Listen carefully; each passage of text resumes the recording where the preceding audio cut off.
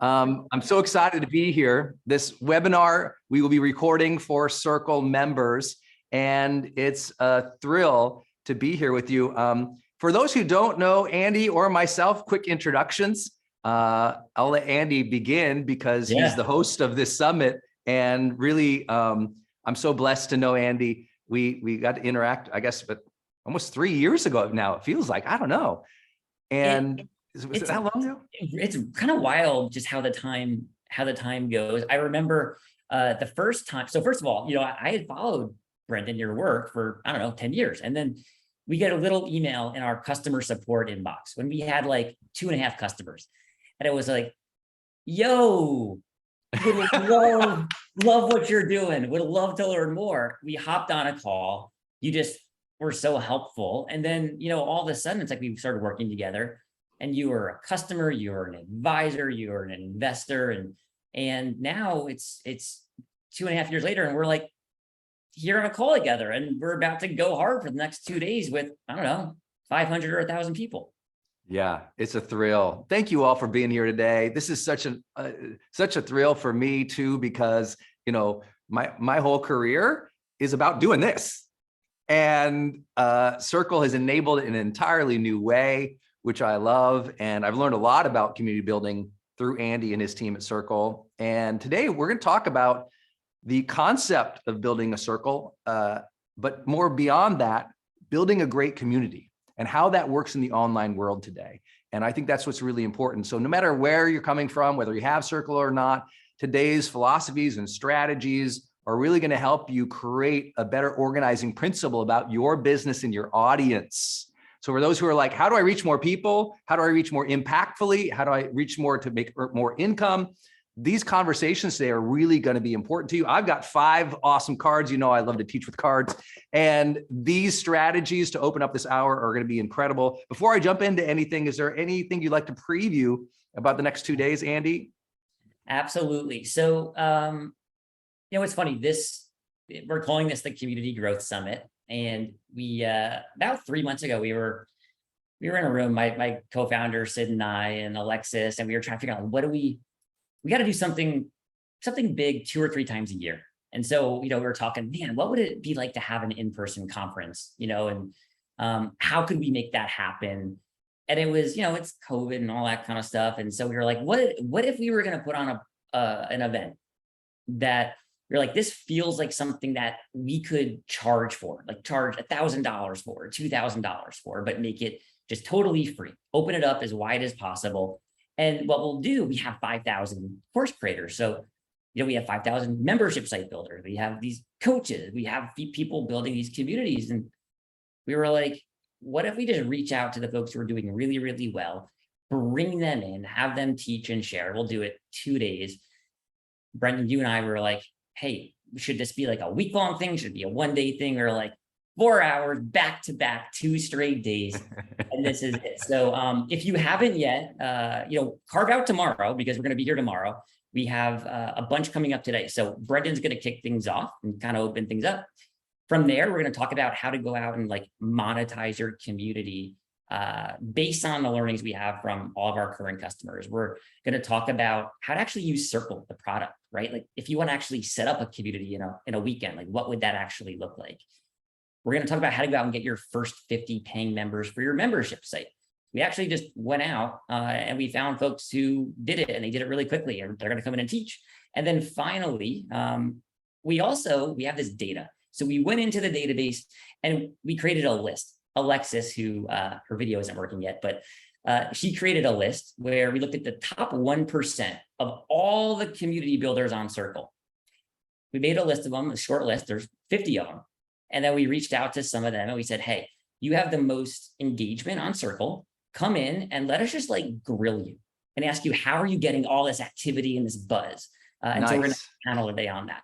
And that's the lineup for today. There's a whole bunch more tomorrow, but what do you say, Brendan? Why don't we dive into it now? Because we got a whole lot to cover. Yeah, we've got it. We've got also today, I think, is Glow on today. And Glow is, yes. Gloria Tonmo is on today to talk about how she's built a really authentic brand and community and reaching millions of people. So for those who are just wondering, how do you even start and build something that's real and true to you? She'll talk about that.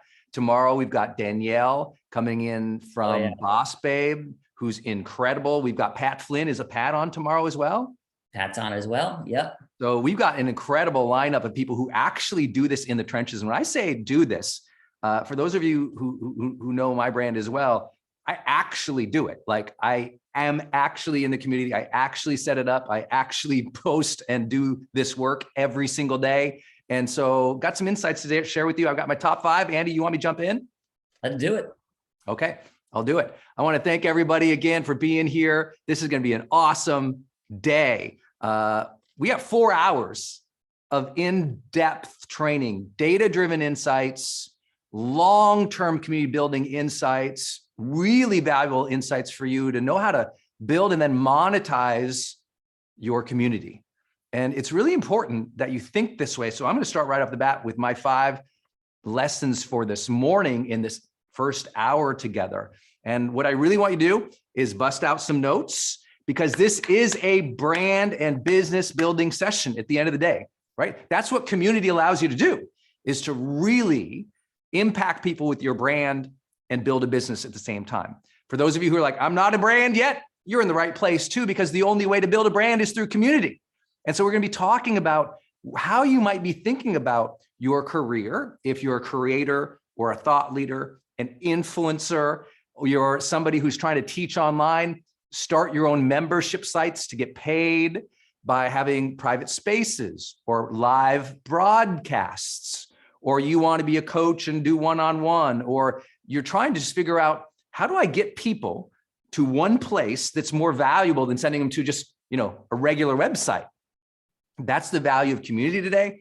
And for those who don't know my story, I'll give a brief about my story, but also how I kind of evolved into thinking about my business in a whole new way after having been doing this for 16 years.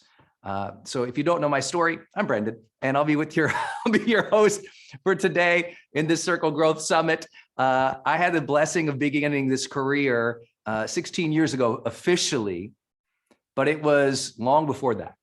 It was 25 years ago now that I had the blessing and also the terror of how I began my career here.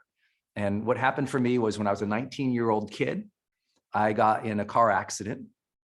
And up to that point of that car accident, I had been a depressed and suicidal young man. I'd come out of a breakup with the first woman I ever loved, my high school sweetheart. And that relationship fell apart in college. And because I didn't have the emotional tools to deal with that, when that relationship fell apart, I fell apart.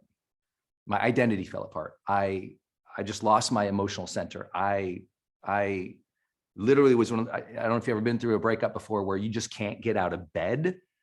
That was what had happened. I lost my motivation, my drive. I lost my connection to life. And I began suicidal ideation. And it was a terrible time for those who've been through that before. And I just couldn't get out of bed. I couldn't go to class. My friends would come in and they'd try to motivate, let's go do something, Brendan. And I was like, ugh, and most of my friends were tied to that relationship. So I didn't want to see them anyway. It was just awful. And then unrelated, I guess I should say 2 things really changed my life. One, I was a reader. And so throughout my life, whenever I had problems or I just wanted to escape things, I read books. And I don't know anyone else out there who just love, like book readers, who just love reading. And I happened to literally be laying in my bed in depression. I had the school newspaper from my roommate, and I opened up the school newspaper and there was a full page ad. So I always tell people, first, reading changed my life. Second, marketing changed my life, because there's a full page ad in the school newspaper. And it said at the top, the best marketing headline I'd ever seen, it said, escape at the top. Now, if you're a young man and you're in misery, or you're in a relationship, or you want to escape the pain that you're in, it just said escape at the top. And it was this beautiful ad. You know, it's a Caribbean picture, turquoise, you know, perfect water, white sandy beach, green palm tree, escape, summertime jobs for college students or something like that. And it was a job to go work in the Dominican Republic. I went down there with a friend of mine, and it was a changing energy in my life. Sometimes when you're in a bad place, you need to shift strategy. You need to shift where you're at. You need to try new things. And maybe some of you right now, you're in transition in your own life or your own business. And that's why you're here. You're exploring new ideas and new opportunities, new ways to earn, new ways to build and make an impact. I just wanted to get out of the pain I was in. And then one night, while we were down there working the summertime job, I was in a car accident. And I wasn't driving, but got in a car accident where the car flipped off the road several times and was blessed, obviously, to survive. But there were moments of real terror in that. And I remember these questions I end up asking about my life through that car accident and afterwards, when I literally pulled myself through the windshield of this car after the accident, and I stood on the hood of this car, and I'd had these questions about whether or not I'd lived my life and whether or not I'd loved and whether or not I'd made a difference, because we're all going to ask questions about our life and the meaning of our life. Many don't ask it until the very end, unless you do the personal development work or something happens in your life that makes you force you to pay attention. And that's what happened to me. I was forced to pay attention.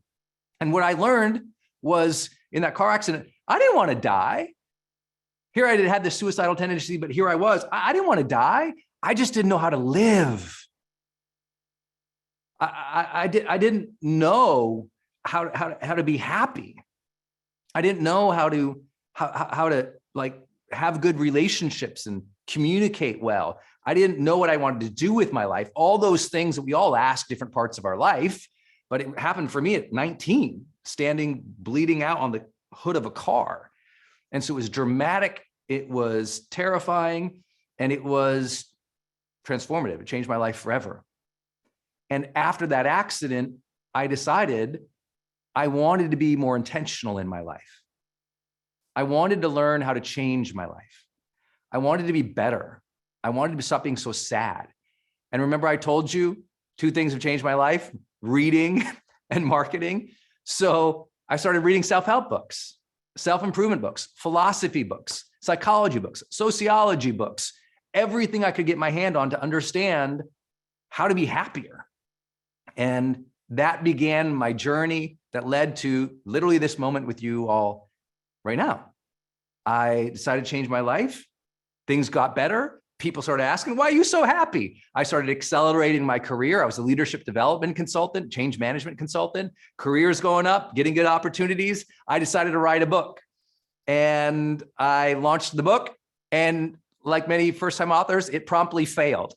And here I decided I'm going to quit my corporate job. I'm going to launch this book. Life's going to be different. And I launched it, and it failed because I didn't know marketing. So I started reading about marketing. I started reading about business, and I started realizing, oh, I don't know how to be an entrepreneur. I don't know how to think about all this stuff. I've never done that before.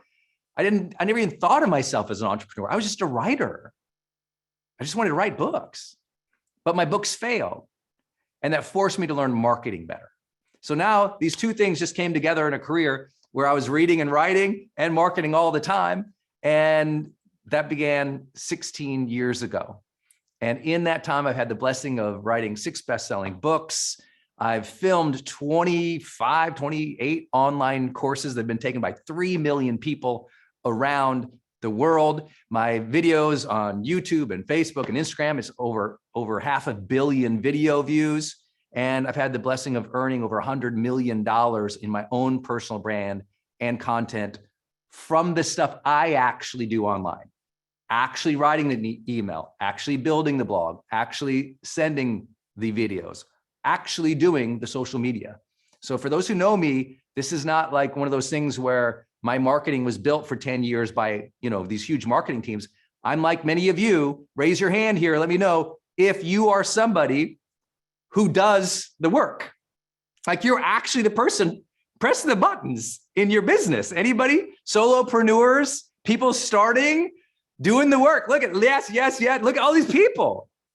Look at the chat right now. Literally, look at the chat. It's just like, yes, yes. It's like most of us, everyone's like, oh, well, Brendan, you have a big team. I'm like, I didn't hire a full-time paid team member for a decade. I built it myself. To this day, if you got an email from me, I wrote the email. If you're on my Sunday newsletter list, which I've been doing since 2007, I did that. If you're on my circle communities, I literally built and set up the circle. So I do this work, and I don't say that because I'm like, look at me. I do that because I'm like, it's possible. For those of you who want to reach people, you want to make a difference, you want to advance your content, you want to serve in a different way, then guess what? You're going to have to learn to build a community. You're going to have to learn to press the buttons, and don't let your self-doubt stop you from that. Because I think I did. People say, well, you had some, Brendan, you're lucky. And I'm like, I lucked out in two major ways in life. Number one, I had great parents. I feel like I really lucked out with two great parents. We had nothing where we grew up. I don't know how my parents, raised us four kids with nothing. So I grew up, what most people would say, at the poverty line where I was from, an old Irish mining town in Montana. We had nothing. And I just saw them work so hard. And so their values of taking care of the family, but also working hard, I feel like that was an unfair advantage to see parents work really hard. I lucked out on that. I think the second thing I lucked out on is I'm kind of dumb.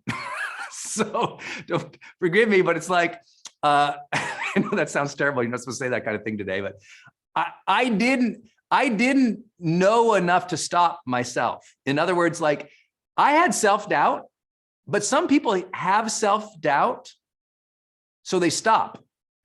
I had self-doubt, and I took that as a signal to learn and to try. Oh, I don't know how to do that. I guess I'll try. I'm not qualified to do that. I guess I'll try to build competency. I don't know how they're doing that. I guess I better learn the skills and strategies they're using and model it, because I'm dumb. I'm not going to make it up. So I followed other people's strategies. I learned what was working. I tried and tried and tried. I didn't get mad at myself when I failed or when I sucked, which still happens to this day. So I just want to encourage you that if you're doubting yourself from starting your business, you're doubting yourself from charging more, you're doubting yourself, do I have anything to say? Can I maintain the content? Am I going to be able to do this? I'm like, listen, for 16 years, I've led this thought leader industry. For 16 years, most people come through one of my marketing classes if you're a major creator or thought leader or influencer. I've watched people all throughout that time, just like me, not know how to do it, get at the damn keys, start, figure it out, iterate, learn, get better, and then build over time something that now later on they're like, oh my gosh, millions of fans. That's amazing. It's like, yeah, you show up, you keep doing the work. You show up, you keep doing the work. If you follow the right strategies, you show up, you keep doing the work. You don't let self-doubt get in your way, you can crush it. And now these 5 things I'll share with you have some meaning, because we got to overcome this self-doubt and frankly, discouragement that is in the culture right now. People are so discouraged because the last couple of years, there's so much uncertainty out there, they're doubting themselves in here. Can I get an amen on a weekday? Anyone know what I'm talking about? People are discouraged. And when they get discouraged with how the world is going, they get down on themselves and then they stop. And if the world is full of uncertainty, you need to find your center and your courage and your confidence to build for your family. This is the time that you build for your family. This is the time that you do decide to earn more. This is the time that you decide to get in the game, to try new things, to monetize new things, to put your offers out there, to build your audience. Because when the world is uncertain, I'm like, that's when you build. That's the most important time for you and your family to build, is when it's chaos out there. That's when you take your destiny, the reins of your life, into your hands, and you go, okay, it's wild out there. I'm going to get strong. It's crazy out there. I'm going to create something that my family can count on. So the entrepreneurs out there, I love you. I appreciate you, because the first time I told you that I launched my book, I failed at it. And I had to watch my then girlfriend, who became my wife, literally sleep under our bills. Like, she would get in bed and I'd use the bed as my extended desk because our apartment was so small. And I'd have all the invoices and the bankruptcy papers and the vision boards and my research papers, and everything would be over this bed. And she'd like sleep under all of that. And if you've seen your family deal with financial stress before because you stopped yourself from trying new things or putting yourself out there, you know that pain, and the time for that has ended. This is a clarion call in this uncertain world where a lot of people are discouraged, for you to find that courage, for you to step back in, for you to be the builder, the earner, the creator, the person who's going to lift your family or this generation out of the melees. And I believe that that is a call to service, to serve your family, to serve your audience, to serve the community, the world. The only way I have found in the modern online world to do all of that, and to do all of that well and over time, is to change how you think about entrepreneurship and change how you're thinking about this business. So let me give you my first piece with that context that might help.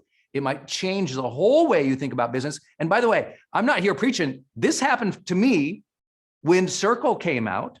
I looked at it and I said, whoa, the world just shifted. And let me explain what I mean by that. This first teaching point here. Can you all see that okay? Here, you can take a screenshot.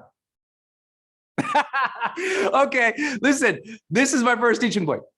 Community is your central organizing principle from now on.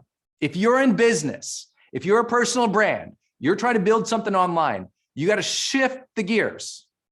Community is your central organizing principle. I'm going to explain what I mean by that. But once you get that, everything shifts. Community is your central organizing principle.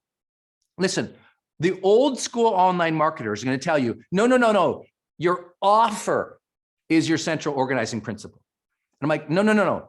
Isn't it true your offers will change throughout time?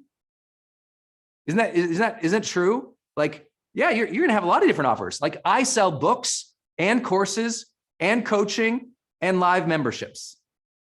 Like, I started with books, then I did coaching, then I did courses. And I know many of you are out there, you're like, but I can't do this thing because I'm known for this thing over here. I'm like, no one knows you. No one knows me. We got 7 billion people on the planet. Let's not assume I can't change what I'm doing because everybody knows me as a yoga teacher. I'm like, no one cares. We live in this world where it's like, this is not the 1950s where you have one job for 30 years. Everyone understands that we evolve, we change, we shift, we market, we build. Yeah, come on. Don't get stuck in, well, people know me for this. Because I would have said, well, people know me as a leadership consultant. I'm like, who? The 100, 200 people I'd interacted with? What are you talking about? Or, oh, no. Brendan, you can't teach marketing because you're just the personal development guy. I'm like, says who?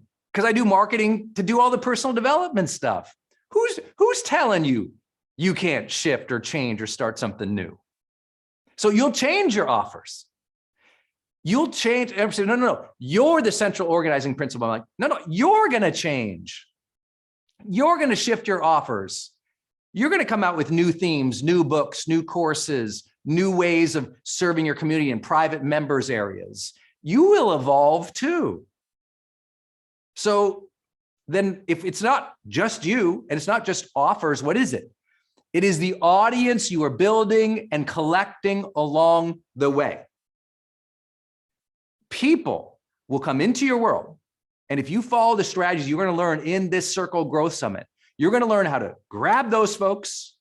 And it's going to be like a community that you've never, you just never imagined how strong and valuable your community can be for your life. Because it's the people who go with you along the ride. They gather, they compound, and more over a period of time. It's not like you need to have millions or thousands. I've launched 2 new brands when we were in the pandemic. I launched 2 new brands. I launched Growth Day and Influencer Pro, both of them from scratch. But I thought of this: my central organizing principle must now be community building. And I was okay launching those brands with literally hundreds of people. Like, I was like, okay, if I get 100 people in there, that's great. You're going to learn how to get your first 50 paying members today. But I started from the idea, we got to get them to a place. We got to keep them there. And we can't make that community, forgive me, on Facebook. It's like, sure, go ahead, but try to keep them, engage them, monetize them over a period of time there. You can do it. The issue is they serve up so many ads and so many other groups, they steal their attention, and over time, you just see the engagement die. And so now what do you got to go to do? Now we need a place where they will come. We need a place where they will come, where we can segment them, where we can DM them, where we can do group chat, where we can go live, but it's under our own brands and our own control, and no ads everywhere. And that, ladies and gentlemen, is Circle. That's what Circle is. And that's why I'm so passionate about it. And like Andy said, I reached out to him. I saw the first, literally, I think it was the first release of it. I reached out to them. I said, hey, this is the future. Let's talk. I knew where the world was going. I saw it. And so this is critical. When you think of community as your central organizing principle, a couple of things are going to happen. Okay. First and foremost, you're going to care about the content and where the content lives. You don't want your content to just live on a blog where the community can't be organized. Let me say that again. You don't want the old world where it's just a website or a blog where, like, yeah, they can chat, right? They can leave comments. No. But you can't organize them there. There's no CRM there. There's no way to break them into spaces or go live for just some of them, right? There's no way to charge them for just specific access to specific content. So we spend all these times building blogs, and I'm like, we got to spend all the time. No. Central organizing principle, community, where now we can organize them. We can follow, track, and monetize them in one platform. That's Circle. You all hitting me? Is this resonating? Is this resonating? Okay. Don't worry. I know some of you are like, tell us more about Circle. I'm going to tell you about that later. I just want to teach you these things. This is the idea. No matter what tool you use, community is the central organizing principle. From the community, you're going to offer private spaces, memberships, classes, courses, live casts, and some of those will be free. Some of those will be paid. And guess what? As you roll out new products, maybe you got a new book. Now you got a new course. Now you got a new offering. Now you got a new teaching. Now you can choose which segment of that audience is going to get to see that, where you don't get to do that in your blog, right? Your blog is just like, hey, everybody. So the organizing that you're able to do with your communities to keep them, track them, keep them engaged without all the ads and with the segmentation. That's the power of Circle. Okay, you got it? Okay, let's start with there. If we can agree, our job is to reach out to the world through social media or email or appearing on other podcasts, doing online challenges, whatever we're doing. Our job is get them into a place where we can now keep them engaged, segment them, and sell them. Y'all with me? Yes? Okay, let's go. I know I'm getting a lot of great questions here, and I'll cover some of them. I'm seeing some technical questions, or do you use this or do you use that? I promise I'll get it to you. But if you get this one, bam, we just change your world, baby. Okay, I'm sorry, I'm getting fired up now. The green tea is kicking in. I'm off to the races. We're 30 minutes in. Y'all having a good time? We're 30 minutes in. We're getting fired up. All right. Green tea doing its job. Number 2, community is your ascension model. Okay. For those who don't know what this means, I'm going to walk you through. Don't worry. Screenshot. I don't know why I think that's so funny today, but I do. I can't help it. I'm having a good time. I hope you guys are too. Community is your ascension model. What do I mean by that? Well, listen, we used to think of like, well, I've got these 5 offers. What do I do with them, Brendan? I want to sell a PDF. I want to sell a video series. I want to, sell a course. I think I want to coach. I'd like to have a membership site. And well, all those things can be on your circle now. Instead of 5, 6, 7, 8, 9 different platforms, it can be there. I'll talk you through how I've built my tech stack here in a little minute. But for me, the strategy changed when I thought of like, oh, bring people together, segment them into spaces or discussions, and then realize what's going to happen with your community is when they're in a community, they want to ascend. They want to be the VIP. They want to join that group that looks locked, as you'll see, which you can do in Circle. It's like, wait, that's locked. I want in there. How do I get in there? And just by them being part of the membership, part of your community or your open circle, what happens when they're in your circle, they're like, oh, I want that. I want this. And it's like a selection now, because guess what? They're seeing it's locked. And a natural thing happens in communities. The most engaged people in communities always want more. But often they don't see what you have. They're waiting, like they're sitting around, waiting for your email promotion. They're sitting around waiting for your promotional window, right? You only launch once or twice a year. So you've got all these people who are engaged. And guess what? They don't know what your offers are. They don't even see it, or they can't organize it, or they don't know any members of the community. But with Circle, you're able to show your private spaces, the ones that are locked, the ones that are unlocked, and the people who are in those get like special badges. So now when they're in the main community, everyone sees, what's that badge? I keep seeing this girl. She keeps posting in the community. She's got this badge. What is it?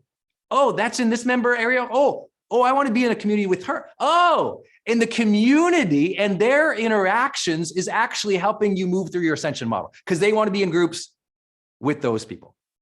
Does that make sense? Okay. I know people have questions about it often here, and they're like, well, I follow you, but can you show me this? And I'm like, oh yeah, here, hold on, let me show this.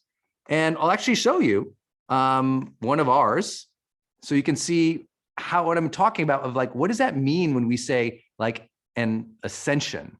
Like how does that work? What does that look like? I'll come over here. Let me show you an example. Let me log out so I can show you an example of a logged out view into one of ours. Here we go. Okay. Check this out. Apologize. Trying to pull this up for you guys. I like this one. Okay. So allow me to share my screen. Check this out. All right, I'll just go into here. I'll show you like my Influencer Pro community. Okay, as an example. So this is Influencer Pro. This website is built on Circle. This whole thing you're seeing in front of you with all these posts is a Circle. This is a Circle, like, again, circle.so. Hey, Circle team, can you put in the chat your website so people can find it when I'm saying Circle? And you can send them to, whatever offers or discounts we have for today, but I'll walk them through. But you see here, all these people are commenting, right? And participating. But, if they're logged out, this area over here, now they want to come in. Look, it says, hey, this is Brendan's private mastermind. They got to apply to get in here, right? Oh, they want to come over to here. Look, it's locked. They got to join here. So everybody's here in the discussion, which is free, and people can chat and have conversations over here, right? But if they want to join these other spaces on the left, they got to pay to join these spaces. That makes sense? So what happens is you'll see people having conversations and talking over here. And then someone will be like, hey, what's she doing? She's got this badge. I want to come over there. I'm going to check this out. So I just share all that with you to let you see. It's like, oh, the community itself, by being part of the community, they see your other offers. They can lock or unlock in real time to get into specific spaces. They see other community members and they get pumped about it. I just think that's so different way of doing things. For example, let's say you're going to go live and you're going to go live in your circle. So you go live in your circle, which is one of their pioneering game-changing things that they did.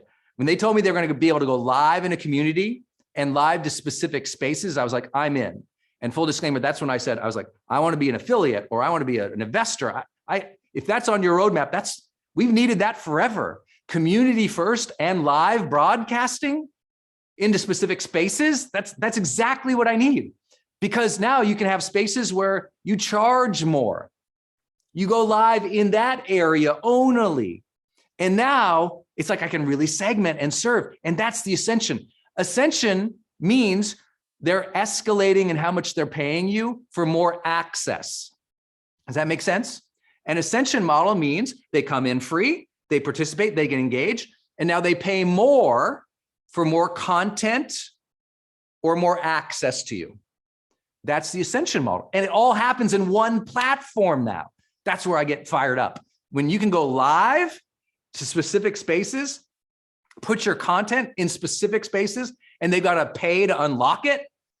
That's what we've all been looking for, right? So that's why I get fired up about it. I apologize. I do get fired up. Okay, let's go on. Number 3. This is so key. And I know, I think you're getting this gist here, but I think this is important to call out separately. Monetized groups and spaces are the future. Okay. Monetized groups and spaces are the future. This is so key. Once you get this, you're like, got it. I got it. Okay. Already, listen, we all know for a long time, membership sites are so critical to have. We all know that, people pay for access to content, but what they really want when they buy things from you is access to your content, but also a community built around the content. Because people want the accountability. People want the social learning. People don't want to feel alone. They want to feel like they belong. They want to go through your content, but be part of the community at the same time. In fact, many people have found, including myself, if I have the content without the community, the stick rate isn't as good. But if you have the content and the community, then someone might not like the content, but they'll stay for the community, and vice versa. And your future, this is my high recommendation to everybody. I've been sharing this for a decade now, and I still can't believe most people don't do it, is that if you really want to have a stable business, you want monthly recurring revenue. Can we all agree on that? Like, if you want a business, you got to have monthly recurring revenue. The best way to this day to have monthly recurring revenue is kind of like what I was showing you, one of those community spaces where you charge for people to get more content from you each month or more access to you each month. Now Circle has made that easy, where you just create a space in your community, you lock it, they have to pay to be in there. You set it up for a monthly or an annual bill, right? And yes, Circle is where you can take the money too, right? Circle is like your checkout platform as well. So you can charge money for that space right on Circle. And you can, right, when you choose to charge there, what most people do, they'll be like, it's $20 to access this space. I'm like, no, make it $20 a month. It's the same lift to get the buyer. Make it $20 a year or a month. What I'm saying is, don't sell one-off products as much as possible. Instead, sell memberships. When you sell memberships or subscriptions, same thing. You hear people say the same thing. Some people call it a membership. Some people call it a subscription. Some people call it continuity. I just call it money every month, baby. Okay. Monthly recurring revenue is the game. What's the best thing that people want to pay for? They want to pay for monthly content from you and monthly access to you in some way. Now, you might release the content every week. You might release it once a month. You might go live once a day. You might go live once a week. You might go live once a month, but you're doing it in that specific space they're paying for. They feel special to have access to that space, and they're getting special stuff from you, right? That is your future. And the reason I tell people that is because if you don't have monthly recurring revenue, you never have a budget. I mean, it's just business 101, right? If I only sell one-off products and I never create a membership site that's on monthly or annual, I don't know what I'm actually earning next month. But if I have recurring, I can project. I can know how much I'm going to earn next month based on this month's current number of subscribers and their stick rate, how much they stay or churn. Great. That means next month I'll probably have this much. And next month I'll probably have that much. And you can start projecting. And now, once you can start projecting, you can start deciding, I'll run some ads. I have a budget for that. You'll know if you can pay your rent next month. You'll know, right? It's like, if you don't get this idea, this career sucks. And I don't say that judgmentally. That's what I did for the first 5 years. For 5 years of my life, I didn't sell a membership. And I just look at that kid and I go, why? And it just was hard. You know, it just was really hard. And now it's so easy. You get Circle, you create a space, you charge for the space, you make it monthly. You'll thank me later, I promise. You're like, and now you're like, how often do I need to do anything there? I'm like, if you're charging monthly, I'd go live in there either every week or twice a month. And remember, you go live through Circle. So you just use Circle now. It's an all-in-one tool to create your community, to create your spaces, to create the content or the live broadcasts in those spaces. It all happens in Circle now, which I love, right? Which I love. Now, people always ask me, like what platforms I use for all that. And I'll share mine. I always share my tech stack transparently. Now I use 3 systems, but really, I focus on 2. And so I have our custom build one, like Growth Day. Many of you guys knows I built a software company. It's called Growth Day. And that's where I do all my personal development. That's all custom. We built that thing, except the community in Growth Day. If you have the Growth Day app, the community function is integrated with Circle. So our community function in Growth Day is actually built on Circle, which is amazing because you can embed Circle into your blog. You can embed Circle into your website. You can embed Circle into your app. You can embed Circle anywhere, which is one of the unbelievable things that they made possible. You can embed just a certain space into your current membership site or your blog.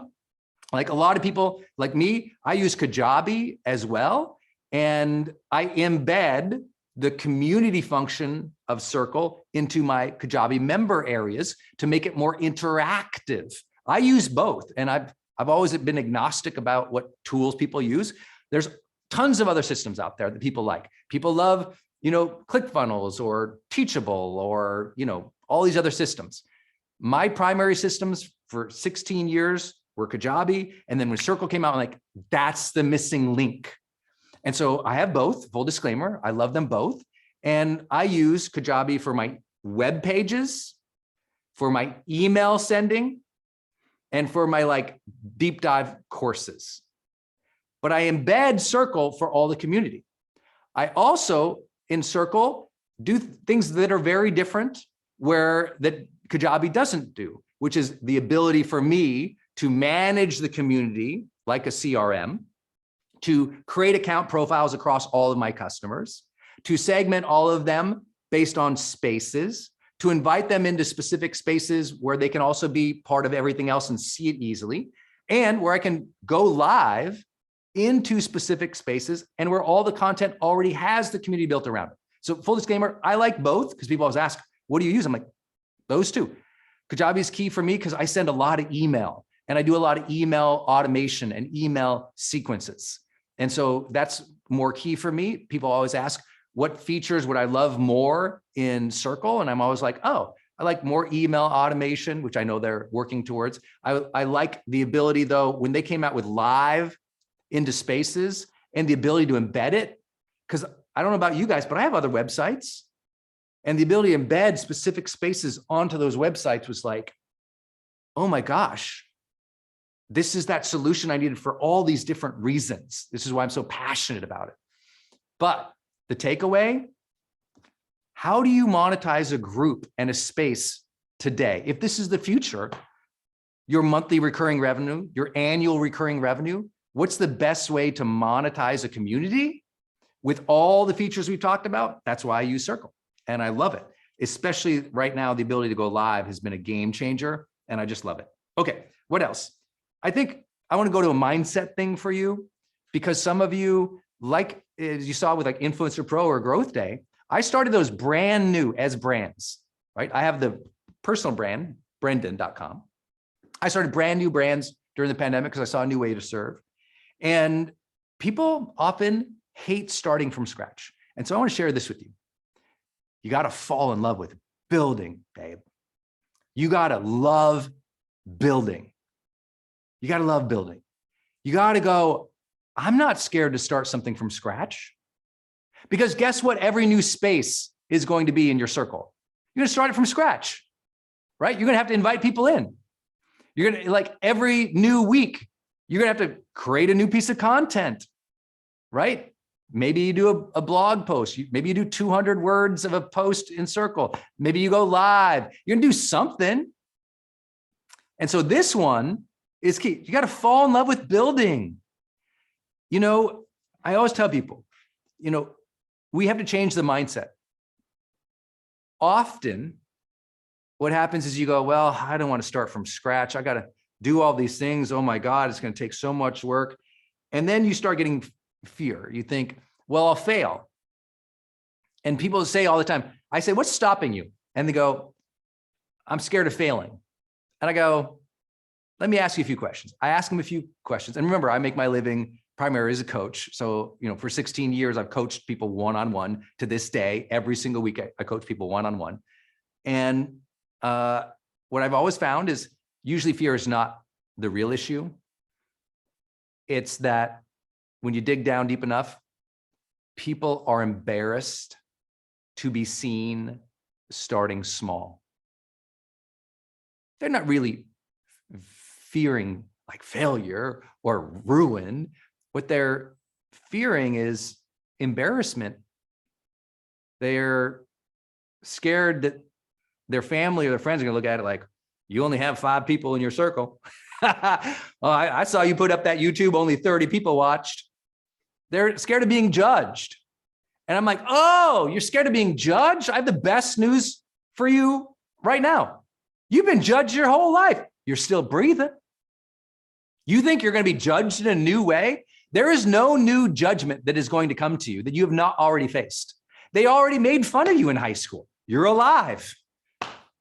You already had those coworkers who thought you were the person on the outside. You're alive. You're going to put up a YouTube video or do a live broadcast. 5 people are going to show up. You're going to be alive. You got to fall in love with building and stop fooling yourself that you need to start with 1,000 people, 1,000,000 people. I never imagined, I'm a kid from Montana. I never imagined 100 people would watch anything I ever did. Like 100 seemed like a curbillion to me. Flash forward, I remember I was going back for a, what do you call those? When you go back to school, reunion. Sorry, I was going back for a reunion. And I was flying in over Montana on a private jet. And I'm overlooking the towns that I used to think were so big. And I am like taking it all in that I had audiences and book sales that were more than the biggest town that I had grown up in. In fact, when I'd flown in that year, I had a Facebook following that was bigger than the entire state population of where I grew up. And believe me, there was no braggadocious in that. I was like, it was just one of those, sometimes, have you ever worked so hard that you didn't kind of take a moment to realize how far you came? And so that's just what it was. I was just like, whoa, have you ever like bought a new house and it was better and it'd been a while. And then one day you drove by the old house and you're like, oh, wow, I kind of, things are different now. God, I want that for you. And it begins with this idea that you can build, even if no one knows who you are. It begins with this idea that it doesn't matter if anyone believes in you right now, you believe in you. You got to get over the fact that you're going to build a community and nobody's going to know you. And excuse me, getting emotional about it. You're going to think of like, you're going to have, 10 people, 20 people. If you've ever been in any of my events before, before the pandemic, I was doing 8 live seminars a year, thousands of people. And, the audience is so big and there's some point where people come in and they think I'm just that guy on stage. And they think that I did something that is, remarkable that they can't do. And they also often, I know they get in that trap I'm talking about. So what I do is I'll go into the audience and I'll ask the first couple, 2 or 3 rows to stand up, which is usually my estimation about 100 people. And there'll be 100 people there and I'll just have them standing there and I'll have the audience watching them for a while. And I'll say, this is 100 people. And look at these people's eyes. And you're embarrassed that your post only got saw by 10 of these people or 100 of these people. But these are people. They have families. And I ask them to raise their hand. Who has a family? Who has children? They raise their hand. Who's married? Who's got a dream? And they raise, and you realize you're in this huge audience of thousands of people. But you look and most people discounted these 100 people. And you think your first 100 people aren't going to matter. I'm like, your first 100 people will change your life. The first 100 people to sign up for my course gave me financial freedom. But you know where it began? With that first sale coming in. Anyone know that? Who's got that first bling right in your inbox and you're like, that's it. It's on from here. Anyone got this? So much yes, yes, yes. That first sale, you're like, oh my God. You're like, that is, and you know what? Here's the truth. I'm gonna tell you something that I don't know if I ever said before. But most people really F up their life because they get that first one and they discount it in their mind psychologically. They're like, oh, no big deal, because I want 1 million of those. Where guys like me, many of you get that first one and it's emotional. You're like, not because it's one thing, because maybe for me, it was like, whether it was a book sale or a course sale, it wasn't it wasn't life-changing money. But here's the thing. It was a life-changing process. I had learned marketing. I had set up a system that generated a sale and I knew about it. It was like, I can do that again. I can do that again. I can follow that same process and build it and make it 2 sales, 3 sales, 1 sales, 1,000 sales. This is the path to financial freedom. You build. The path to financial freedom starts with you set up the system where you can sell something. You build the community where people like you. They see your value. They want to buy the thing. They buy the thing. And then you keep doing that. Okay. People are like, Brendan, how are you still 16 years later? You're still doing this. And I'm like, A, I hope you see, I love it. And B, I love building. It's fun. It's fun to learn how to do it. And I know people think you're all fancy. I'm in a room by myself, just like many of you are. There ain't nobody in here. I'm in here by myself, screaming at a camera, looking at your chat, hoping you guys are having a good time. You can do the thing. You just got to do the thing. You got to get in motion. You guys are here. You know how to do Zoom. You can do Zoom. Like get on, build something. create something. I'm here to recommend today that you do it on Circle because I think it's the easiest setup. I think it's the best way to post your content, even if you're like, but only one person saw it. I'm like, and that'd be the same thing on your website or on your blog or in your Facebook. You got to build something anyway. Build something that allows you to attract people, engage people, segment people, sell people, and serve people. To do all that in the modern world, especially when it's community focused, you got to use Circle, guys.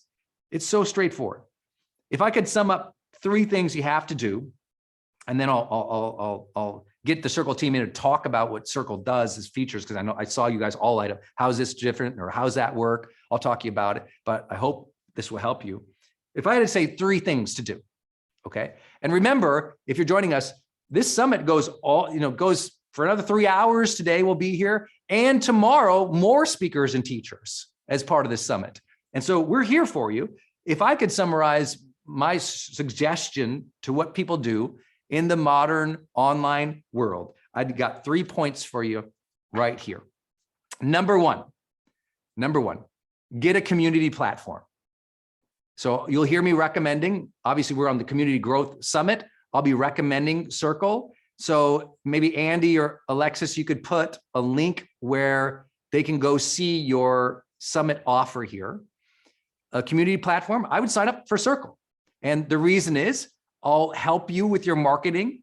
The Circle team will help you with your marketing. We'll just teach you how to do this, how to set up a community, how to track people, how to sell on it. Like you'll literally get support, like real support from the Circle team to do this. You'll see they have an offer for it that's unbelievable right now. It's like, it's the best offer they've ever put together, because I said, if I'm going to host something, or I'm going to be involved, it's got to be the best offer you've ever done.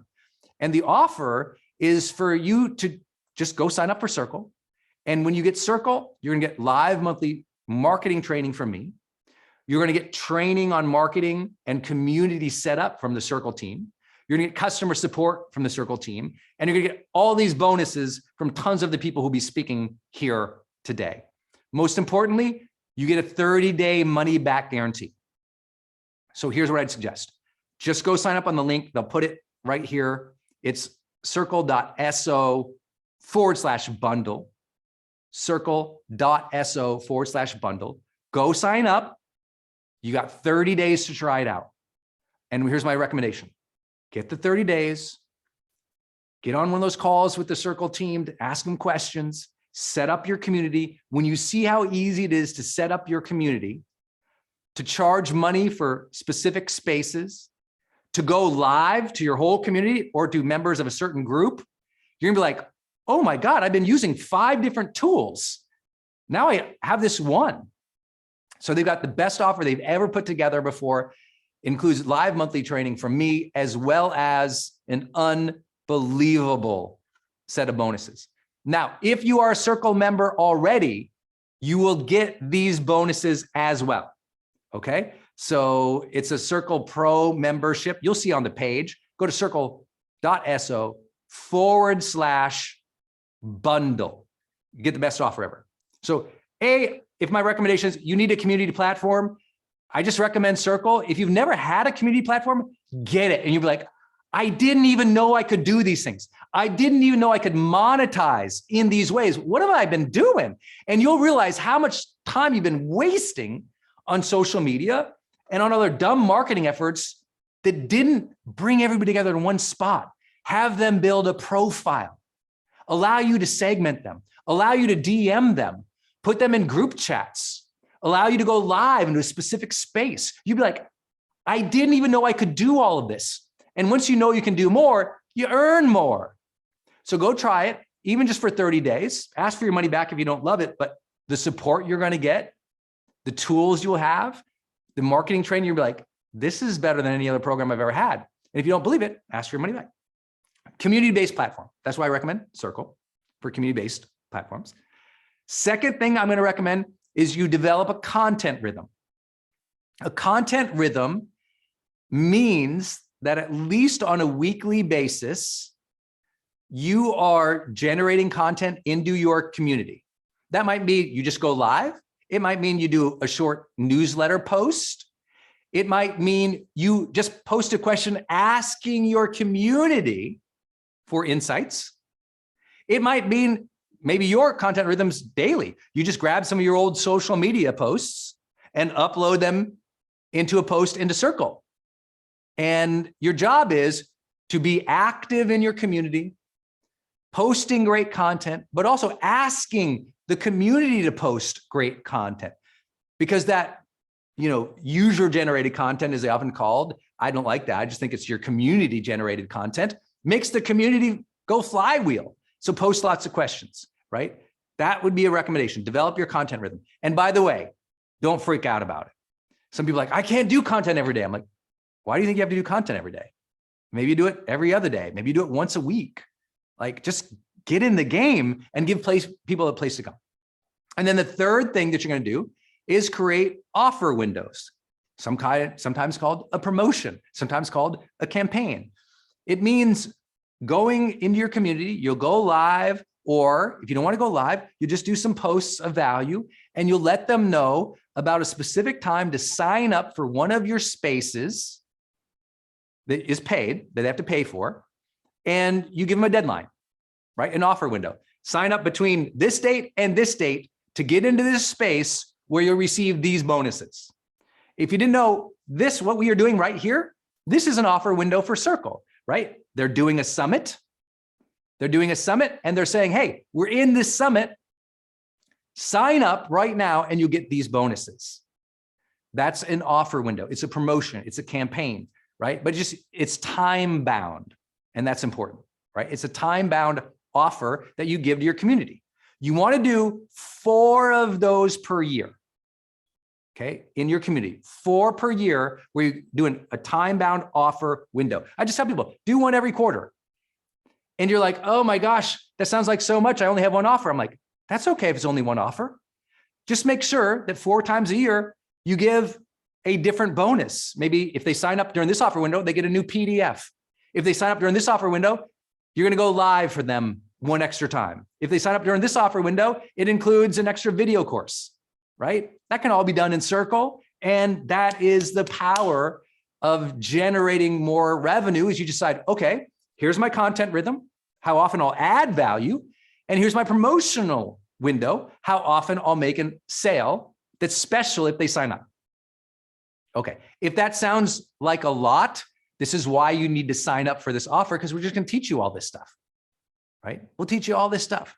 So get signed up for the Circle special bundle right now. You'll get me teaching marketing just like this. If you enjoyed this, I do this every single month, and Circle Pro members will get to attend my live marketing teaching.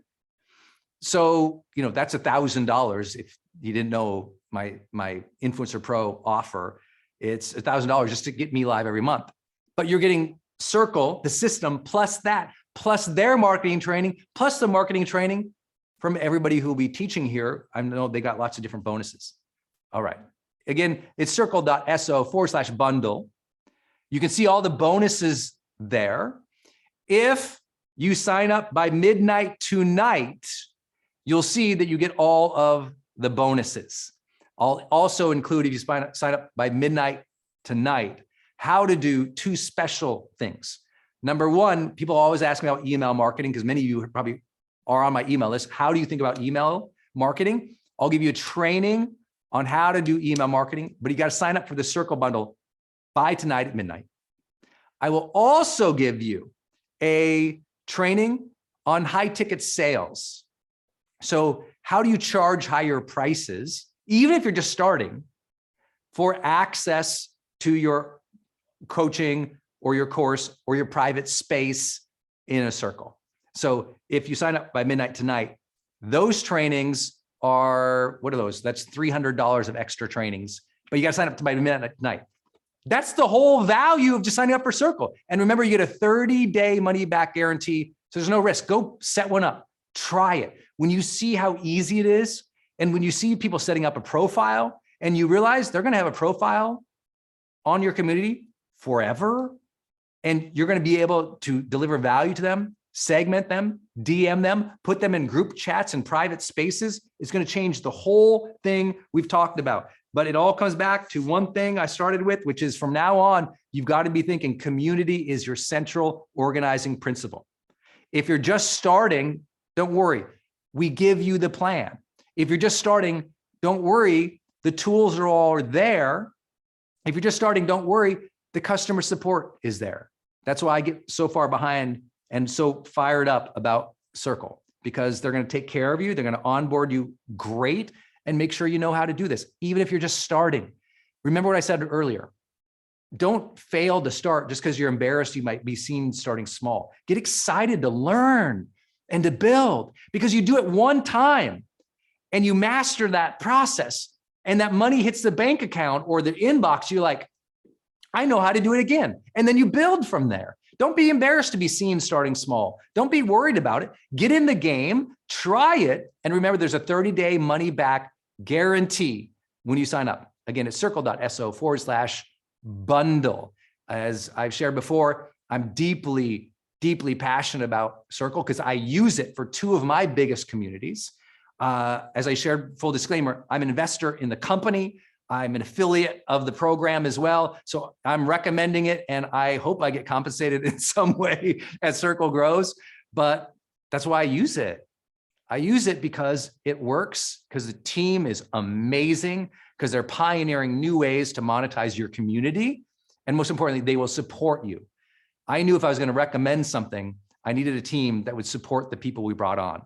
That's huge, because I know many of you are starting. But I think the ambition we all should have is, how do I make sure that I'm gathering people, adding value, and growing my business and revenue as I go? Otherwise, you're just doing social media and wasting a lot of time. You're not building the business that your family relies on. So I'm passionate about both building and adding value, but making sure that you're monetizing and you're earning that monthly recurring revenue in some way through your memberships and your private spaces. That's how you elevate your family. That's how we elevate the generation. That's how we add value and build community. And if we don't do those things as a world, if somehow we don't get at a macro level the idea that building community is the central organizing principle of business and life and sociology and politics and everything, we're just going to continue down this divisive path. But you get to make a change today. You get to say, I'm going to bring people together. I'm going to add value. I'm going to build a business from it. I'm going to be more empowered. I'm going to earn more. I'm going to take care of my family more. I'm going to change the next generation. This is how big of a community idea it is, but it starts with just signing up, creating your first one, not being embarrassed to be seen starting small, being excited to learn how to do it, getting that first sale, realizing you can do it again and build from there. That was my journey.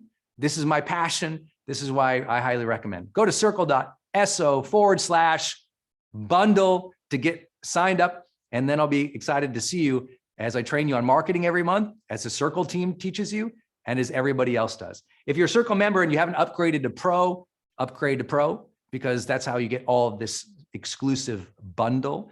And I just want to celebrate everybody signing up. I've been seeing the chat just light up. I just love it.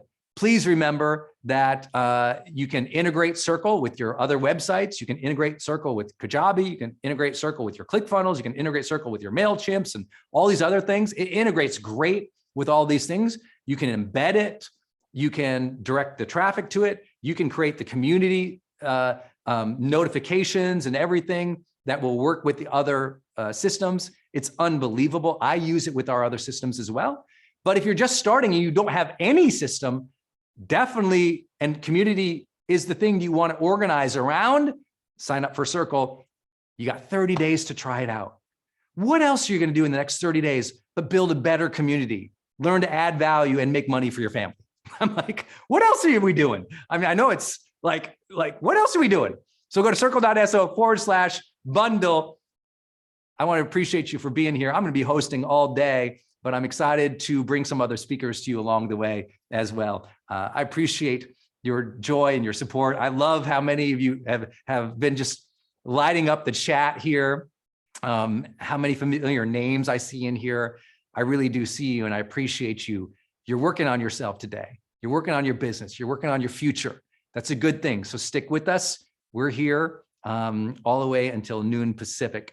And I'm just excited to be here. Thank you guys. Oh my gosh. I'm going to bring on two incredible people from Circle to kind of walk you through some of the detailed features and offers that I know you'll have questions on. I'm sure I forgot something as well. So I'm super lucky that Andy and Alexis are here to support me and to support this community. And they're going to talk about 5 different ways to monetize your community.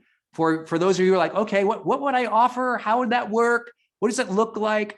They're amazing at this, and they'll walk you through. So Andy, I'm going to bring you back up and let you take it from here. And of course, I'm going to be here with everybody, but did I miss anything, man? I got so fired up with everybody. It's like, you always say, Brendan always says, I'm going to bring the heat. Like we're going to crush this.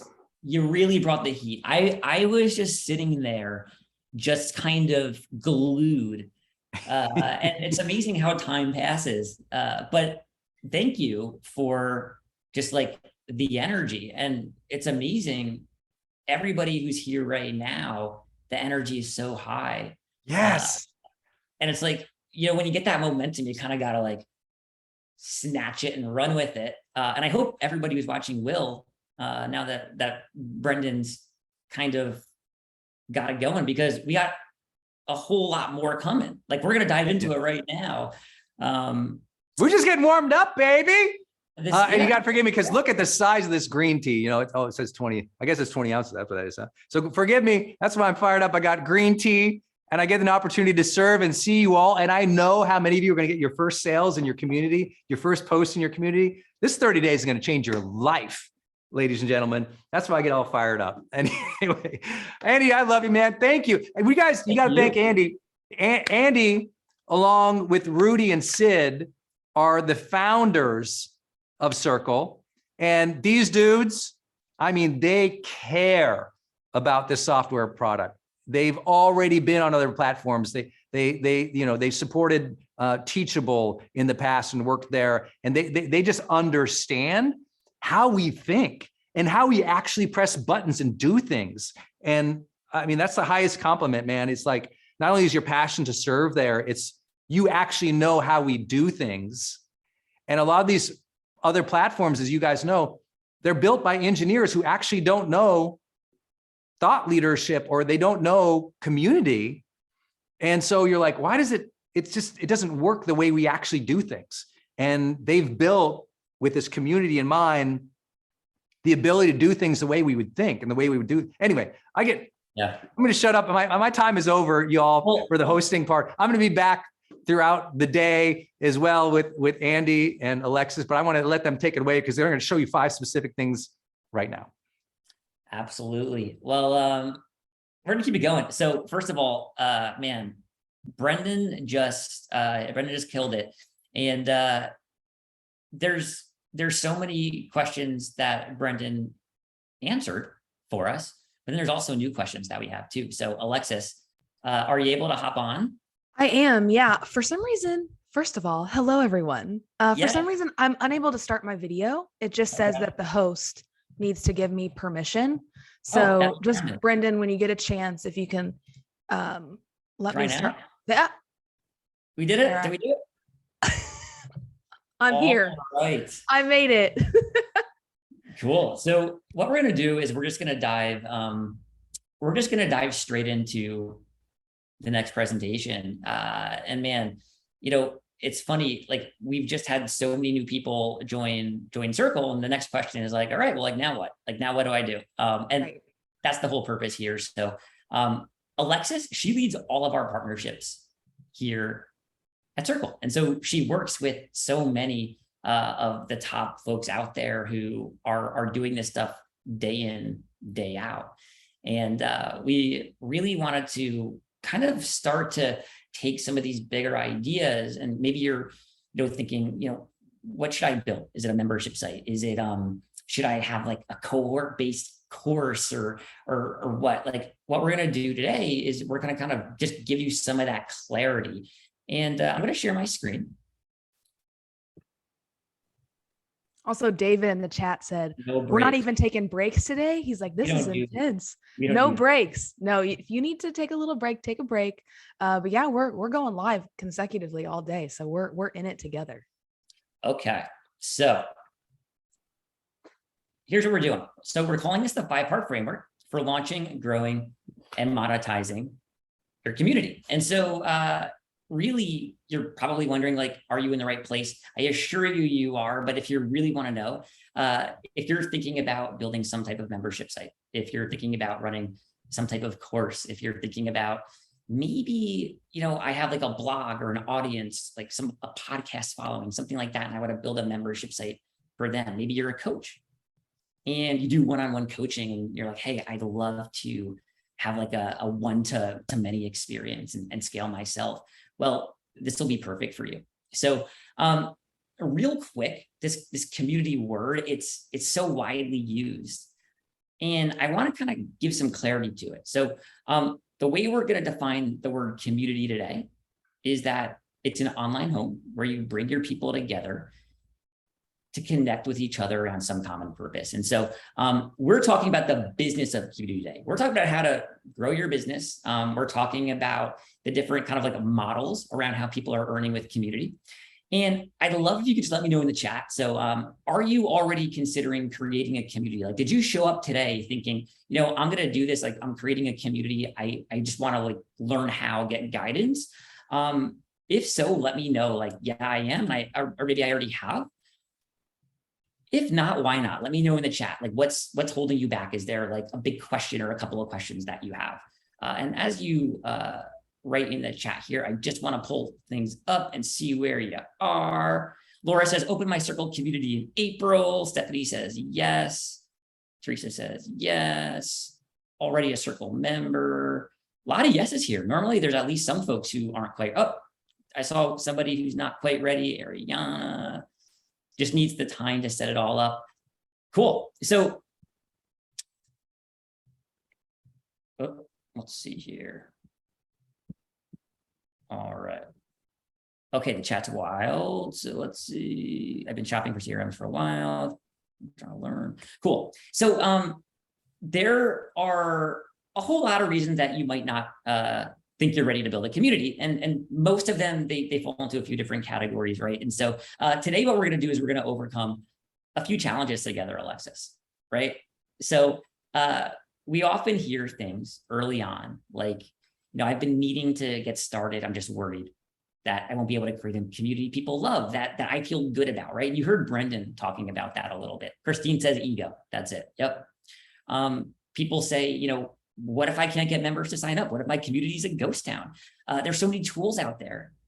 It's overwhelming. There's so many things I could do. I don't know where to start. Or I love the idea of starting a membership, but it just sounds like a lot of work, right? And I'm busy. I got stuff to do.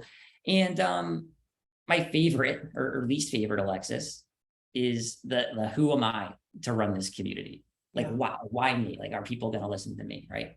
And so we are going to break down some barriers today. Here's my big promise to you, right? So Alexis and I, in the next 60 minutes, we're going to give you a 5-step framework that you can use to launch your community this month, right? And there's a little asterisk there, and that's because it isn't just like our opinions and guesses. This is based off the 5,000 communities that we have running on Circle. And if you look at those 5,000 communities, they tend to all kind of, do their own little version of this process here. So we're going to summarize it for you. Now, here's how we're going to do that, right? So here's how you're going to walk away with a game plan for creating your community. So first, I'm just going to go straight into the 5-part framework. I want you to know exactly what it is. We're not going to like make you wait for it. We're just going to get into it. We're going to talk about a bunch of real case studies for how to actually do this stuff. And we're not going to like, kind of go into like philosophy mode. We're actually just going to show you, hey, here's their actual sales page. Here's the offer they put together. Here's like how they price things out, right? From there, we're going to talk about the 4 different types of communities. Because, obviously there's hundreds of different variations, but there's really like 4 that most communities fall into. And so we'll just talk about those. And I want you to actually identify which one kind of your ideal community model might be. You're maybe wondering, how do I make my community really valuable? we're going to give you 13 ideas. Alexis is just going to hand you on a silver platter 13 ways to get started. And then we're going to talk about pricing. We're talking about revenue goals. We're going to talk about how to attract members. So we got a lot to cover in a whole lot of time, a whole little bit of time. So just type ready into the chat if you're ready to go. And then we're going to get right into the 5 steps. Okay, I see a bunch of folks that are ready. Awesome. So let's just start right out of the gate with these 5 steps. So we kind of know the structure for where we're starting here. So the first thing you got to do is you need to identify which of the 4 community types are right for you, right? I call these community archetypes, whatever you want. There's 4. So we're going to hone in on what those are, and you're going to choose the one that is best for your kind of where you're at. The second step is going to be understanding the transformation that you're going to provide in the community, right? Because ultimately, you got to put yourself in your members' shoes, and they just care about getting some outcome, and it's a transformation. And so, it's interesting that the transformation itself, when you think about things like pricing, it really just comes from, well, what kind of transformation are you delivering? And so we're going to talk about pricing and planning out your revenue, things like that. Now, step 3 is you need to develop your community value prop. So it's really how are you going to deliver on that promise that you're making? How are you going to provide the transformation? Alexis is going to give you a whole bunch of ideas. Then there's the step 4, which is creating a home for your community, something that you can be proud of. And really, it's just like, how do I create a home for my community where I can do the things I need to do to deliver on the promise? And then step 5 is going out and getting your initial founding members. So let's dive right into step 1 here. First of all, who's already a Circle customer? Can you just let me know in the chat? Because you'll have seen this before. Okay, Chuck is, Amy is. I mean, we have a whole bunch of new customers. Wow, a lot of folks here. This is amazing. Okay, yes, so I love seeing that. if you're a customer, you're probably already aware a whole lot of types of different communities run on Circle, right? Like literally thousands and thousands of communities. There's membership communities. There's course communities. There's coaching communities. We have micro schools. We have like video game communities. We have newsletter communities. We have folks that they have some type of like blog and they have readers, and then they want to offer kind of extra access on top of that for their biggest fans. There's so many different types of communities out there. There's hundreds, but really most communities fall into one of these 4 categories, and yours will too. And so what I want to do is I'm literally going to pull up on the screen here, and I'm going to show you a few different types, but let's look at the 4 different types to start. And Chris says he has a coaching community. Emma says, do you have any artist communities? Absolutely. We have so many artist communities, actually. But here are the 4. Okay. So the first type of community is the paid membership community, right? Members pay every single month, often monthly or annually. The communities are perpetual. They're ongoing, right? And we'll talk about those in a minute. The second type. So these are, I like to call them a limited time kind of like mission-based community. Really what we're talking about here, like let's say you offer a 30-day challenge where everybody is going to, come and we're all going to like eat really healthy for 30 days. Or maybe it's a $3,000 cohort-based course, or maybe it's a 6-week-long training about how to speak better. Or maybe it's a course that has a start and an end. And really the content's the star of the show, but the community helps people get big outcomes, right? That's like a limited time mission-based community, which is different than a paid membership, which is just ongoing, right? Recurring revenue. The third type, a product-centric community. So actually we do this at Circle, where we have a really valuable community that you get access to when you become a Circle customer. And we have folks in there like sharing ideas, showing what they're doing. We have office hours, live events. We bring in experts to teach so many different things. But we have a lot of product type companies that use us, for a customer community.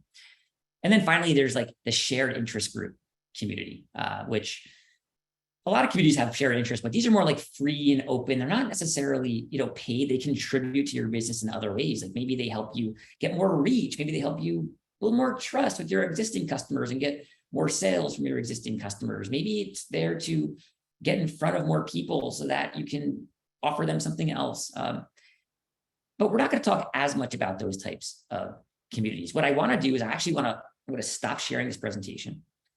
And I just want to show you some real communities here out in the wild. So what I'm going to do is I'm going to stop sharing. And Alexis, let me know if there are any good questions coming in the chat. That was my water bottle. Oh goodness. Oh boy. Oh boy. For anyone wondering if there's going to be a replay, yes, there will be a replay, and they'll be up till the end of the week.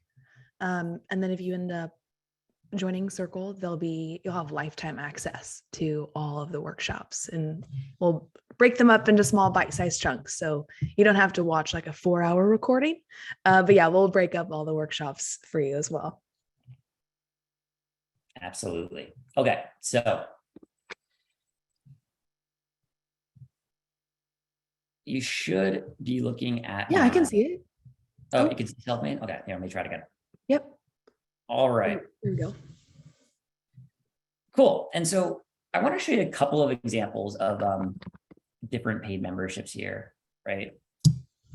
So Fresh Exchange. Awesome. A couple others here. Let's see.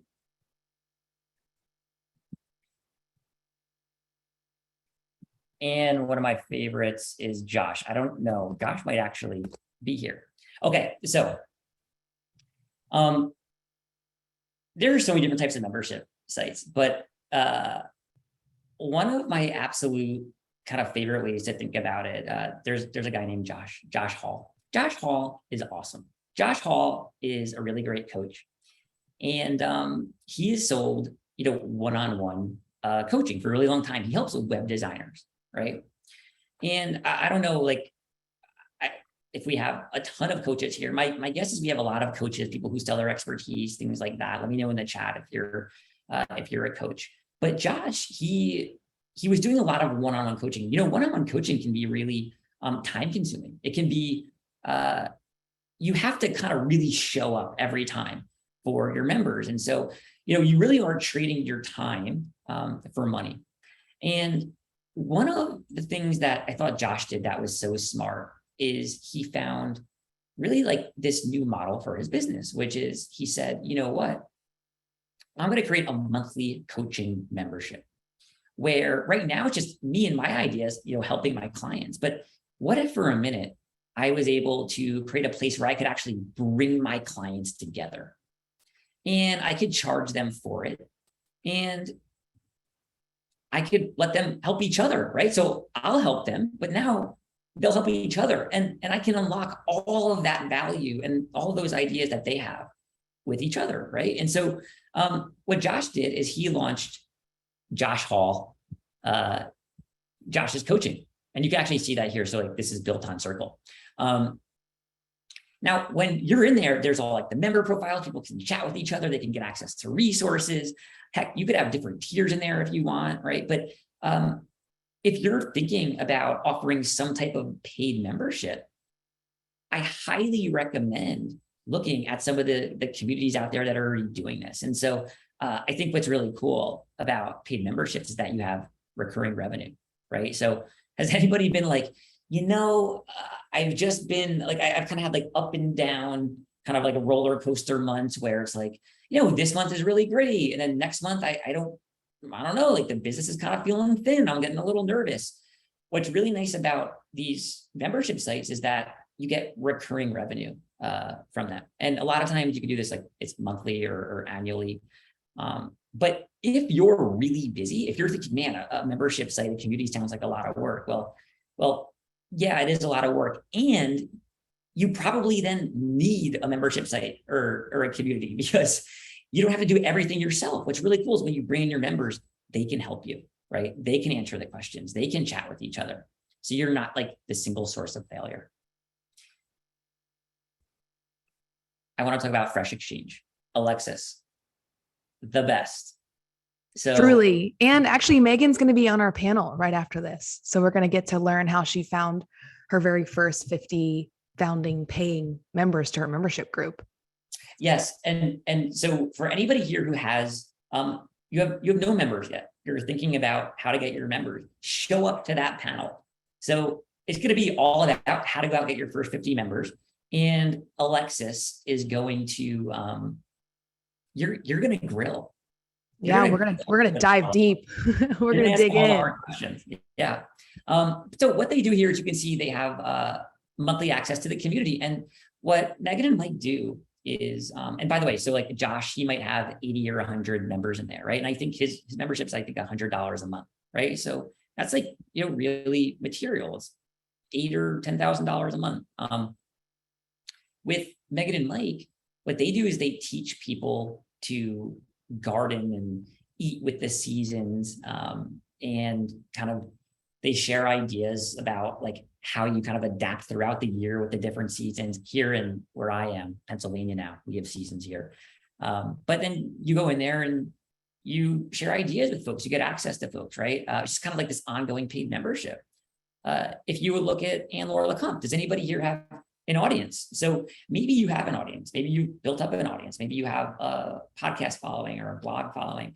Anne-Laure, what she said is, I have all these readers. It's just me talking to all of them, but then not talking to each other. And they're all like-minded. They're all reading my blog. That's the thing they all have in common. So what if I could unlock that connection between all of them? And so Anne-Laure, she, I remember she sent me a note on Twitter. Hey, I'm thinking about starting a membership. And I was like, that'd be amazing. I'd love for you to try it on Circle. Literally, I think it was like 2 months later, she had 1,000 members in there. And it's not expensive, her membership. A lot of memberships are $100 a month or $1,000 a year, whatever they are. But if you go to Anne-Laure's community, you can see there's 2,500 people in there and it's $9 a month. Right. But that's real. Like that's really meaningful for Anne-Laure. And they do like live workshops in there and events and meetups, and they have recordings, and just a lot of value. So these memberships, there's so many kind of like different versions of them, but the model is really similar. Now, I want to talk about the next type of community, which is these like limited time, like I like to call them like mission-based community experiences. So one of my absolute favorites is Self-Made. So Self-Made, you can see right here, build the business of your dreams in 10 weeks. That's a transformation, Alexis. Like, exactly what you're going to get. So this runs, I believe they run it twice a year, I think in the spring and the fall. And it's just like the testimonials that come out of it are really strong. And I think it's a couple $1,000, but exactly what your outcome is going to be when you go into it. And so you might go in there and have like mentors, and you might get access to great content. You might be able to share ideas with each other, and you might be able to get like feedback on your work you're doing as like you're building your business, right? And this is kind of like a high-end version of that. This is like very premium. You have to apply to get access to it. But there's other versions of this as well. One of my favorite people on the planet, Patrick. So Patrick, he actually used to work at Circle, but before he worked at Circle, he was a customer of Circle. And he had an endurance training community. He's a coach, and he's a really good coach. But if I was Patrick, what I could do is I could spin up a community just for like a 30-day challenge, where all we do is we focus on training for like one event. And when the event's over, it's over. So the difference between kind of this like paid membership model where it's ongoing is that the paid membership is recurring every single month. You continuously get value. People are oftentimes always entering kind of as they come in and find out about you. Whereas with the boot camp or the challenge or the like 10-week sprint where we all solve some big problem together, it's very focused. it's oftentimes like you'll maybe do one a month or two a year or one a quarter. And so it's just a different model. It's a little lumpier, but it can be really effective. Alexis, do you know David Perel? Yes. The writer. Yeah. Yes. Yep. So I'm guessing we have some course creators here. And David Perel, he has one of the most successful courses I've ever seen, and it's a community-driven course. It's really premium. The students are incredibly happy because it's not just David teaching the course. The students all go through it together. They have assignments every day. They give feedback for each other. And so he's able to go out and command higher prices, get better student outcomes. And then because the students get better outcomes, there's amazing word of mouth. So you need to start to think through like, well, which of these models kind of resonates with me the most? And of course, there's the hybrid, which is like, I might have part of my community that's free and open. I just give value. People come in, they connect with each other. But then I have parts of the community like gated spaces. So Brendan was talking a lot about this, where it's like, hey, come here, join the community, but at the same time, come on in. If you also want to do this thing, well, then buy here and sign up and come in, and you'll unlock access to that special challenge or that special course or content or that special coaching experience or whatever it is. You can kind of have different layers of offers for people as they ask you for more. So I want to go back to the slides. As we start to talk about these examples, you should start to think about like which of these is going to resonate with me, which of these is kind of aligned with my goals as I build out my community. Because like for some folks, you'll just prefer one model over another. And so I want to go down here and I want you to ask yourself like which one of these is right for you. A paid membership community, mission-based, kind of limited time, product-centric community. And then can you just let me know in the chat, right? So my community will probably be like a paid membership, or it'll probably be like a one-time like cohort run type community with some kind of specific start date and end date, or maybe it'll be a hybrid of both, or I just don't know. I don't know. I haven't figured it out yet. Let me know in the chat. And also let me know, who is your community for? Who will it serve? Like when you think about like that person, like you literally picture those first like 5 members that you're going to get, like who are you picturing? Can you think of somebody you know? So it could be my community is going to be a paid membership community, and I'm going to serve folks that build backyard gardeners up in the Northeast because they need extra help because all the seasons are funky. Let us know in the chat. Alexis, what are you seeing? Yeah, I'm seeing a lot of hybrid and a lot of paid membership, and also the free to paid inside the same community. So kind of that hybrid model. Courses. And then in terms of Abby said entrepreneurs who struggle with emotional stuff. That's so true. Christine said spiritual awakening and soul purpose, parents of children on the spectrum. Someone said, I don't know. That's also okay. I'm glad you're here right now because this is hopefully, one step closer to figuring that out. Yeah, a lot in the chat. Wow, it's long. The chat is lit. Yeah, the chat is on fire. It is. Cool. And I see Jen says a paid community, healthy credit, amazing, cool. So we're making a little bit of progress, right? But now we're gonna get into the meat. So we've started to hone down the type of community that we want to build. We have started to identify like who we might want to serve our future members. And there's all like the cloudiness, but then when it starts to happen, you start to answer some of these questions and the picture becomes a little bit clearer and more high def, right?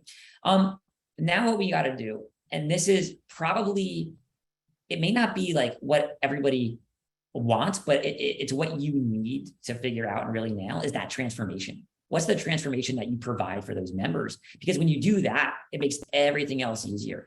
Charging, how do you deliver on that transformation, right? And so let's talk about that here, right? That's step 2. Step 2 is honing in on the transformation that you're to provide your members. And it's also about like the business in terms of, look, what am I gonna actually charge for this thing? How much can I charge depending on what the transformation is? And does that align with my revenue goals? Because they all kind of have to work together here, right? And so in about 5 minutes, what we're going to do is we're going to do an exercise together. It'll be fun. It'll be 30 seconds. But first, I just want to reiterate something here. So this is a picture of me about 6 months ago, after about a year during the pandemic, doing 1,000 one-on-one demos, just showing people Circle. And it was great. There's a lot of demand, but there were still a lot of questions. The biggest question, though, of all the questions was, what can I do to reduce the risk? I want to do this, but like, what can I do to reduce the risk and give myself the best chance to succeed? And so my number one recommendation was always the same. So it was like, you have to have a really great transformation for your members. If you do that, you can mess up a lot of other things. But if people come into your community and they get some transformation, you're able to like communicate what that transformation is, you'll be fine. Like, you'll be able to go out there and get members really quickly. And so you can do this. You just need to identify what that transformation is. So let's actually look at some real examples here. So first of all, this is one of my absolute favorite Circle communities. This is the Good Inside community. I hopped on a call about, it could be a year ago, with these two amazing women. And they were like, yeah, I'm going to start this community. It's called Good Inside. By the way, you saw that picture of me. I did 1,000 one-on-one demos last year. So I hear this all the time. And what she did was, she told me, she's like, we're starting this community for parents, and, you know, we're going to launch it. It's going to be really big. So I don't know if Circle can handle it. You know, cut through today, it's 12 months later. I think, so they charge, you know, $30 a month or something like that, but they have like 6,000 members in there. 6,000 members of parents who are becoming the parent they want to be, right? And so this is a transformation though. So become the parent you want to be. Good Inside is the expert-guided community-powered platform, equipping parents with a new way of seeing and solving challenges at home. How awesome is that, right? Like, if you're a parent, like, I'm in. Like I'm in. I will sign up. I'll take out my credit card and show up. We just talked about self-made. Build the business of your dream in 10 weeks. Very clear outcome, right? Like, I know exactly what I'm going to get. It's kind of like a big promise. Get more done in less time in the cave. Facilitated work sessions in a community that keeps you focused and accountable. So imagine folks kind of working together, and, you know, it's always better to go at it together than alone. It's more motivating. There's accountability. Like, accountability is one of the best parts of communities. And so, but this is a real transformation. Get more done in less time. Very clear what I'm going to get. David Perel, accelerate your career by writing online, right? So whatever kind of like career outcome you want, you're going to get there, but you're going to get there by becoming a better writer, right? Hannah says, I'm a Cave Day member. It's awesome. Nice. That's amazing, Hannah. Good to have you here. Monica Len, one of my absolute favorite communities. It's blogging for devs. But specifically, if you read down here, become a part of a private community for developers, indie hackers, freelancers, and tech creators, growing their audience through writing online. Very clear outcome, right? So remember, so first of all, you got to know who your community's for, right? You're starting to kind of like figure that out in your head, and the transformation that they want.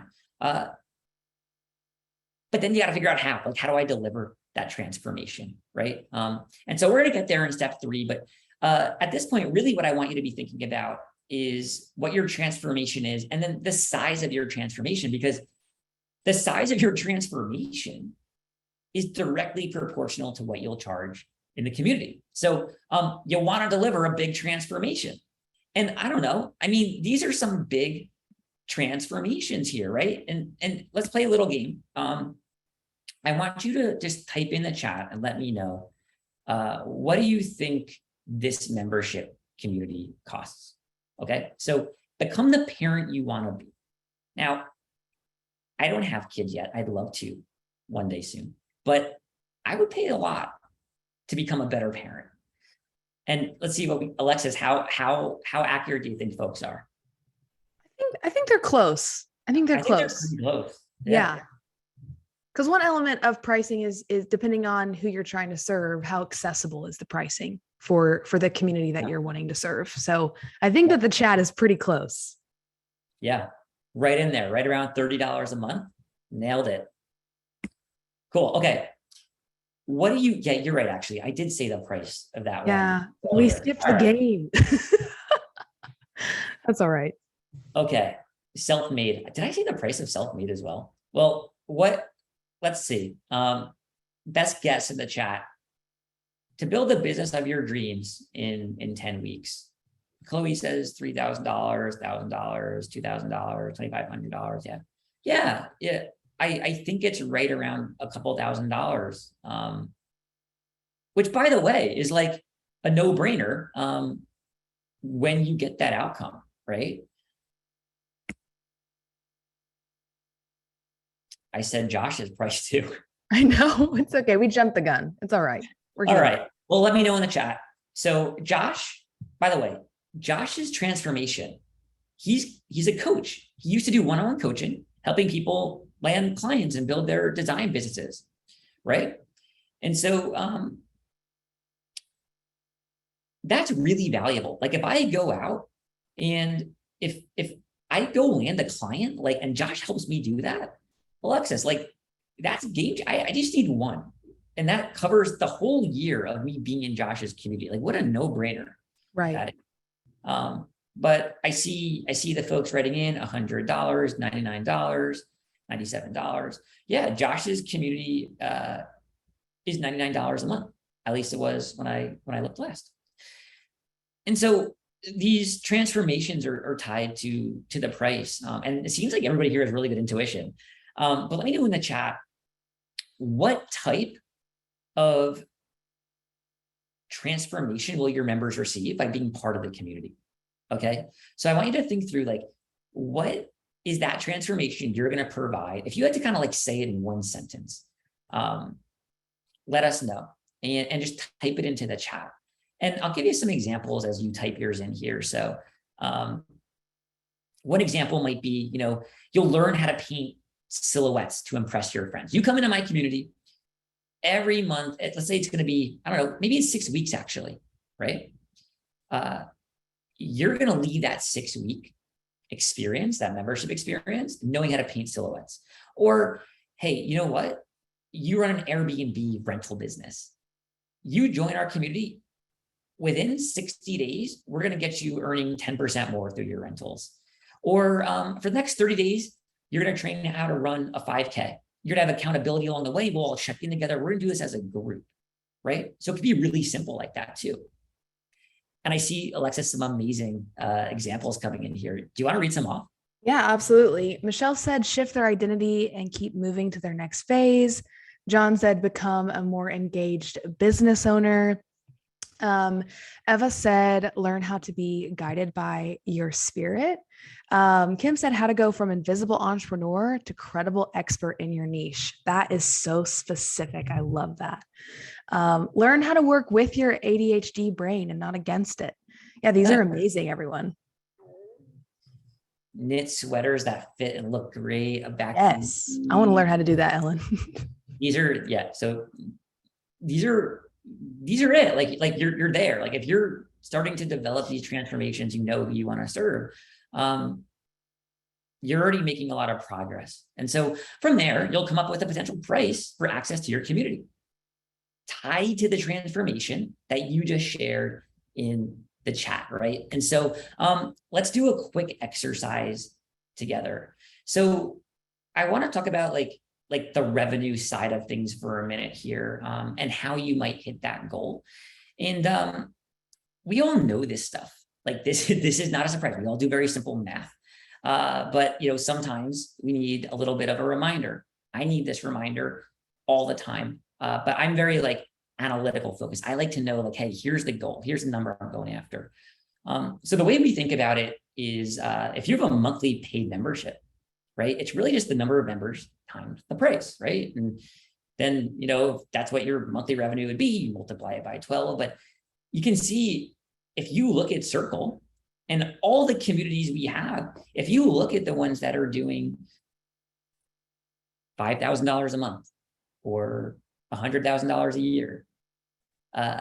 Most of them have 100 members, or they have 250 members. Heck, we have communities that are like a 6-figure community that has 15, 20, 25 members in it. And they're just delivering an amazing transformation to folks. And so I just want to kind of put things in perspective as you start to think about, well, hey, how do I take this big challenge of, I want to launch a membership community and turn it into a smaller, more approachable bite-sized chunk? Because this is what Alexis would do. It's what I would do.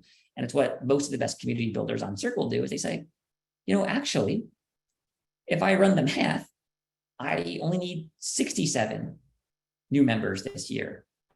Or actually, if I run the math, I need 138 new members this year, but that's only 12 members a month. And you can do 12 members a month. So we know you can, because we have so many people on Circle who already are. But you really need to take this like big problem and kind of break it down. Now, I want you to remember that the order is really important. You have to decide who the community is for, the transformation you want to deliver, and then you think about the how. And all of a sudden, we're working towards that big launch, right? And so we know the type of community we want to build, right? Remember the four different types. Maybe it's a paid membership. Maybe it's a more like time-based, kind of like start and stop.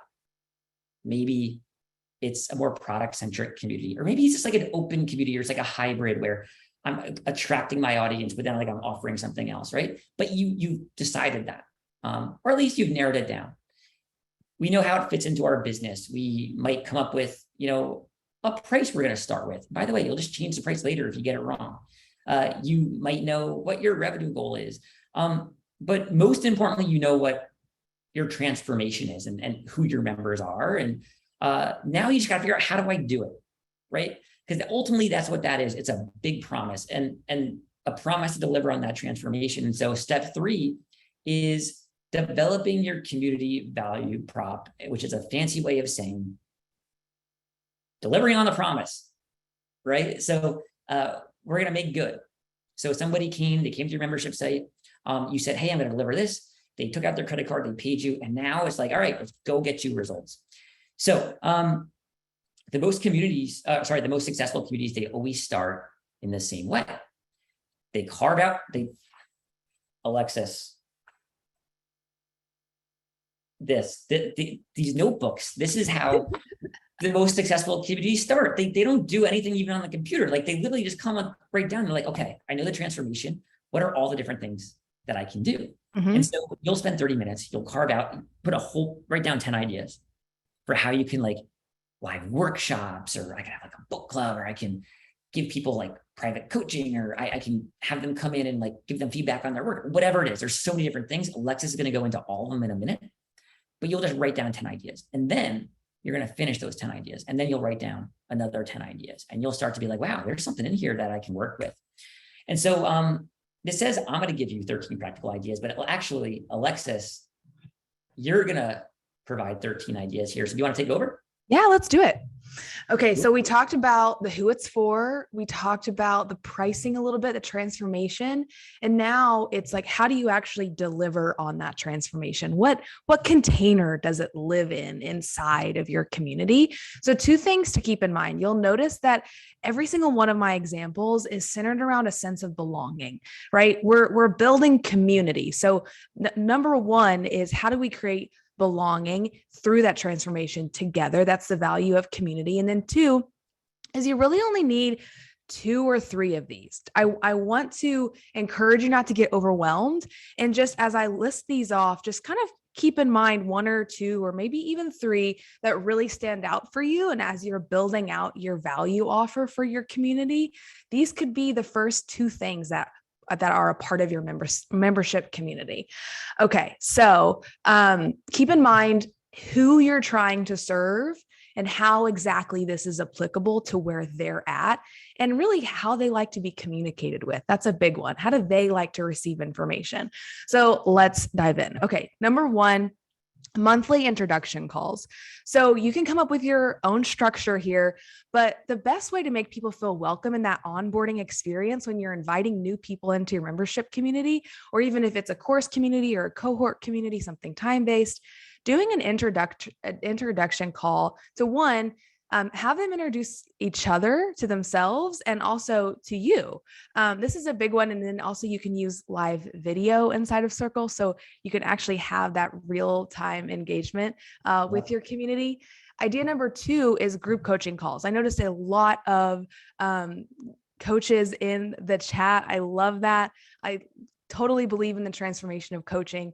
You can do group coaching calls inside your membership. This can be a huge value add, whether that's twice a month, every week.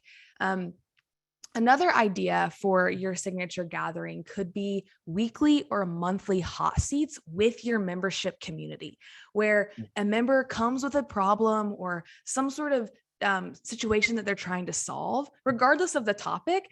And then the group actually gives them input and gives them advice on how to solve that problem. This is a huge value add. And if you don't like the word hot seat, you can come up with your own language around it.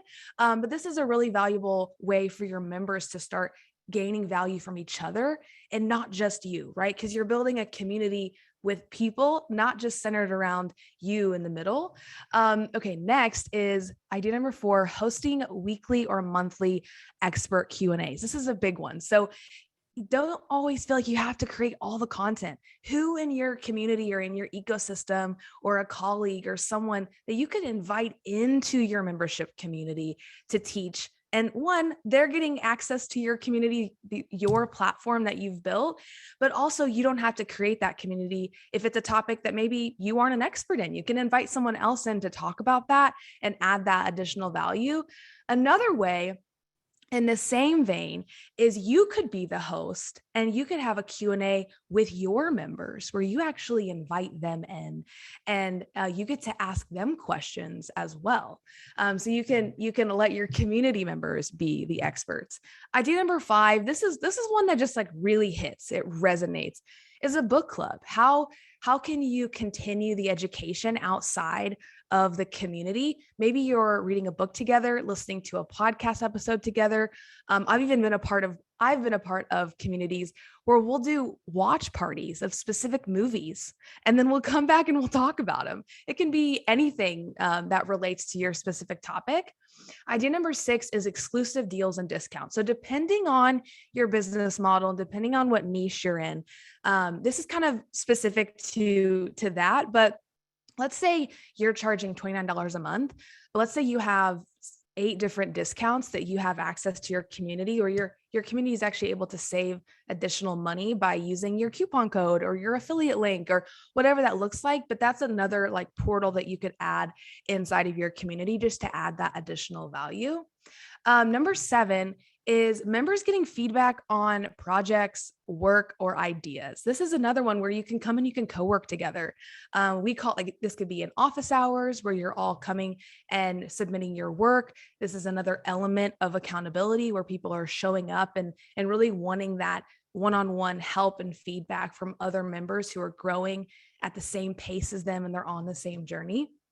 Idea number 8 is exclusive access to videos and content. So let's say you have a podcast, but maybe you have extended episodes that you add into your community, or maybe you have free content on YouTube, but you actually have exclusive video content or course content even that you want to add in your own modules inside of your Circle community. Idea number 7, and this is a big one, is just live workshops and trainings, like just going live inside of your community once a week, twice a week, but it's specific where you're training. You're the expert on your specific topic and you're really showing up consistently and teaching and continuing that education side of your community. I'm going kind of fast here, Alexis, I just need to pause for a minute and make sure folks, because by the way, the chat is awesome right now. And people are like, yeah, that's like such a great idea. Or I didn't think about that. But like these ideas that Alexis is throwing through here, like she just listed off 9, like any one of these can be just like super valuable. Right. So, I mean, and we'll kind of go over these, right? So she'll go through them all, then we'll come back. Yes, to absolutely. And avoid- then actually towards the end, there'll be one where they're all listed on the screen. So you can take a screenshot if you want to. Yeah, just curious if this is resonating. And then let's keep going. Let's keep rocking it. All right. On to the next. Okay. It's This is resonating. one of my favorites is challenges. So any time that you can put an element of urgency and an element of time around accomplishing a goal, regardless of what the goal is, and you host that challenge inside of your community, that could be a part of your entire business model. Maybe a part of your group coaching program is you have monthly challenges alongside of the content that really gets your members and your coaching clients implementing what you're teaching them. So challenges could be something that you run monthly, quarterly, or however often you want. And then another one of my favorites is accountability groups. So we actually have live chat, sync chat inside of Circle. You can also do chat groups where you could even assign people to accountability groups, or they could start their own accountability groups, but they can actually have conversations and, hey, where are you at on this project? I know that you were working on this goal. Where are you with that? You could do daily check-ins, weekly check-ins, but this is a way, again, to get your community really interacting with each other and holding each other accountable and not just you, right? You're taking that pressure off of having to be a part of every little engagement in your community, and you're really creating a way for them to hold each other accountable as well. Idea number 12 is show and tells.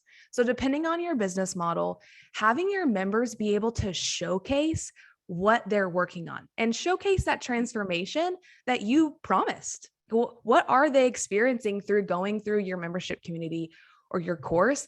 And they can actually show and tell exactly what they're working on. And it's a great way for them to get that additional encouragement and have a platform to showcase, what's important to them and what they're working on.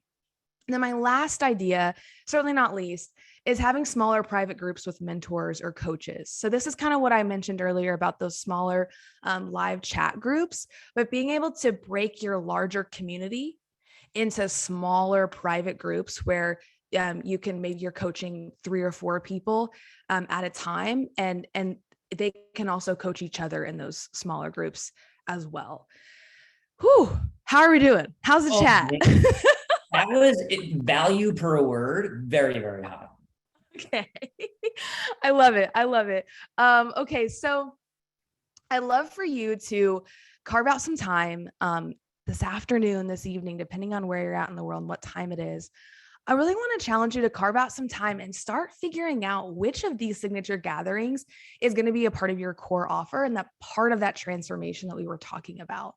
You don't need to be perfect, and you don't have to do it all at once. You can just start with a few and pick 2 or 3 that you're most excited about and really start iterating on those. So actually, in this next slide, it's all the ideas that you could have inside of your community. Screenshot this right now. Just wait just like a couple seconds here and take out your phone and screenshot it on your computer. But screenshot this list and come back to it and kind of start figuring out which one of these really resonates. And then I think we should keep rocking, because we have a panel after this we got to get to. All right. Wait, we got more value. What'd you say? What time is the panel at? Here in about like 10 minutes. Alexis, go back. I didn't get that screenshot. It was so good. Oh my God. I got to do the Brendan screenshot. You got to go back. One more. Go back. I'm getting the screenshot. I saw many people too. Hold on. We got to get the screenshot, There we y'all. go. This is money. Alexis, Andy, you guys are killing this. I hope you all understand the value they just dropped on you here, because this is like your menu, right? I love what Andy said. You don't have to do all these things. I know I've always learned, and Alexis knows this too, whenever we show a menu, people get overwhelmed. Mm-hmm. And I'm always like, do one, make money on that. Decide if you'd be interested in do the other ones. Try, make money on that. See the ones that brings you joy, that your members resonate with. What I love about Circle is you can make all of these a free space or a paid space. Right. And there's no pressure, because make it a space if it's paid and you're doing it. And if you don't love it, okay, you're like, okay, I'm only going to do it for this limited time. If you're doing it and it's free and it's really resonating, then people are like, oh, I want a little special accountability here. I want a little special content here. Make it a paid one and let them know there's a little bit something magic when you upgrade to this specific space. And that's why I was saying community becomes the ascension model, because you can do any of this free and then upgrade to a paid space. And I believe you'll just find it so just streamlined and smooth when you use Circle for this. That's another reason I'm so passionate. Anyway, I'm shutting up, but I just need to get my screenshot. Got it. I love it. Also, I just want to give a special shout out to Deb Shell in the chat. She's actually taking notes on everything and giving people access. She's got screenshots in there. So just shout out to Deb. Thank you for doing the work and helping us out. Seriously, so thankful for you. So let's keep moving through and let's keep cruising. Okay, so we're putting up W's, right? So we're checking the box. We know the type of community that we're gonna have. We know how it fits into our business. We know whether it's paid or whether it's cohort based. We know who our members are. We know the transformation we want to provide them, or at least we're getting close. And now we're starting to have some ideas, like the cloudiness, like it's starting more HD in terms of like how we're going to deliver on the promise, how we're going to deliver the transformation. And we get to this point, and everybody always has a whole lot of questions about all the different tools. I could use all these different things together and all of that. We're biased. So we have very strong opinions about this stuff, about how to set up the tech. This is a Circle summit. So our recommendation is going to be Circle, but we're going to dive into that in step 4. And really, even though, this is all about Circle, you could use other tools for this stuff. So what we're going to do is I want to really quickly talk about this, 2 minutes. It deserves actually probably like 45 minutes from now, like a deep dive to really understand how Circle works, all the bells and whistles, different tools and things like that. So we're going to do that. We're going to go deeper later today, 2 o'clock. And you're going to learn how to actually get in there, play around from Mathilde, who is our head of community here at Circle, and from Philip, who is our account executive. He talks to hundreds of customers, right? But for now, your question's probably like, what should I be thinking about? So you're creating a home for your community. It's worth doing it right, okay? And so I already asked you this before. We don't have to go through it now. I know we got a whole lot of Circle customers in here. And so for those who aren't yet though, who are like thinking about, what do I actually need when I set up my community?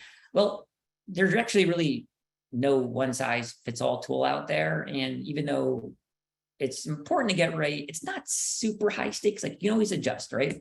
And so it's simpler than folks make it out to be. Really, you just need a tool where you can deliver your signature gatherings. So all those 2 to 3 signature gatherings that you were like, yeah, those are the 2 or 3 that I'm most excited about. As long as you can do those and deliver the transformation, you're good. That's all you need. So there are plenty of tools that can work for you. And here's some things you might want to think about when you're deciding on a tool. So we started Circle, and this is what we thought about. We were like, hey, there's a need in the market. If we were to create a tool that checks a bunch of boxes, what would it be, right? And by the way, we don't check all the boxes, no tool does. But we check a lot of them, and we're about to check more. So the first thing is, if I'm creating a membership experience, I want it to look good and reflect well on me. Brendan spent 10 minutes talking about how you shouldn't care what other people think. And I know that. I know Brendan is right, but I do, and I just really want it to look good. And so I'll use Circle to make it kind of be really well designed and white labeled. The other thing is you're going to want it to blend in with the rest of your brand, right? So like maybe you have some other website or whatever it is, you could just use Circle for the whole website. But if you want it to feel like one cohesive solution, you're going to want your community platform to be white labeled. Interactive live video experiences, you're going to want to do all those signature gatherings. You're going to want to do those just right on the same platform. And so, with Circle, you can do that. Your fun get-togethers, your expert workshops, your trainings, things like that. By the way, we could have done this on Circle. We haven't really tested going above 1,000 registrants before. So we didn't really want to roll the dice for the first time on this event. You want to have a combination of like real-time synchronous chat So for instance, we're already in beta. We have like chat. So it's almost like, imagine like Slack meets Facebook. And if you're not in the beta, it'll come out for you very shortly.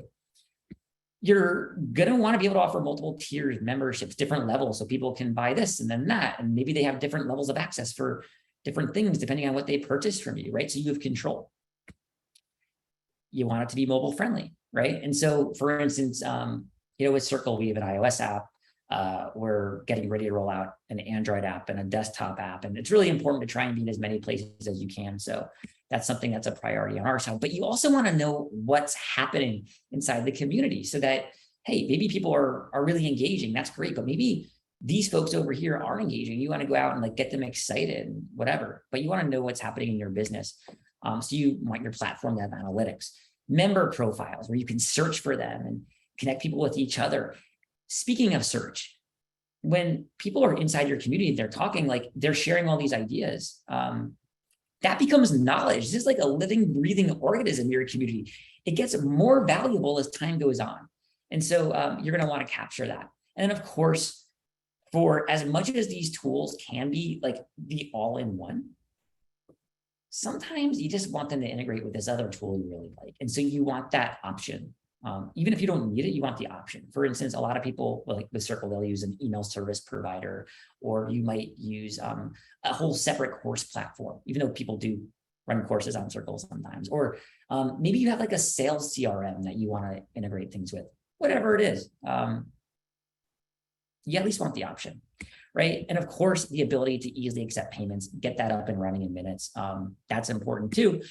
And so as you evaluate tools, my friend Larry David always says, give yourself permission to date around, right? There's a lot of stuff out there that's pretty good. And so go out and just try a bunch of things and see where you land, and you'll find something that's a good fit. But really what's magic is when you bring these different things that would all be different kind of components and tools, you bring them together because you save time, you save money, and those are important. But what's really important is that your members, they get this great experience where it feels cohesive. It feels really well thought out. So Deserve Zone section, we're doing a deep dive later today, and we're making progress. We're making progress. We've talked about our transformation. We've talked about setting up the tech. And now we're going to talk about going out and finding your founding members. And we're going to do a whole deep dive on how to get your first 50 founding members. And I want to stay on schedule here. So I'm going to be really brief about this. I'm going to sum up 6 minutes of talk into a minute and a half of talk. That sound all right, Alexis? That sounds great. Let's do it. Cool. And then our panel is going to start in a minute, which is all about going out and getting your first founding members. Cool. Okay, so then I'll be really quick. Yep. Okay, so essentially, this is really straightforward. Let me know if you're in the audience and you have an email list of like 30,000 people or 50,000 people or 100,000 people. There's probably not that many of you. And that's totally okay, because honestly, having like 30,000 people in your audience is not necessary for what I'm going to recommend for you, right? It gives you, it doesn't help beyond those first few hundred folks, right?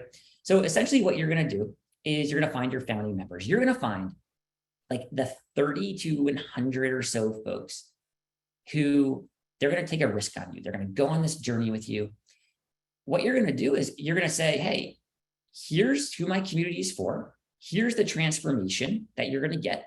Here's how I'm going to do these 2 or 3 signature gatherings.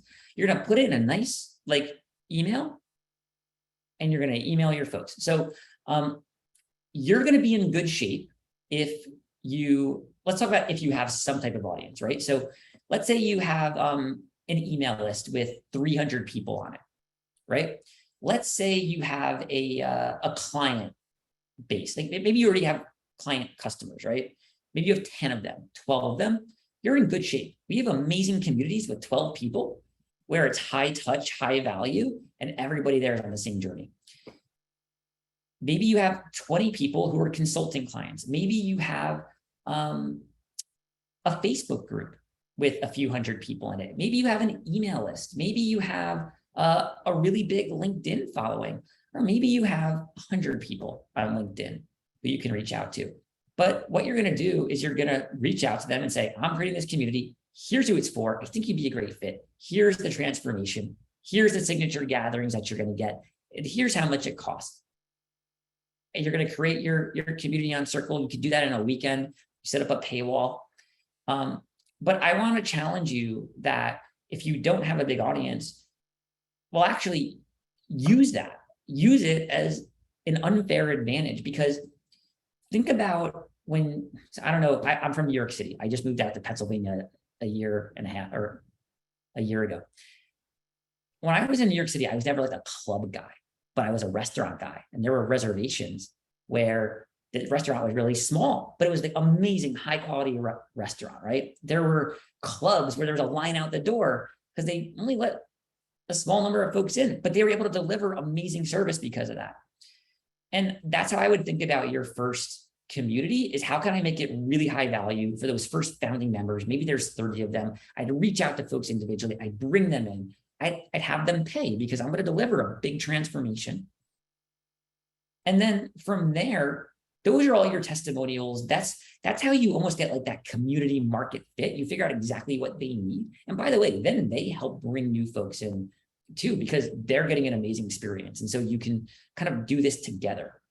So what we're going to do, we're going to pause and we're going to get into the panel just because I want to be conscious of time.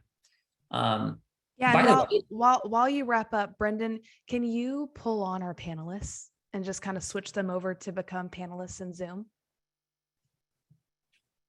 Totally. Happy to. I'll drop their names in chat, and then Andy, you keep going. I just want to make sure that we've got them all geared up and ready to join us here. I've got you co-host too, Alexis, so you might be able to do it. Oh, okay. Perfect. Thank you. Yeah. So if you just go to participants, you can probably find out who they are and pull them up for the panel. And while you do that, I want to recommend everybody too, while you're here, listen, if any of this is resonating with, please make sure you go to circle.so/bundle. The Circle team will put it in the chat for you because they've got literally their best offer ever for Circle, so that when you join, you get live marketing training from me every single month to guide you in building your personal brand, in building your platform, your social media following, and your online sales.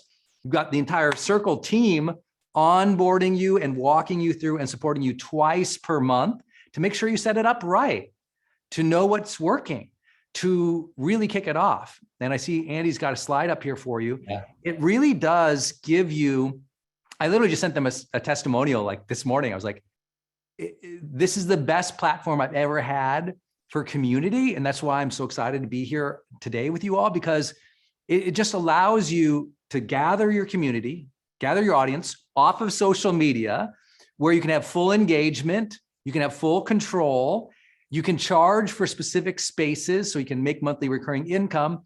And really important, you can go live to different parts of your groups, which they've really pioneered, first ever to do it in the way that they do it. You're going to love it. And remember, you get a 30-day money back guarantee when you go to circle.so/bundle. And I think that's the big thing, like communities and building new businesses. If this is your first offer, right? And you're just building the first community and you're wondering, will this offer work? Can I offer it free or paid? The way that you learn is you get the tool, you set it up, you try. It works. You go hard and you build, right? And that's why they give you a 30-day money back guarantee. So you can get in there, actually use a tool, get the support from the Circle team to set yours up right, learn the marketing that's necessary to know how to put yourself out there, to attract the audience, to make your sales. And in 30 days, you can do all that. And if you don't love it and you're not able to do it, or it's just not the right thing, then ask for your money back. But the power of having a platform that you get to white label under your brand, under your control, you can push the dials and have the education of how to do it, is honestly priceless. And that's why I got behind it. It's why I'm just so excited about it. And I'm excited to serve you every single month in your marketing, which that bonus alone is $1,000 a year. And you can sign up for Circle right now when you go to circle.so/bundle and get 10 bonuses worth over $2,000. So I'm passionate about it. I know I geek out about this, y'all, because I actually do this every day. So forgive the passion about it, but I want to see you get started. I want to see you build a brand. I want to see you make money. I want to see you attract an audience and most importantly, do what Andy's talking about, which is transform people, change people's lives, help them improve in some ways, gather your community, whether you're an artist, a speaker, a coach, an online teacher, or you've been looking for a way to get your people off of Facebook because you're tired of the ads, whatever it is, go to circle.so/bundle. I think you'll be stunned about the value you get today. And I'll pass it back to Andy and Alexis. Could you get everyone in you wanted to, Alexis? I did. Yes. Thank you so much. All right. Enjoy the panel, y'all. I'm here. I'm geeking out in the chat with you all. Oh yeah. See you in there in a minute. I do just want to really quickly go through what the bonuses are in a little bit more detail, just so folks know and have the context as they're making the decision. So and by the way, the way we think about this is like, really you need three things. You need the tool, you need the training from folks who've actually done it before, and you need the ongoing guidance, right? And so that's what this offer is. And when you sign up for Circle's professional plan, right? That's kind of like the most popular plan that we have. We have 5,000 customers, a lot of like the top communities out there. Like these are the ones, they're typically using Circle's professional plan or the enterprise plan. If you want the enterprise plan, just write me an email, andrew@circle.so. I'll get you set up. But when you buy Circle's professional plan, these are the extra bonuses that you're getting, right? So each month, it's 2 expert-led sessions from folks in our community. And what we do is we teach on things like how to create an amazing onboarding experience for your new members, how to migrate a community over, how to price your community. We do these like behind-the-scenes tours where that creator will come in and they'll just be like, hey, here's kind of the operations behind how I run this thing. We do those every single month. And we do advanced workshops too on like how to grow these communities. But ultimately what we do is we take the recordings, and you can do this too as you create your community, and we put them into this big library that is, like, as far as I know, the absolute best library out there in terms of how to actually do this stuff day in and day out. So you're going to unlock access to all of that as well. And then I did just want to mention that Brendan at the final hour threw in a really valuable bonus for people who are like, hey, I don't really actually have an audience yet. And it's all about how to build your email list. And Dane, the answer is yes. The monthly marketing training is included from Brendan. So with all of that said, what do you think, Alexis? Let's do it. Let's do it. I'm going to drop the link in to the community growth bundle one more time in the chat. And then I'm going to shift over focus to the panel. And then Andy, if you want to man the chat, and I will be in the chat. Let me just stop sharing over here. Cool. Amazing. Okay. First off, how's everybody feeling? We good? How's everyone in the chat? Good, great, inspired. Amazing. Okay. So I'm so excited about this next panel. I'm actually going to pull up, first off, Tom, Megan, and Leon. If you want to turn your cameras on, you're welcome to join us, but also no pressure. I'm going to introduce the panel one by one, and just making sure. I wonder if, Tom, can you unmute? Are you able to turn your video on? I can't. It says that you need to let me, please. Okay. Thanks, Alexis. Yeah, no problem. I had the same problem as well. Brendan, can you give me a hand here on helping them turn their video on? I'm not quite sure actually. I totally can. When you go to, when they come in, just make them co-host, and then it's a lot easier for them to kind of control their own fate in there. Hi, Tom. What's up, Tom? Thanks. What's up? Thanks, Brendan. Thanks, Alexis. Dude, so great having you in here. This is awesome. I appreciate it. I'm excited. Yeah, man. You're doing such awesome work too. I can't wait to hear your strategies here. It's gonna be cool. Appreciate it. Okay. Is Megan and Leon, are they also co-hosts? Leon is unmuted. I can unmute myself, but I can't start my video. Okay, so same thing. I actually not Okay, sure. they're set now. Okay, awesome. Thank you so much, Brendan. Of course. Amazing. Hi, Leon. If anything, Tom, I'm a good Megan. Zoom manager. Hi. Look at that. We appreciate you for that and so much more, Leon and Brendan. Megan, you guys are awesome. Have so much fun. Thanks, Brendan. I love it. Okay, well, I'm gonna quickly share my screen and just introduce each of the panelists, and then we'll just be chatting together. We'll keep it kind of informal and conversational. But I want to dig into some of the metrics that make Leon, Tom, and Megan just such the right fit for this panel discussion on how to find your very first 50 paying members. So can everybody see my screen okay? It's got a green square. So I'm thinking it's a yes. Okay, perfect. good. Thanks, Matilde. Amazing. Okay, so Tom is the founder of Learn.community, and he has just under 200 members.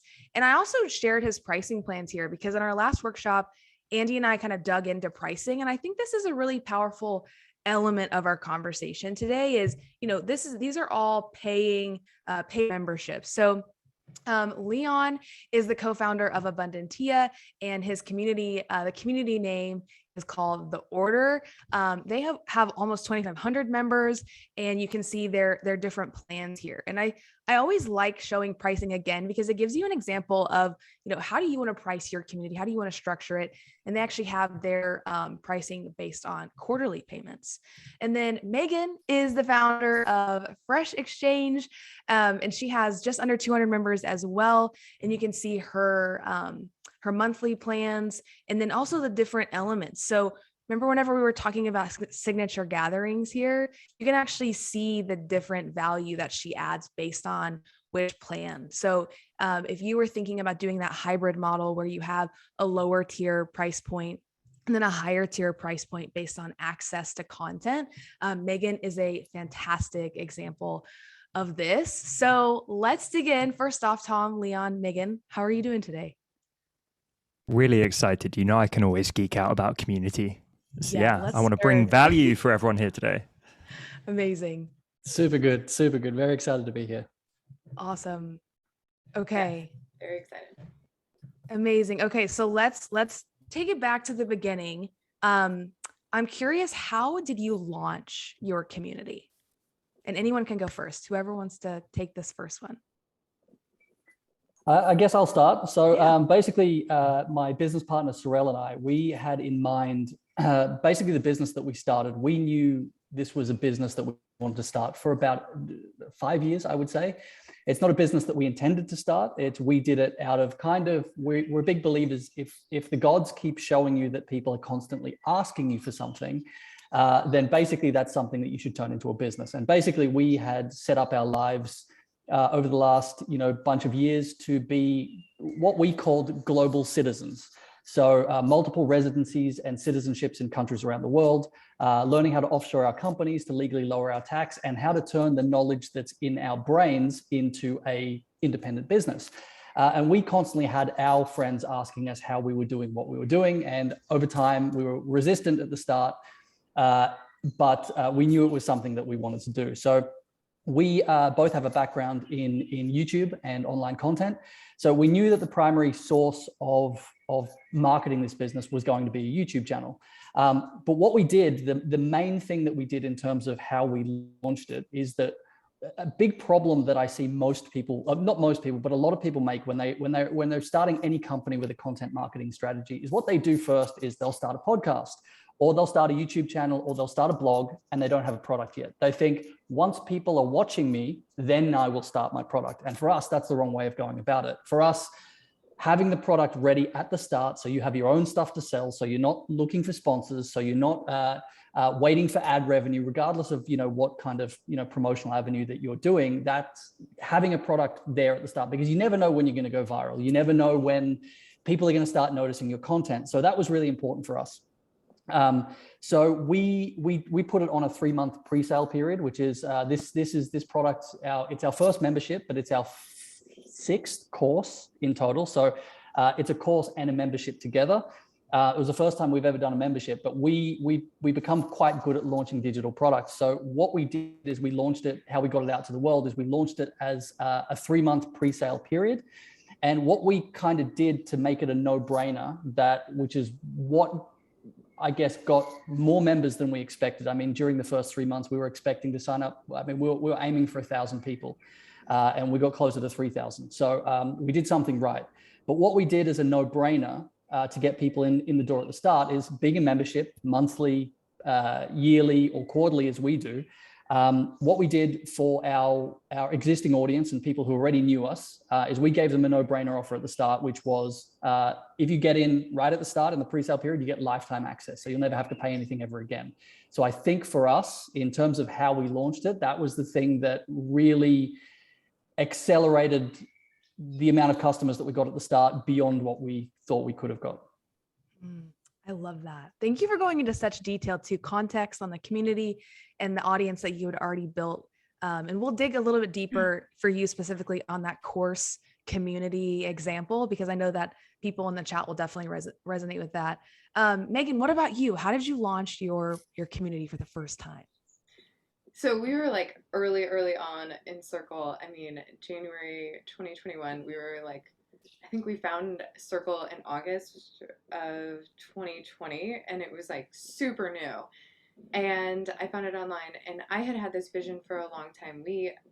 Fresh Exchange helps people learn how to garden in order to help bring them back to nature in a more deeper way. So we utilize the garden and support system of the garden to be how people make that transition into understanding a deeper sense of self and like just bringing them back into a more grounding space. And obviously with the pandemic, 2020 like really led a lot of people back to the garden, and it felt we were already planning this, and then it felt like a really natural way of progressing it. And I had a past life of being a content creator and having a blog that had quite a large following that I had transitioned and niched down into specifically the lifestyle of gardening. And so we had, a large Instagram following, a large email newsletter, all those things to kind of play off of.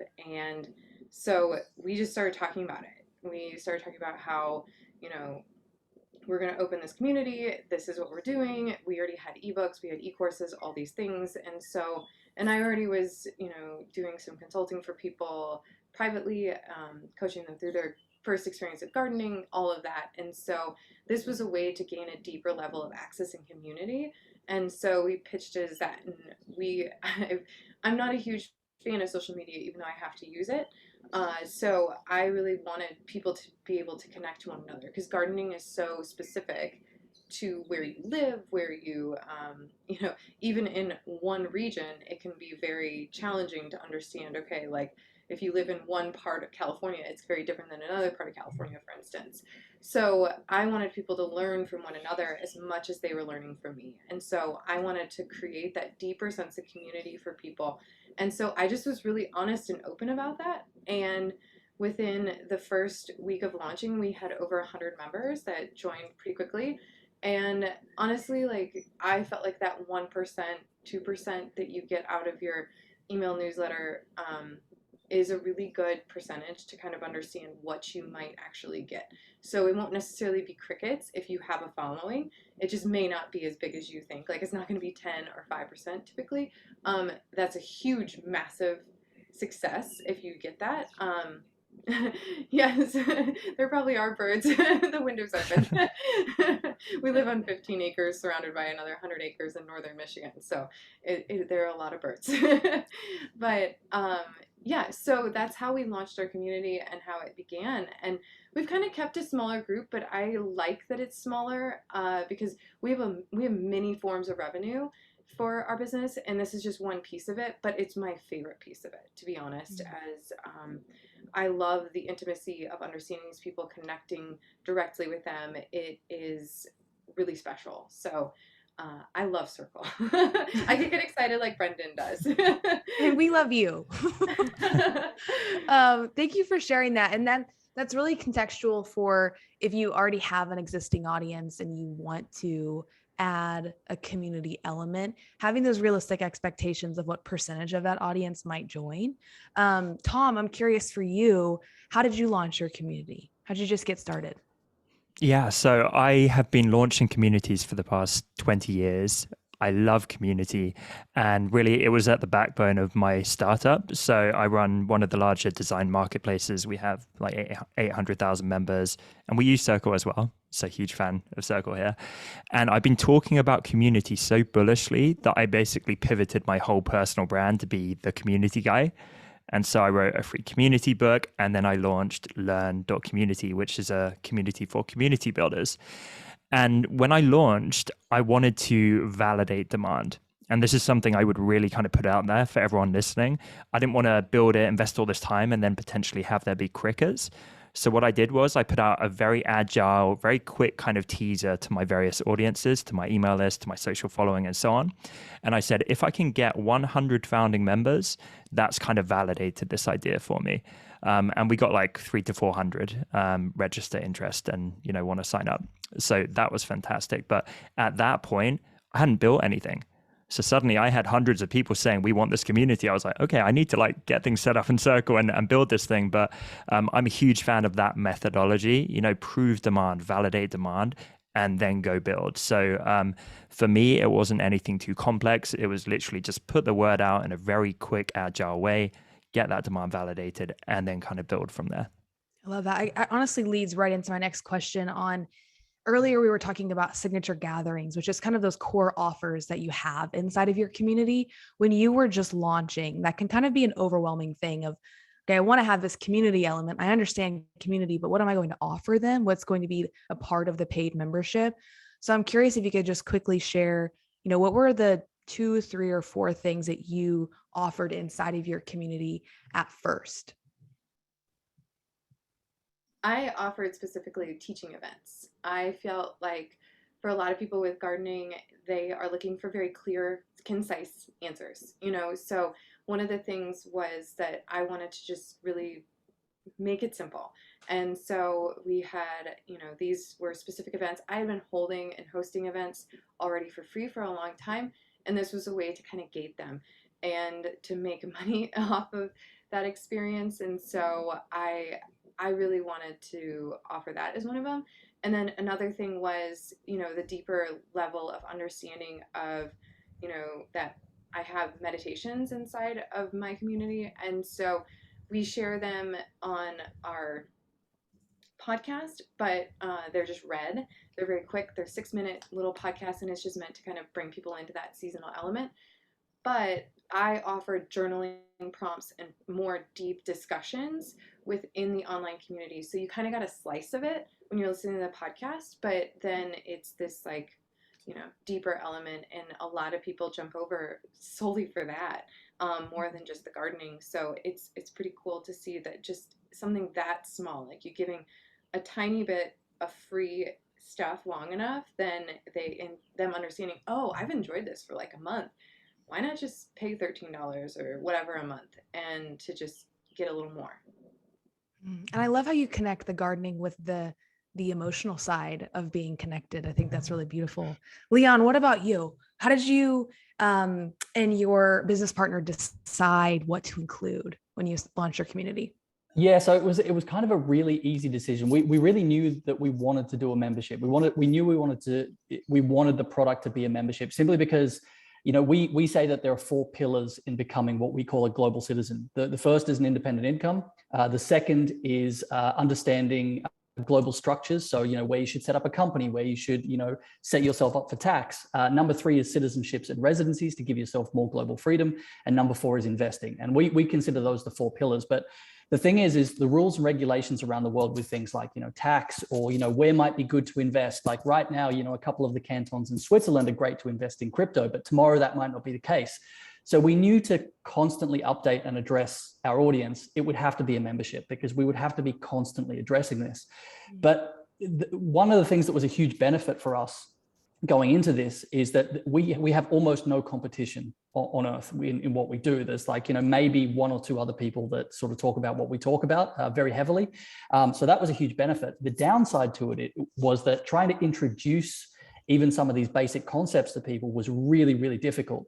Some people don't even understand that, you can trace your lineage, potentially to your great grandparents and, just get a passport that you didn't even know you could have. So we kind of knew that we had to also relay that to people, which is why we created a course and a membership that you get together. The course is basically like sort of unveiling these four principles to people and sort of just getting the base information. So like, this is opening the door of, where you might, why it's important to have a really strong global structure, why it's important to know that, maybe your home country is not the best country to set up a company. And maybe, you could move 2 countries away and that could be a better place to have a residency. And then in the membership, we go very, very deeply with people. And we sort of, okay, this week, these are some new opportunities for digital nomad visas. These are some places that you may consider, moving.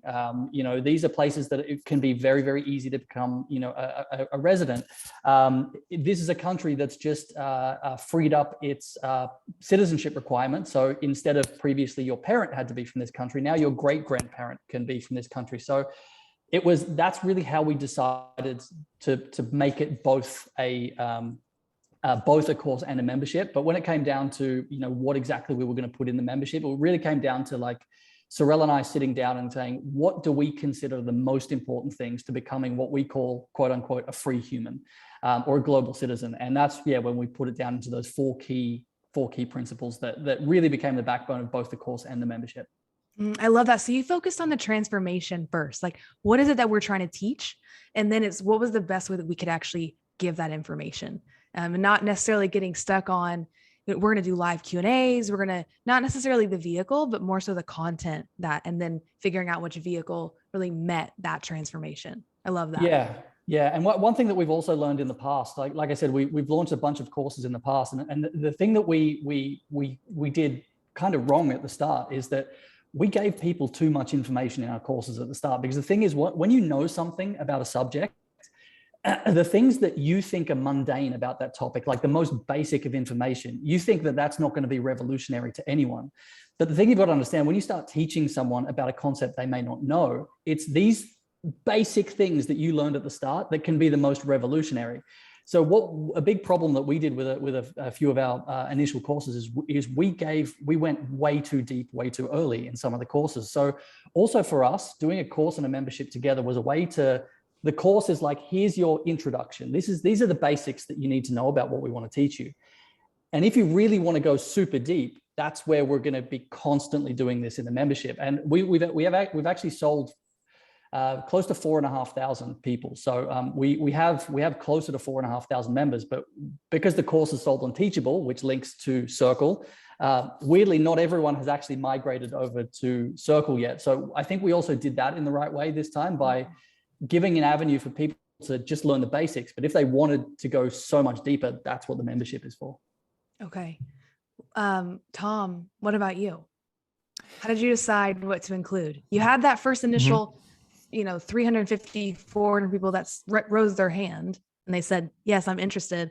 Then from there, how did you decide what to include? Okay, so I got a few practical tips here for everyone.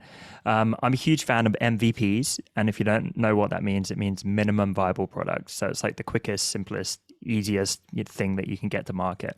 My friend Rosie Sherry coined the phrase MVCs, which are minimum viable communities. So you can kind of see the parallel there. And I believe in starting simple. What most people do is they create a very expansive set of spaces, which is like sections in their Circle community. They flood their members in there, which creates overwhelm because they think there's a lot of stuff in here. There's minimal engagement often at the start, and it dilutes that engagement across a lot of spaces. And I'm not a fan of doing that. So I'm a huge fan of starting very simple and very minimal and then building out from there. So how did I do that? At the point of application, actually in the application form, I asked people what they wanted to see. And when you make it open-ended, people actually struggle. They often don't know what they want. So if you say, what do you want to see in the community? The response is lackluster. Instead, I brainstormed everything that I could think of that I was interested in providing in terms of value. So, weekly calls and challenges and mastermind groups, et cetera, et cetera. And then I put them as options and said, check every single thing that you're interested in. And then I got hard data showing me some things were incredibly popular, like the live weekly calls and unlimited questions and so on. And some things like masterminds, not so much, maybe a few people, but they didn't care too much. So I didn't include that at the start. And I only launched with the really, really top requested sections. So it was very clean. I knew this is, in demand. And I launched from there. And then as we grew out the community, that's where we iterated based on demand and conversations with our members.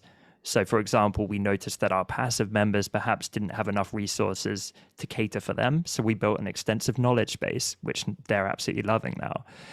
I also believe in cutting what isn't working. So people might say they want something, doesn't always mean they're actually going to use it. So we're constantly looking at what's working and what isn't. If something isn't working and it's quiet, we normally just kind of quietly get rid of it and no one cares.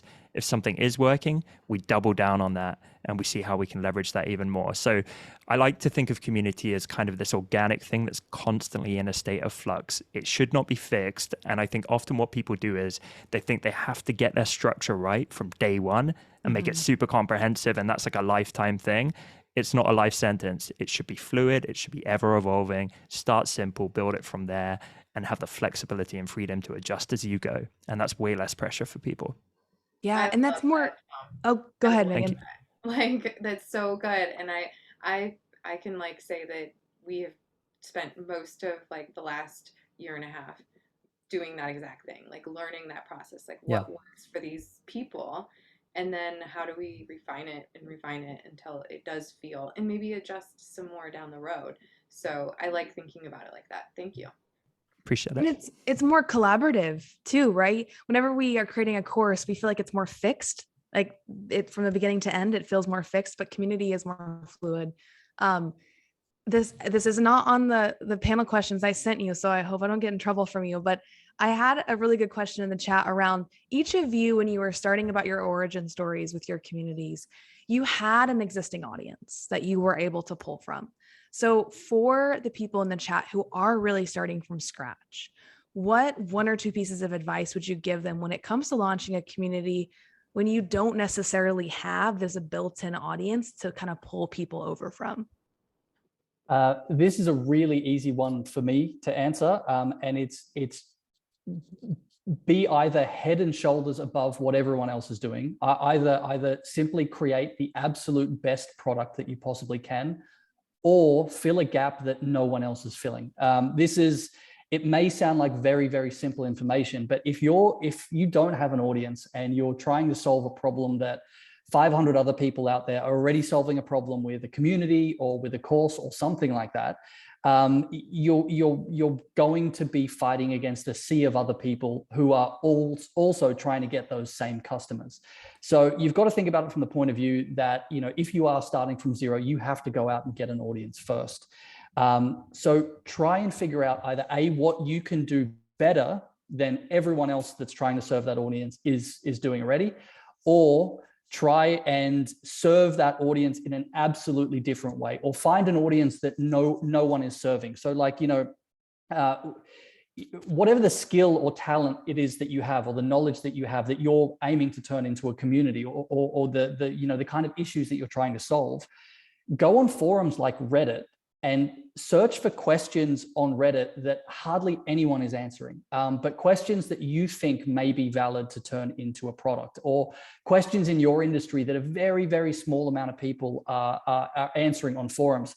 I really believe in sort of Tom's philosophy of a minimum viable product. And a really great way of creating the minimum product, in my opinion, and getting it out to people who are looking for it, is trying to serve people or answer questions that no one else is serving. In my opinion, that's one of the easiest ways to get from zero to your first 50. Yeah, and yeah, that standout effect. Tom, Megan, any pieces of advice here on really genuinely starting from scratch? Megan, would you like to go first? Well, I haven't started from scratch in so long, so I feel like you guys may be better at this one than I would. So I'm like racking my brain, and I'm like, yeah, those are great. Yeah, I'm happy to jump in. So go ahead. I think the first thing you need to do is have reasonable comparisons and manage your expectations. Because I see a lot of people looking at people with huge audiences and saying, oh, they have 500, 1,000 members. I must suck because I can't get that. And you have to be realistic. So I looked at some people with much bigger audiences than mine, because my audience is, it's kind of humble. I have 5,000 people on an email list, slightly bigger social following, but we all know how social engages these days, right? So it's not huge. And I saw people in a similar space who had an audience 10 times, 100 times bigger than mine. And still, I nearly fell in the trap of like comparing my numbers to theirs. And I had to keep slapping myself in the face and saying, no, don't do it. Have a fair comparison. So if you have no audience, just kind of lower your expectations for launch. That's fine. You might not launch with 100 members. Maybe you want to aim for 10, and that's completely acceptable. And if you do have 10, 20, 50, whatever it is, members as your initial goal, leverage your network would be a big tip. We work with a lot of community members in Learn Community, and often, they have no audience. And I say, okay, well, you have 10 years in your industry and like this big network on LinkedIn and loads of people, go have conversations with people that you think might be interested. And soon enough, they have 10, 15, 20, 30 members with no audience at all, just by going direct one-to-one to one-to-one. And I think what often happens with audiences and social media is people just kind of shout into the abyss, right? Hey, care about my thing, and it gets swept away in a busy feed. So actually, I think that more direct, unscalable approach, if you don't have an audience, is tremendously valuable. And then finally, and this is the big one, people, leverage distribution, which basically means get in front of other people's audiences. And you can do that if you have some value to share, if you have expertise, irrespective of whether you have an audience or not. So let's get meta. Right now, the three of us on this panel, we are bringing value because we like doing it and we care about doing it. But we're also getting in front of a bunch of new people and maybe some prospective members. I don't know. I'm an expert in the Circle forums as well. I regularly bring value there. I do workshops, and I know, because we ask at the point of application, where did you discover the community from? Often it's, Circle or that speaking gig you did, etc. And here's a crazy stat. I have an audience, but 75% of our members come from other people's audiences. It's crazy, right? So even if I didn't have an audience, we'd still have a pretty sizable community. And that's because I get out there and I do stuff like this. I bring value. I get in front of new audiences other than my own. And I try and, bring some positive value. And then people kind of discover you and come back. And that's something controllable, right? I've helped people do this where they used to not prioritize it. And now on nearly a daily basis, they're speaking and getting in front of audiences. And guess what happens? Their community grows. So everyone can do this. I love that. It kind of flips the script and changes the mindset of I have to build it and do it all myself. No, where else could I be adding value externally that could help me and help someone else? All right, let's dig into pricing. So what factors played into your pricing model when you launched? Part one of the question. And then how has that pricing model actually shifted, if at all, since you launched? So for us, I guess the main thing, which I've touched on already, is that to onboard people at the start and to really build the kind of community size that we wanted, is that we initially offered lifetime membership. And so what we've learned is to make, in terms of pricing, it a no-brainer for our courses. So obviously the courses that we've sold in the past, they were always lifetime access because they were just courses. But with a membership, we thought, well, for a very, very short period of time, people could get it on lifetime access. But what we generally do when we're launching a product is that we will build hype for a couple of weeks before we launch the product. And for the first 24 hours, we will give people a ridiculous offer. And usually it's half price, but they only can get that for 24 hours. And that's when the frenzy starts building. Then usually what we do for the next month after that, we'll drop that to 30% until the pre-sale period is over. And then after that, it's at full price basically forever, apart from little things like Black Friday discounts. This time it was a bit of a different decision, obviously, because we're not only trying to get, hype people up, but, we had to consider, we're also giving people a membership. So maybe giving people 50% off with lifetime access for a membership for the first 24 hours isn't something that maybe we should possibly do.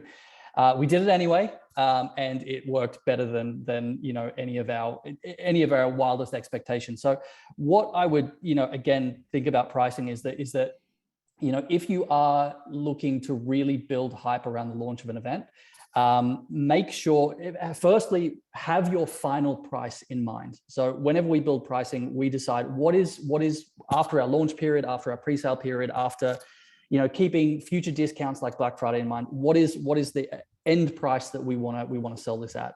And then what we'll do is we'll build the launch campaign around that. What we think that is a fair price to give our most zealous fans at the start for the first 24 or 48 hours. Then for the next month to 2 months, while we're fine tuning the product and stuff like that, which is still a discount. Since then, our pricing hasn't changed. The only thing that we do a little bit different than a lot of other communities, whereas we find the standard in the industry is either a monthly membership or a yearly membership. For us, we didn't really want the appeal of giving people monthly memberships wasn't something that we really wanted. Like for us, we wanted people to commit more to us, that this is not something that that was just like, we want you in there for a month and then gone. Like, we would prefer if there were people that just wanted a month and then to drop out, we would prefer not to sell to those people. So for us, we wanted to build a community that cared enough to at least to put a 3-month investment into us. And if they weren't willing to do that, then for us, it was kind of like, it was a no-brainer not to have those kind of people. So that's, I guess, the only thing that we did differently from a lot of other communities that just do monthly or yearly, or some just do monthly. We did it on a quarterly or a yearly basis. But apart from like a really sort of no-brainer discount that we gave people at the start, we haven't changed our pricing since. It's $297 per quarter or $787 a year. I love that. Very practical advice. Megan, what about you? Yes, so when we first started our community, we did a seasonal pricing system. So every 3 months we did a major launch, and what that kind of allowed us to do was kind of gate and create this like very communal experience. And we took that idea off of SPI, and it worked really well. We did it for a year, and I felt like it was doing well, but the problem that we were having is a lot of people, so they could either do it seasonally or they could do it yearly, but they got the same exact offerings in both. It just offered them different ways of jumping in, because with gardening and things like that, there's really like, some people are like, oh, I only want to really be a member in this from summer to fall. Well, the problem was also that people would be like, oh, I missed that window. We had like 1 week of launch, and it was this 1 week, and then somebody's 2 weeks late, and then they're not, unless they reach out, we don't know we lost them. Right. And so we were losing a lot of potential members, and we were also having they weren't as engaged as I hoped they would be, even though they were really excited at the start. They didn't consistently stay engaged, and then we were having a lot more churn than I anticipated. So it wasn't working. And so instead what we found was there's a lot of people that just want to jump in. They just want access to the events. They just want access to the community aspect of asking questions. And so we asked, what is like a good price, and make it a monthly thing. And then they can choose how they want to move through it.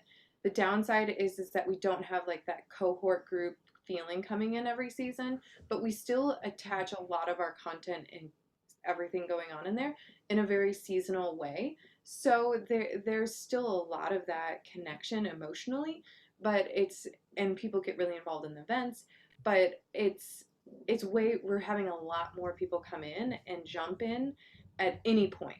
They're really excited to just like, oh yeah, I'm having problems, or I'll post about this event in our email newsletter, or or on our social, and then we'll have like 2 or 3 new members come in just that afternoon.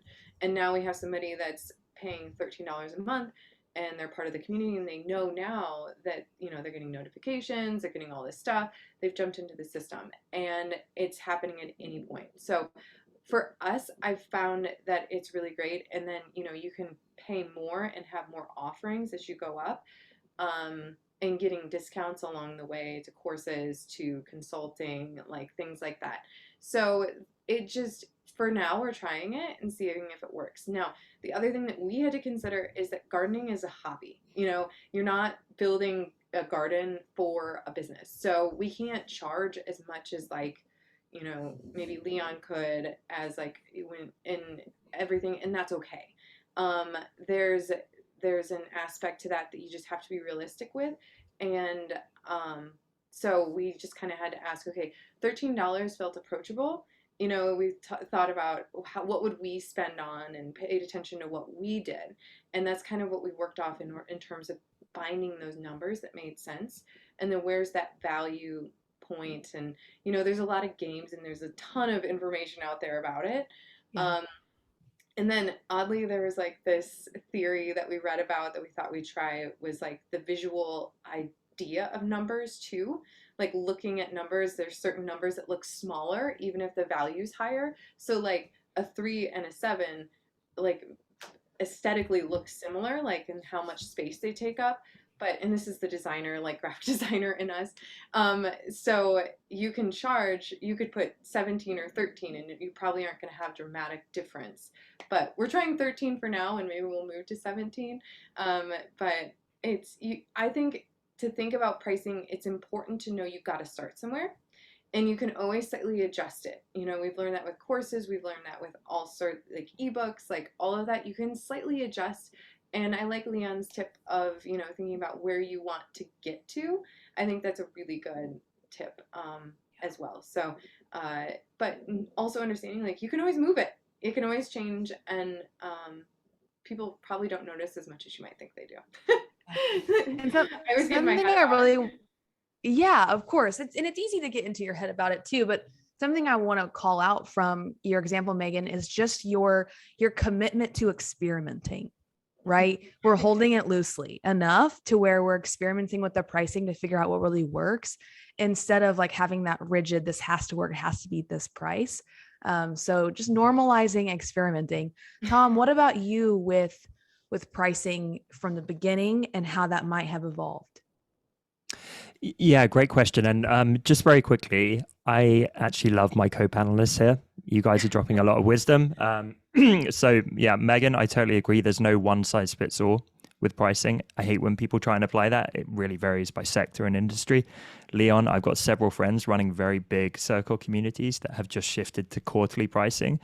Every single one of them reports an increase in revenue as a result. So it's something I'm looking at as well. But yeah, with pricing, I think there's a few kind of, key considerations that I try and encourage our members to think about. First of all, know your numbers. And I actually get them to Google MRR, which is monthly recurring revenue, MRR calculator, and plug some numbers in.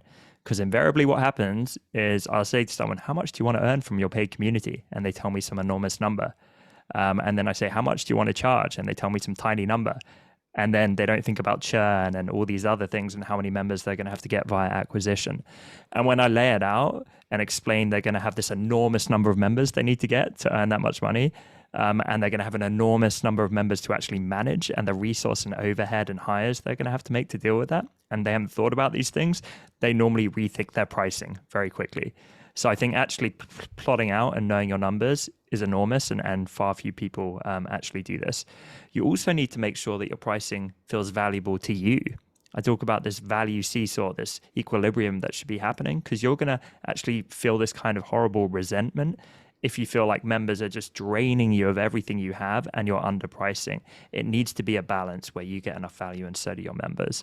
And being very transparent, we actually drastically underpriced for our founding members. So, we did the classic thing. We tried to lure everyone in and we said, it's just $10 for founding members. Everyone come join. And I love our founding members, but honestly, I wish we'd started higher, because the value in the community is that high. And I think what often happens is people are rigid with their pricing. I love what Megan's talking about being a little more flexible, because what happens typically in community is value goes up over time. And this is for a few reasons. As you add more quality members, there's going to be more value, because so much of community's value is derived from the collective and the connections and members helping each other. You're also going to be adding more content. more resources, more replays in our library. You're going to refine your approach and just do a better job running the community than you did versus day one. And you're going to pour more and more time and resource in as things scale. So of course your price should scale with that. I actually think you're doing something wrong if your price is completely fixed year after year after year. And many of the best community leaders that I see, they do periodically revisit and analyze and increase their price. And I think that's super, super important. So yeah, just some thoughts about pricing there. And someone's like crazy spamming the chat right now, Yeah, but seriously. I'm sure we can kick them out. That's Come fine. on, Joe. Let's go, Joe. Let's not do that. Joe's just excited about pricing. He's like, Yeah, really really down for it. excited about Excited this about that stock stock image. image. Yeah, it's spam, people. Don't click it. Yeah, do not click the link. Okay, so really quickly, I want to touch on onboarding, and then I want to ask you one specific question that's like really specific to your own business model before we wrap up. So, I know that launching and opening a new community can be nerve-wracking in terms of like new member onboarding, and how do we make sure that this is really engaging out of the gate? You are obviously adding a lot of value with meditation and the course, and you have your offerings, but how do you get your community to engage with each other? And how do you build that into the onboarding experience to where they're actually engaging in the community, and it's not just you putting out all this content and this value, but you're not necessarily getting that engagement back? I'm curious how you started in those first, couple months, how that looked for you whenever you were building. So there's a couple things I did and that I continue to do. So first of all, I lead by example.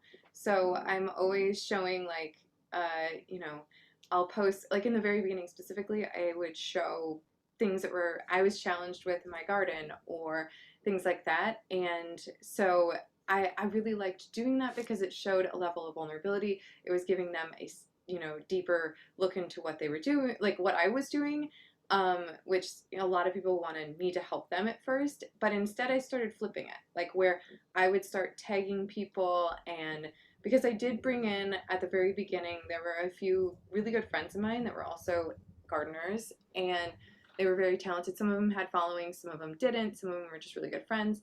And I gave them accounts, and that were free for a year. And I kind of just told them, like, you get to use this space. I just want people that I admire and that can give me honest feedback, that aren't people who are paying, that can tell me what they feel about it. And as I was learning, and what was great about that is I could tag them, and we could create conversations with one another and really start that out. And the paying members didn't necessarily know that was happening, but it really helped create this level of community and allowed me to really lead that. And now we have all these spaces. And I guess like the other thing that I really do with the onboarding is I talk about there's no stupid questions. Like there's never anything that you can ask that anybody's going to think is silly. There's nothing, like, this is a no shame space. And so I lead with that sort of vulnerability and just a very accepting space from the get-go in our onboarding. And so if I want people to feel that comfort there, and they do, it's different than social media. And so they feel like they can post progress photos and they can really talk through ideas. And so I feel like this level of setting that expectation right up front, like this isn't a space where we're, trying to outdo each other. This is a space where we're all learning together, and we're all equals. We're a network of people just trying to figure this out together. And I'm always, in our meditations, I'm asking questions. And, I find that there's certain seasons where people are more involved, and then certain seasons they're not. And but I always have quite a few people that respond, and we have these conversations about certain meditations and these deeper ideas together, and it's really awesome. And for instance, right now there was somebody that was like, I need a cucumber trellis. I don't know what to do. And it sounds really silly, but she wanted a bunch of ideas. And so there was like 10 of us that all came in with different ideas. And then and then we always ask, like, how's it going? Like, what did you do? And like, just continuing this conversation and leading that as the, community person, whether that's you or somebody you hire, it has to be led and shown and done like demonstrated. And so that's something I've learned over and over again. And I just try to think about how would it happen amongst my own friend group. Like if I wanted something to happen, how would I make that happen? And how would that come to be? And so you just kind of have to lead it sometimes. So, but yeah, but it all starts from the very beginning. Obviously, when somebody comes in, like I said, so that onboarding email is really important. And I think Circle does a really good job too of, and I utilize this within our community, is having that space where people can come in, introduce themselves, and for us, they also have an opportunity to show off their garden space. And I have key questions to kind of prompt them, and I think that helps get the conversation going. So yeah. Yeah, I love how you're infusing your community values into the onboarding experience. So you're setting the tone and the energy inside the community and kind of opening a door for people to join you in that. I think that's really beautiful. In terms of time, I'm going to jump into individual questions just because we have our next session starting here quickly. And I also know that Leon has a hard stop time. So out of respect for everyone's time, we're going to dig in really quickly, like rapid fire, if at all possible, while still giving us the nitty-gritty details. So Tom, you have an application-based community. I'd love to hear the pros and cons of why this works well for your community, learn.community. Yeah, sure. So we have quite a robust application form, and that in itself actually filters out people that are serious, because people that bother to fill it out are generally pretty interested. We get a ton of member data up front. This is one of the biggest things. So it's not just seeing if they're a good fit, it's learning things about them, which we can then map to things like member tags within Circle. So for example, we had a member earlier that posted a question, how do I do something in Circle? We could then go to the member directory, filter by people that were on the Circle platform, send a group DM to them and say, hey guys, you're all Circle users, maybe you could help this member here. And it just lets you do community management so much easier, having that data to work with and properly organizing it, and getting it up front at the point of application is huge. Also, we're very selective with who we let in, and that has a tremendous benefit to our culture, to the quality of member, and to the levels of engagement inside, because we vet people and we make sure that they're legit and there's a good alignment, and that also helps reduce our churn. We can also look at demand between cohorts. So we open our doors every 2 months, and if we're like in the midsection between cohorts and applications are not where we need them to be, it's like, okay, cool, we can turn on the marketing tap a bit more. So we can really control. Never do we launch a cohort and we're surprised at the results, because we see exactly in the run up how many people are going to convert, etc., and what the level of demand is, and we can adjust as we go. And then finally, I like the buzz of a cohort launch. So you've got everyone that's applied kind of in private. We get them all together on a Zoom call like this. We have a launch party, which is super fun. We onboard them live and give them a community tour on that call. And then there's like a flood of activity and excitement as we open the doors to a new cohort. All of that for me is more compelling than just like a slow trickle of potentially random people who we have no idea about going into our community. So yeah, that's why I like that approach. And the applications, it's like marketing copy gold. You're able to take the applications and actually use that to qualify exactly who you're looking for. I love that. I'm a big fan of application-based programs as well. Leon, so your community, The Order, accompanies a course called the Codex.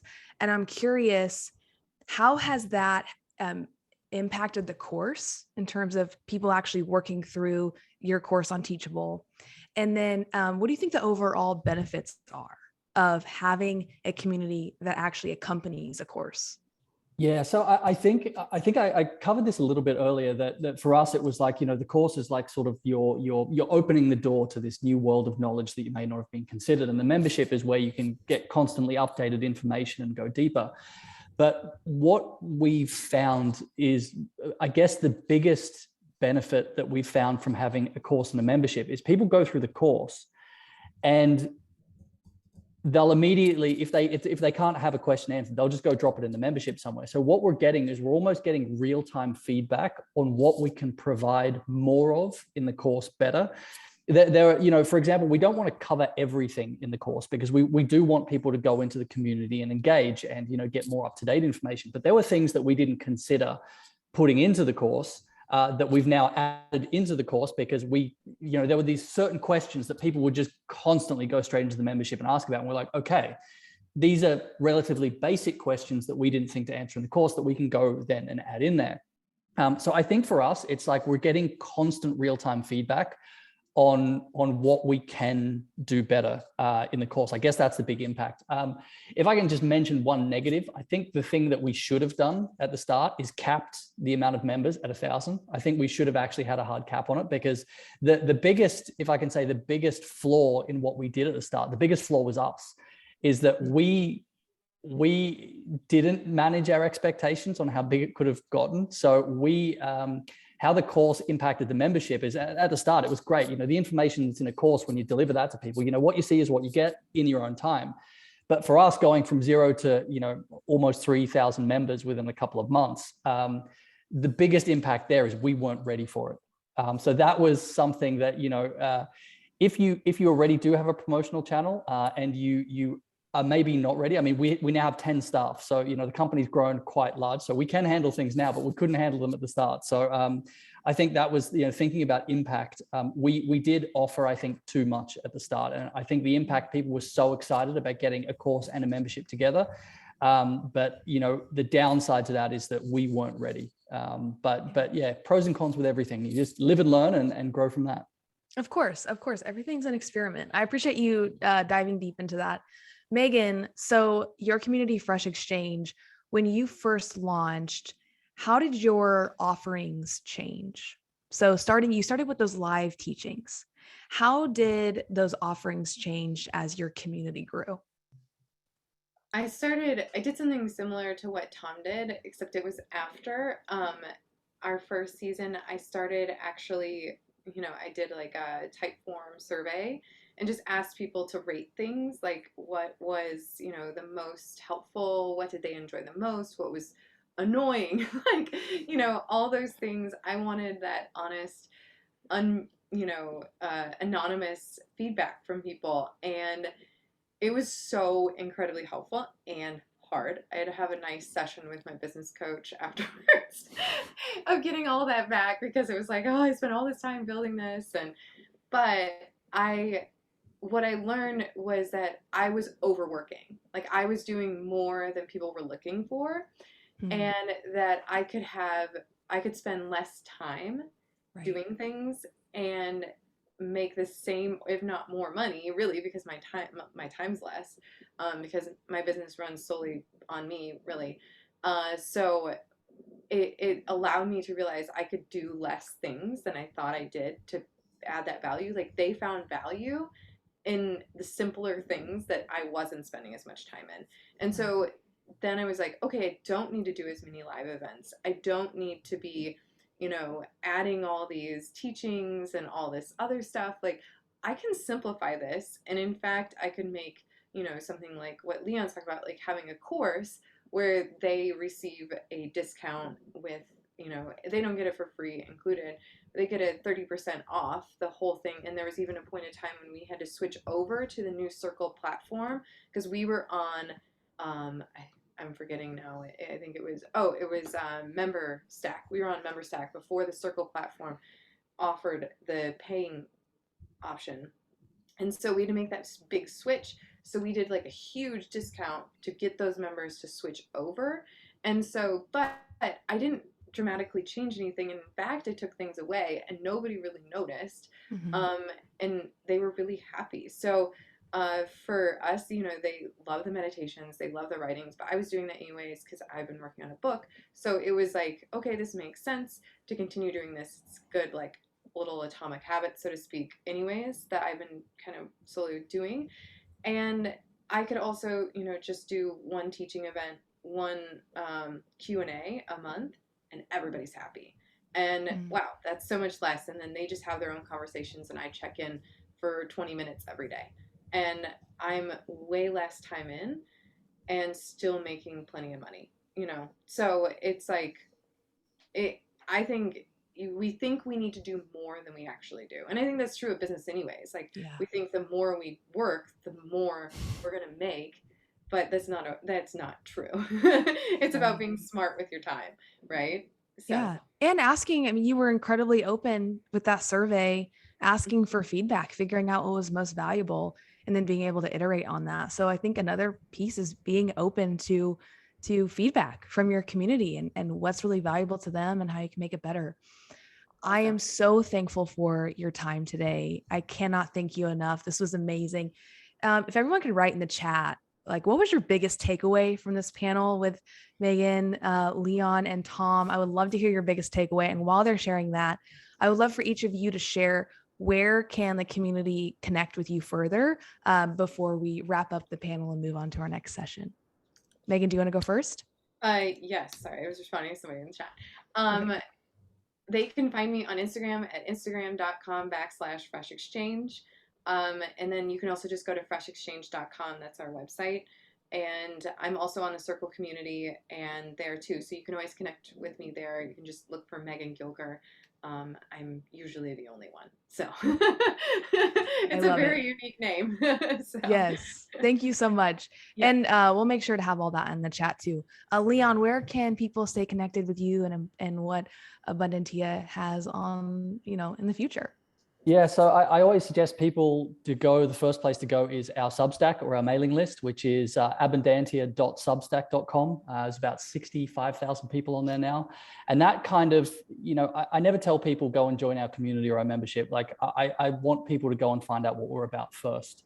And, the newsletter, which comes out once a week on a Sunday is kind of, we talk about things that are going on in the world and try and get people a little bit annoyed with, the state of the planet in certain regards. And, if certain limitations on freedoms and certain people holding lots of power annoys you and what resonates in the email, then maybe what else we're doing is for you. But yeah, abundantia.substack.com is, I think, the first place that people should go. 10 out of 10 can recommend their newsletter. I have had the privilege of reading it and it is fantastic. Love your writing, Leon. You're amazing. Such a fantastic Thank writer. you. Yeah. Tom, I'm going to blush. Yes. Tom, where can people stay connected with you and what's going on with Learn.community? Well, first of all, Alexis, Andrew, and Brendan, thank you so much for having me. This has been awesome. And to my co-panelists, favorite panel ever, and everyone for showing up and in the chat. I can see the feedback. Just a massive thank you. This has been incredible.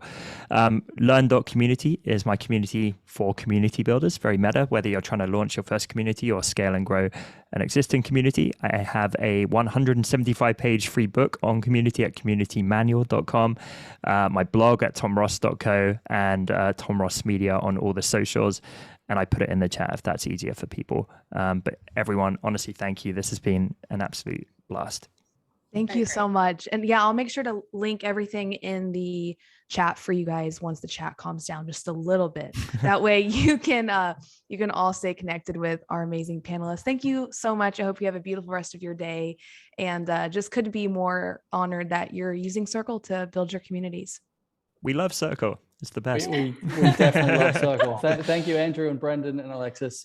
Thank you all. And thank you to the other panelists. And Tom, we're definitely going to get our team to get in touch because I think you can help us make our community even better. I was going to hit you guys up anyway because you're awesome. So sounds good.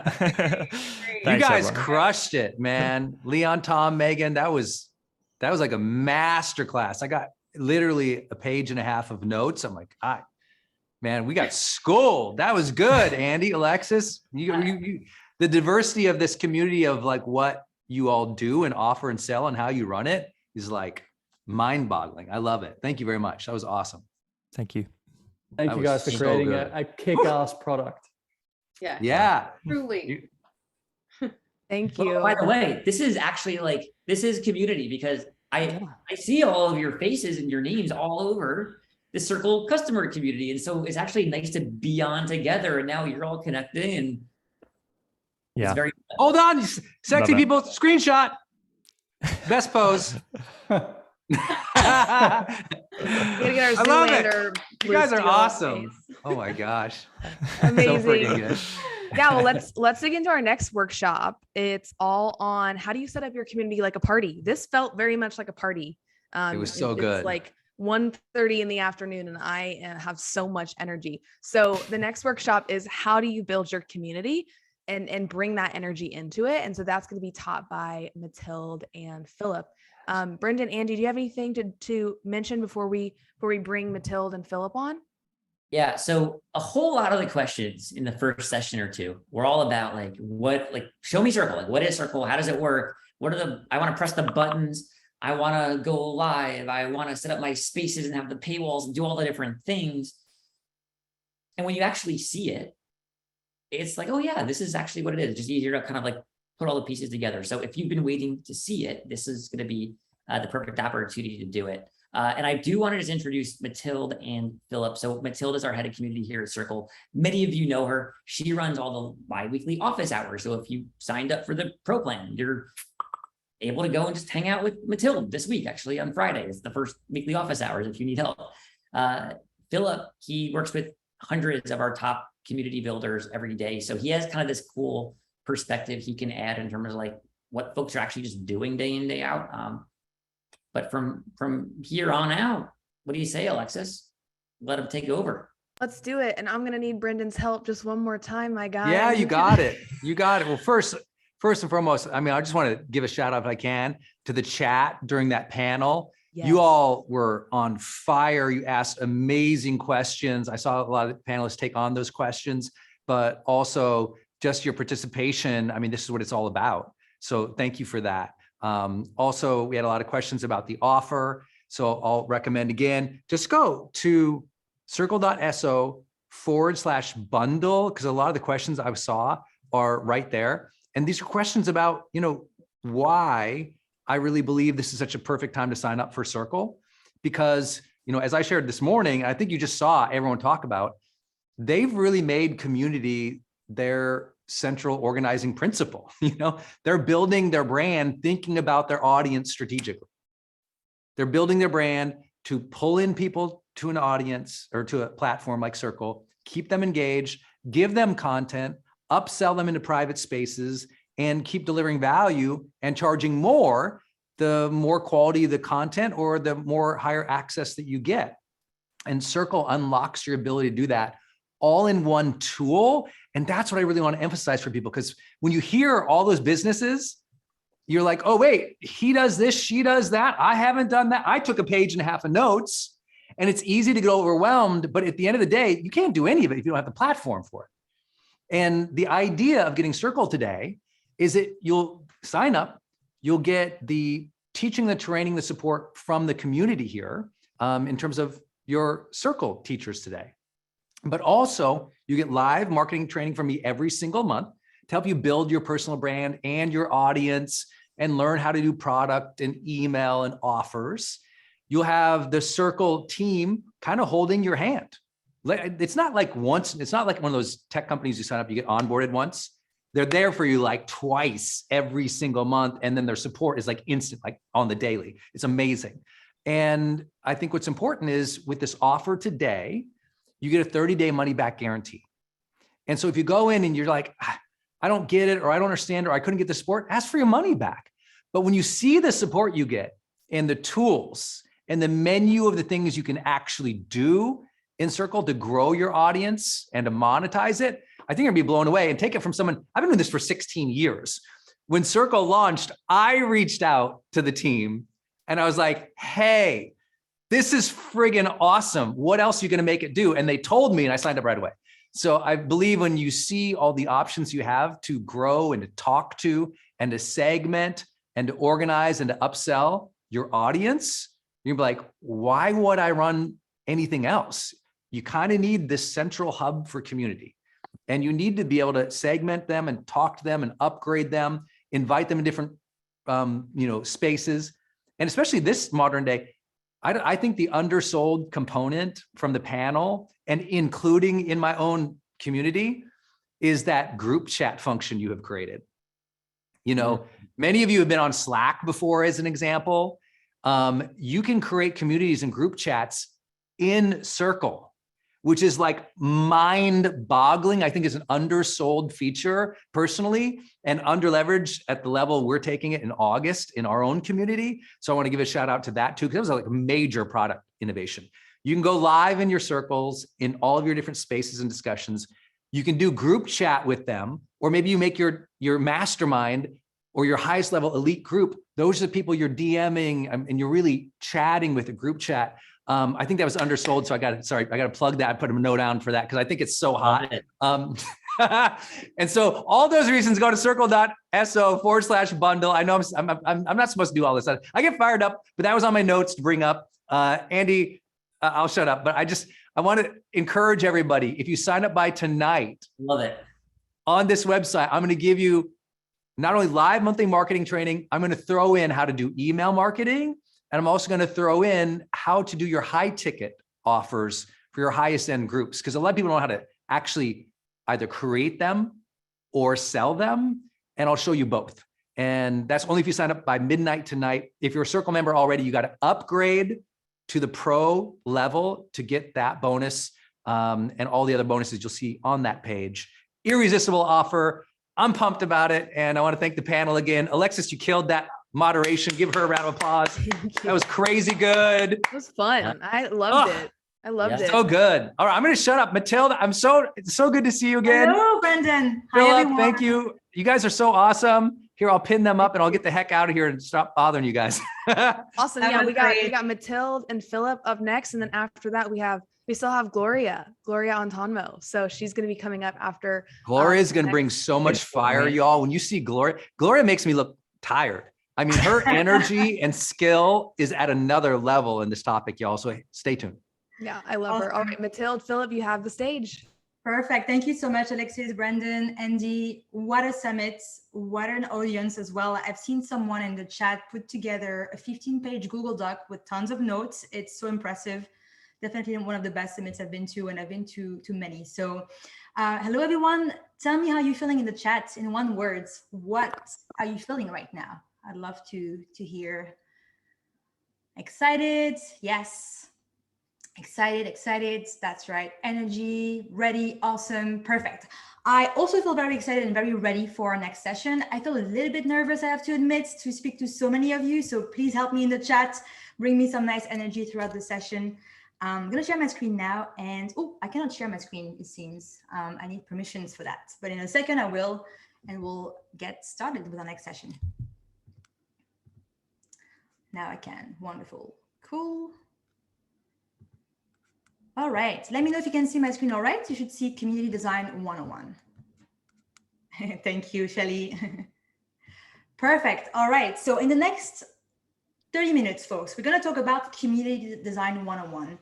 You've heard so many awesome talks and insights on the why and the what of community with our panelists and the talk before. We're now gonna talk a bit more about the how. So in case you wonder, community design is just like product design. It is the ways that you're going to shape and really shape the experience of your community, exactly how it's going to all come together.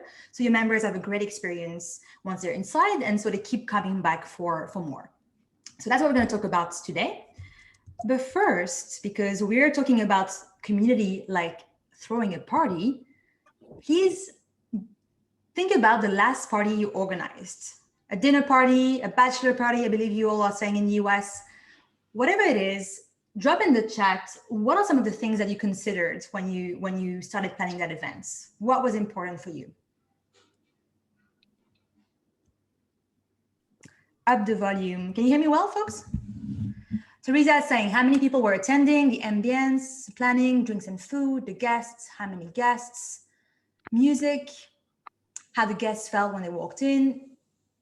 100%. Well, that's exactly what we're going to talk about now, because you might have guessed we asked you this question to kick off the session, because building an engaged community is really just like throwing a good party. You're bringing people together in one place, in one home or one location. And well, first you want to make sure they show up, right? Because people have many options these days. So you want to make sure they're coming to your party. And then you want to make sure they have a great time. Exactly. You want a signature cocktail. That's a very important part of having a good party. So how do you make this work? How can you throw a party that will get people to show up, stay, have a good time, connect, etc. So I'm going to share 6 principles to help you do just that. And then Philip will take over and is actually going to walk you through how to put these principles into practice by building a real community from scratch together live. Are you ready? Awesome. So those principles, just quickly, where do they come from? They come from observing thousands of communities like Tom's community, Megan, Abundantia as well. We have thousands in there in the Circle community that we can learn from, that we can observe, that we can kind of like reverse engineer what makes them work. But, you know, as much as we'd love for you to use Circle, please use Circle. If you use another tool, those principles will apply as well. Hi, Said. I'm keeping an eye on the chat and seeing so many familiar names, which is awesome. Cool. So here are the 6 principles that you want to keep in mind. I'm going to break it down. I'm going to talk a bit about each of them. And then we're going to also look at an example of how a specific community builder from the Circle community has really nailed that principle. So first, you want to give people a reason to attend your party. You want to get the right people in the room. You want to address your table, welcome your guests. Then you want to be a great host. And finally, you want to keep the party going. Okay, so principle number 1, give people a reason to attend. Andy and Alexis told you a lot about the importance of really nailing that key transformation that you want to offer your members, that you want to help your members achieve together. Every community has a core purpose, a core reason that will bring your members together. So it's really important that you hone in on that purpose. Just like when you are throwing a party, you want to have really a reason, something that you're going to celebrate together. If you need some inspiration, Andy has shown you so many landing pages, community websites that you can take inspiration from. We actually have a showcase that you can use where you can really browse all those examples and more. Francisco, thank you so much. You've just put the link in the chat. This is actually a public space that we have created in our Circle community where you can browse, you know, examples of community landing pages. You can also watch some really short video tours of how this community comes together behind the scenes. So take a look at that if you were, you know, taking notes, or if you were just there was so much value that we shared in this first sessions today. If you go to the showcase, you really have all of the examples that we shared in one place. Principle number 2, you want to get the right people in the room. When you're hosting a party, right, most likely you're not going to invite everyone. I mean, you're not going to invite all your friends at this party. You want to be selective. You want to make sure that you invite people who are going to get along, right? Tom Ross told you about his application process.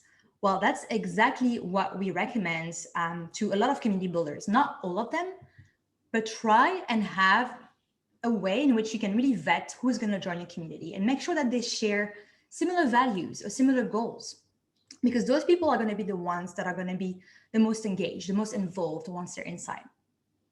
So here I've just actually pasted, it's pretty timely that you heard Tom right before in the panel, because I've actually went in and kind of like added some examples of his application process. Maybe it has changed since then, but like this is the first one that he launched Learn.community with. So, you know, questions like, what would you ensure that you stuck around in the community? What can you tell me to indicate that you're going to be an active and value-adding member? So not everyone is in Tom's community, and that really paves the way for participation and engagement. Principle number 3, we are halfway. Dress your table.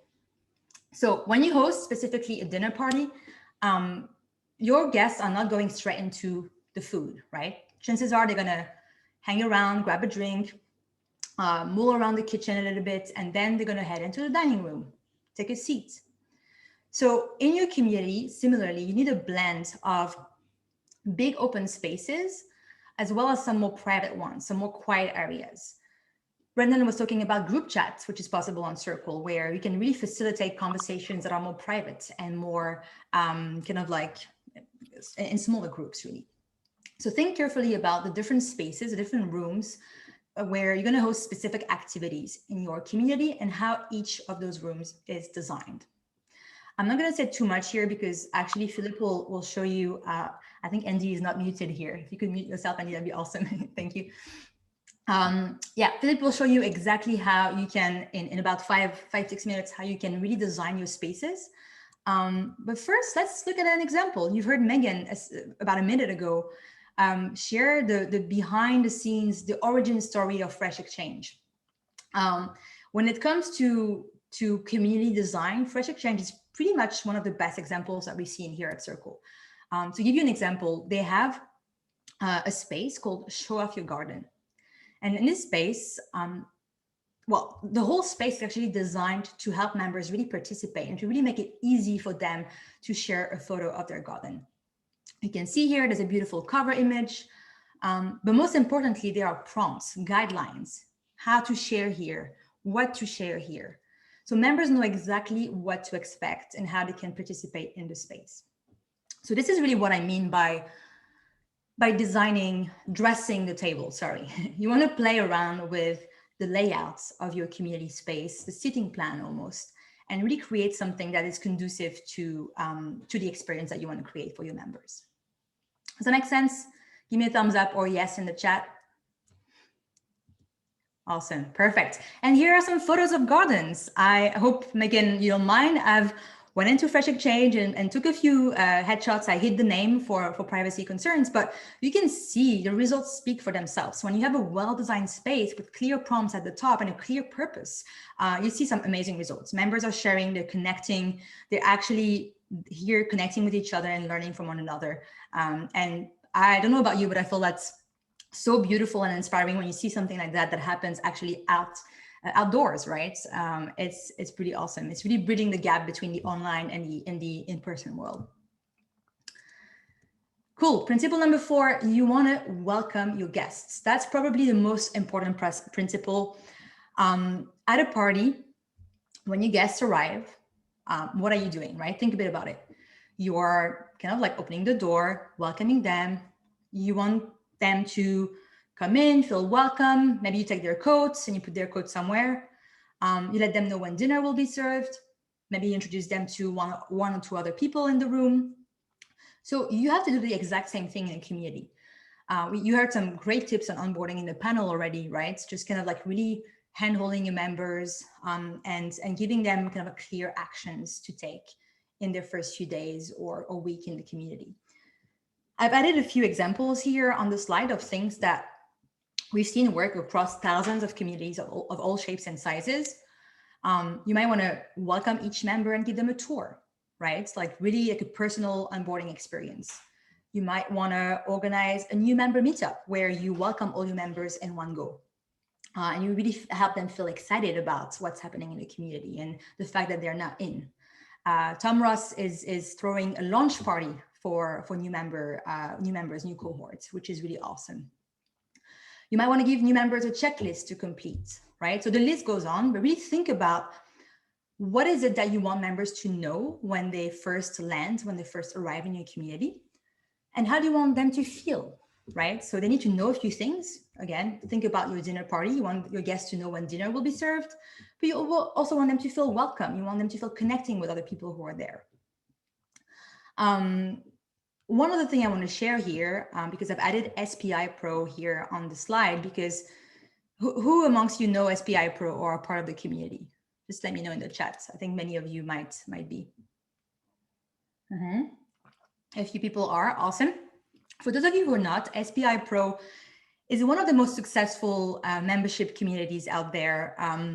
It was created by Pat Flynn, who's going to also speak at the summit. It's for business owners, entrepreneurs. And so their community is actually outstanding. It's one of the most engaged communities that we've seen at Circle. And their onboarding actually starts before members join the community. It starts, I believe, in the week prior. So they have a whole email sequence that, you know, every day of the week, new members receive a bite-sized email that lets them know, you know, that reminds them what SPI Pro is all about. What are the values? What is it that they're getting once they're inside? And once they are inside, they land in this really beautifully designed start here space that gives them quick actions to take. So keep in mind, onboarding, really important parts of designing your community.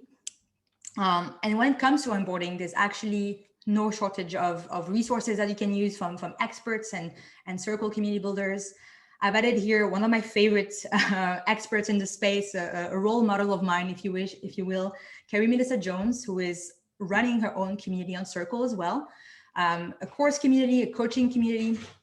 And she created, I think it was last week or a few days ago, a whole video on YouTube that we're going to share in the chat, where she goes through exactly how she onboards her new members in the Circle community and how she uses all of the features that Circle has to offer to make sure that her new members have a great first-time experience. I really love Carrie. And if you are in the Circle community, you probably know her already because she came and teach some awesome workshops on the art of engagement, onboarding, and other really key topics in community building. Cool. We have 2 more principles to go through, and then Philippe will go into the practical side of things. Principle number 5, at a party, you want to be a great host, right? It's not enough to prepare awesome food and to dress the table. You want to make sure that you connect people who are here. There is this really memorable principle that I got from a course that also runs on Circle. These days, everything runs on Circle, which is awesome. This principle is the CEO principle. It's very memorable, right? You want to connect your members early and often. You want to make sure that as soon as they're in your community, they have someone else they can talk to. They have, they can go in the member directory, because we have this in Circle as well, and find people who have similar interests or goals. I also added an example here of Dreamers and Doers, a really, really engaged community for women entrepreneurs that migrated from Facebook last year. They have a whole space that's focused on kind of like location-based spaces where their members can self-organize and really find other people in the same location as them. So as a host, you want to pay close attention to creating those spaces or those messages, those experiences that will connect your members, because the more connections you create in your community, the stickier it's going to be, right? Content is awesome. You need content to, drive value and provide education. That's great, but connections is even more important because it's more scarce in our day and age. So really pay close attention to being a great host and creating connections in your community. All right, last principle, keep the party going. One of the best ways to do this is by organizing events, recurring events that will get your members to come together, get to know each other, share experiences, whatever your event is about. Make sure it's something that your members come to expect. In Circle, in the community, we have office hours twice a week, every Tuesday and Friday. When I started office hours, I literally had 2 people show up or 3 people, and I really focused on serving those people. Now we are dozens and dozens. We have our regulars who help other people. We have, those who are coming back to really help folks with the technical side of things, those who are coming for the strategic tips and tricks. So the moment we started hosting office hours at this regular cadence, not the moment, but it took a bit of time. Again, you have to experiment and you have to give yourself time to see results. But we've really seen an increase of engagement afterwards, because it makes sense, right? You come at an event, you're excited, you meet other people, you discover what they're building. You're gonna be more likely to then drop them a DM in the community or answer their questions asynchronously in the Ask for Help space that we have. So your events are not just a way to create engagement at the event, it's also a way to create long-lasting engagement afterwards. Another thing you can do, I won't say too much here because we have a full workshop together tomorrow on the topic. You can create rituals, moments or questions, conversations that are very, very, very easy for your members to participate in. In Circle, we have Wednesday wins. Every Wednesday, a lot of our community builders are coming and sharing a win that they have experienced in their community. There's so many examples of rituals. Again, please join me in the workshop tomorrow that we have. I don't remember the time. I believe it's around the same time as today. We're going to talk about rituals and how you can use them to drive engagement and keep the party going. Awesome. Let's summarize the 6 principles. Give people a reason to attend. Get the right people in the room. Don't be afraid to be selective. Dress your table. Welcome your guests. Try to be a great host. And then keep the party going. If you do those 6 things, or if you pay attention to those things, you will be well on your way to building an experience that your members will actually show up for. Now, how can you put those principles into practice? Philip is going to show you. Philip, are you ready? Yeah, I'm ready. Thanks Awesome. for the introduction. And I really love those principles because I think that they cut across all different types of communities. And, I've talked to over 1,000 people who are trying to use Circle and build communities over the last year. And those principles would help everyone. And then the thing I love about Circle is that every 1,000 of those people could actually use the platform. I've worked at other platforms before where I had to tell people no all the time. But now at Circle, there's pretty much a way you can do almost anything in the platform. It's so flexible. And that's really what I want to show you today is to create some spaces with you, show you how you can, lay out those spaces and set people up for success, how you can onboard those new members and keep them engaged over time. So I believe, how much time do we have left here, Mathilde? Do we have 10 minutes maybe? Around 10, 15, I think, unless Alexis is telling me otherwise. I think you can go ahead and get. Well, great. We'll take 10 minutes. So let's focus on the basics. Taking a lesson from Tom in that last call, let's focus on an MVP and really just get this thing started out super simple. So whenever you create your trial, you'll start out with maybe a few, templated spaces, but, right now we'll look at this community with no spaces in it whatsoever. So we'll start with a blank slate. Can everyone see this sort of blank community here as well? Yes, great.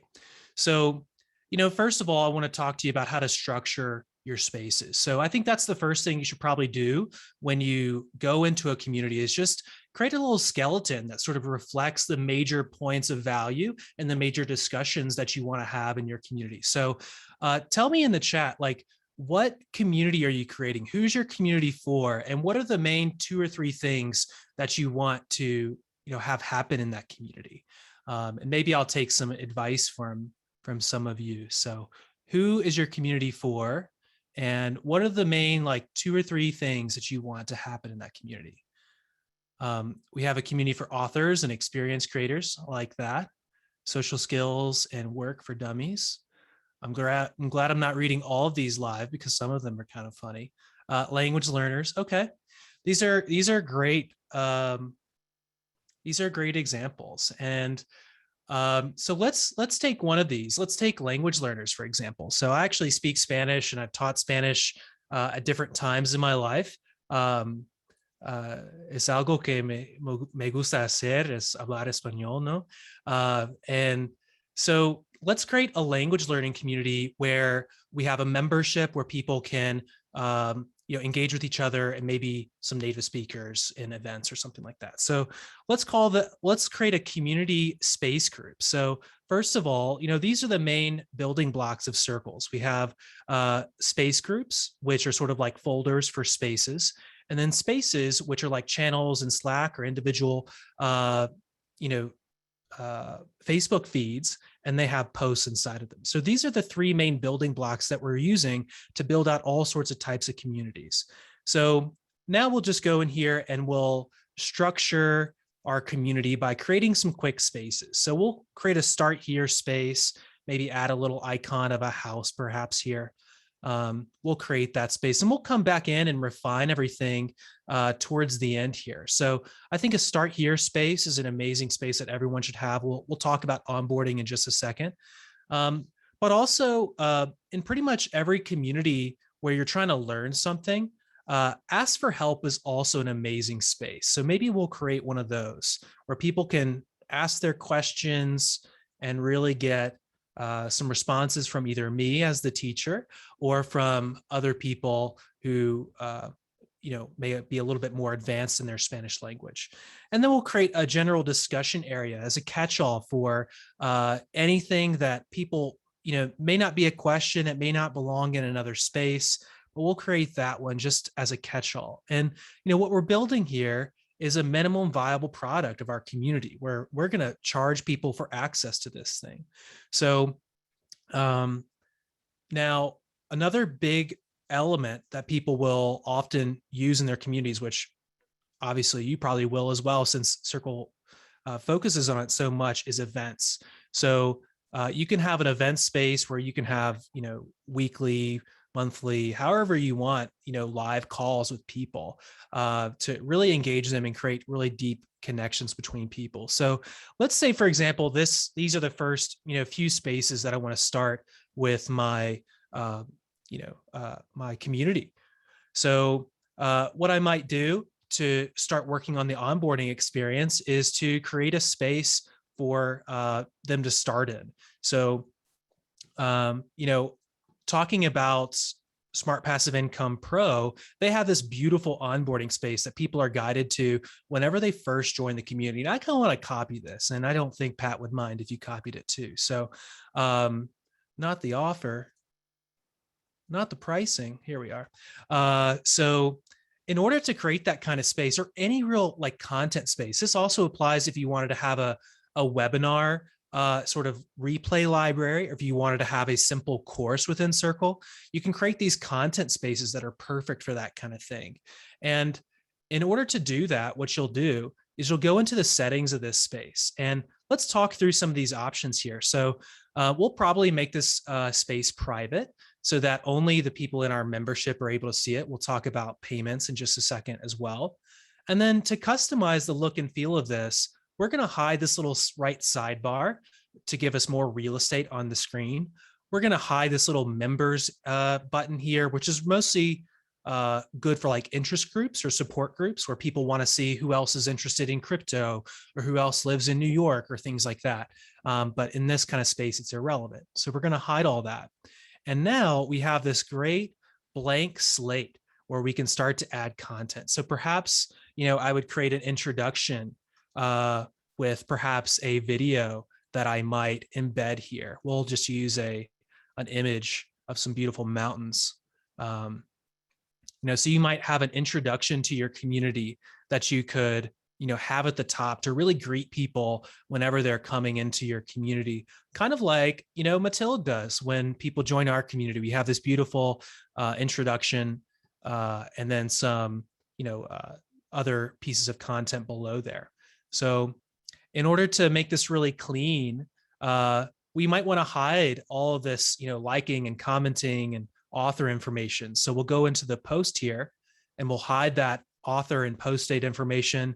We'll disable likes and comments, and we'll also pin this thing to the top to make sure this is what people see, at the very beginning. And then we'll also disable truncation. So if this is a long message with a longer introduction, it'll show that whole introduction before showing the rest of the posts in this space. So now look at this nice clean message. If this was a beautiful video with my smiling face on it, it'd be a really welcoming, introduction to the community. And then for your code of conduct or something like that, that might be a good thing to have as well as a post in here. You could have that as a post below in this space, and we might make this a card view space. So instead of having it in like a Facebook feed style view or a list view, we'll make it a card view. And that's perfect for these content spaces. So you can go into the settings of that post and you can add a little image or a thumbnail, and you can hide all that meta info we were talking about before. And this is sort of how you build out these content spaces and make it really clean and something like you might have seen in a membership site or even a course platform before. Obviously, this looks kind of ugly because I don't have great content to put in here, but you can imagine that you can have spaces for content and then spaces for discussion. So let's take one more minute to talk about how to orient a space for discussion, and then we'll talk about segmenting and payment processing.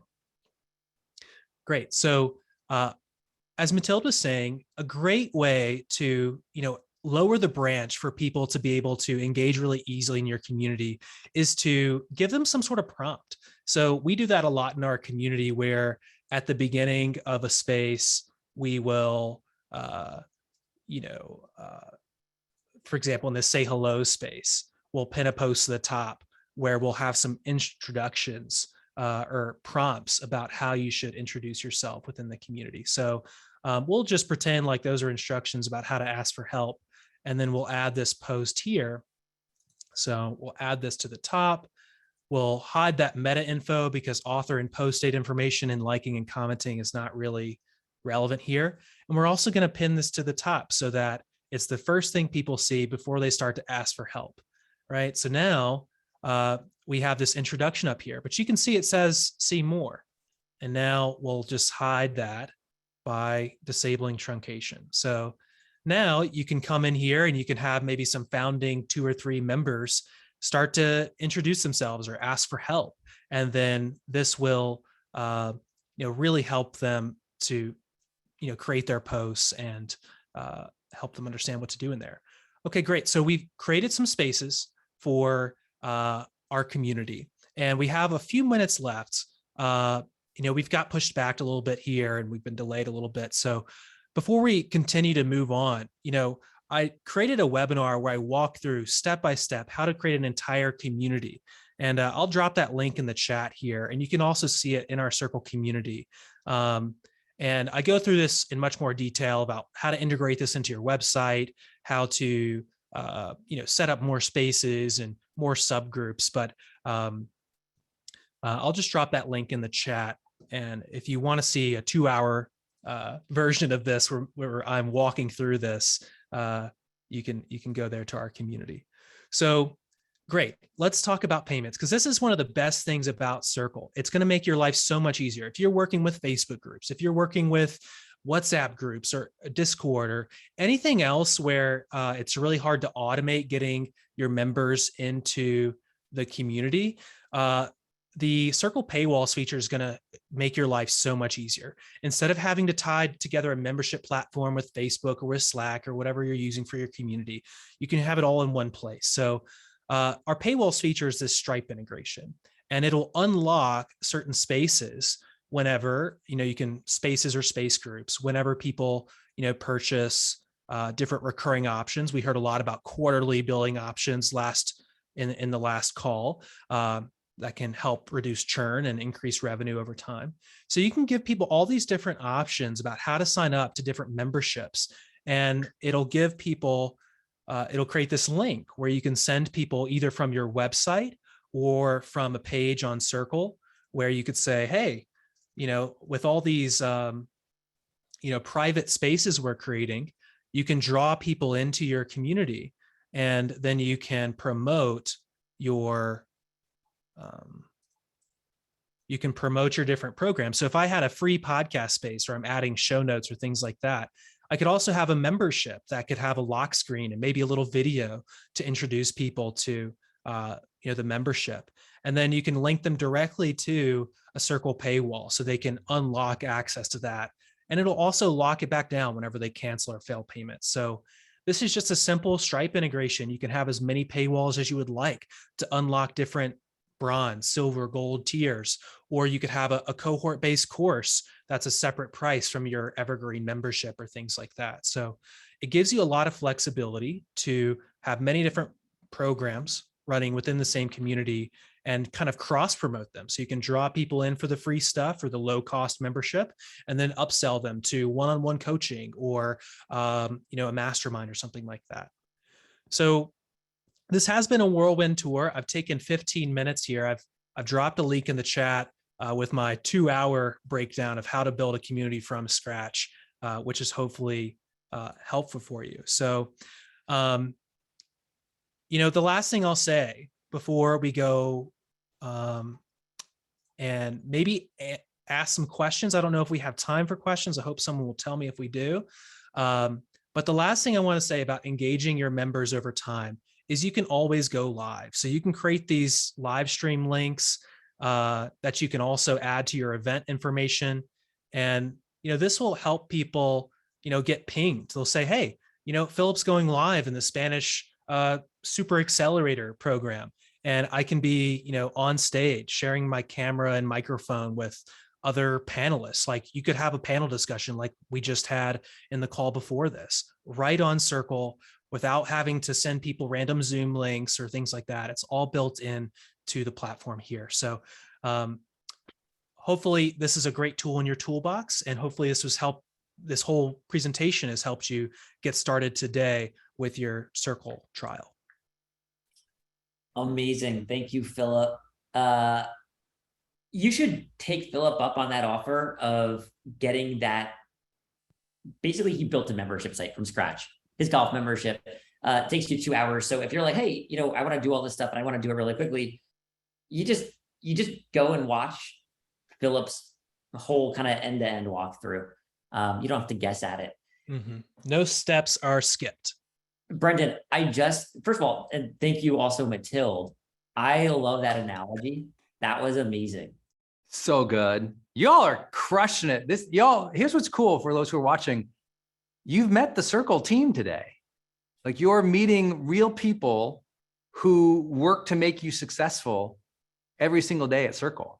I mean, how rare is that for a tech company, right? You never meet the people. There, you hear there's some engineers somewhere or something, or there's a sales guy somewhere, but these folks are helping every single day. Mathilde has helped me. And so I just want to reference to you that's the power of Circle, is like, this is it's not just a community building platform. It's actually a community of people who help you.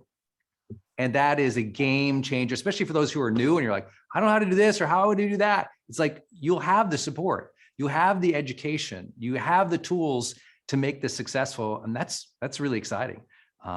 Anyway. 100%. Can't wait to see you all in the community if you're not a part of it. And if you are, we'll see you tomorrow or the day after for office hours. So thanks for the opportunity. It was awesome. Thank you, Philip. Thanks, Mathilde. Andy, do you want to be on Glow now?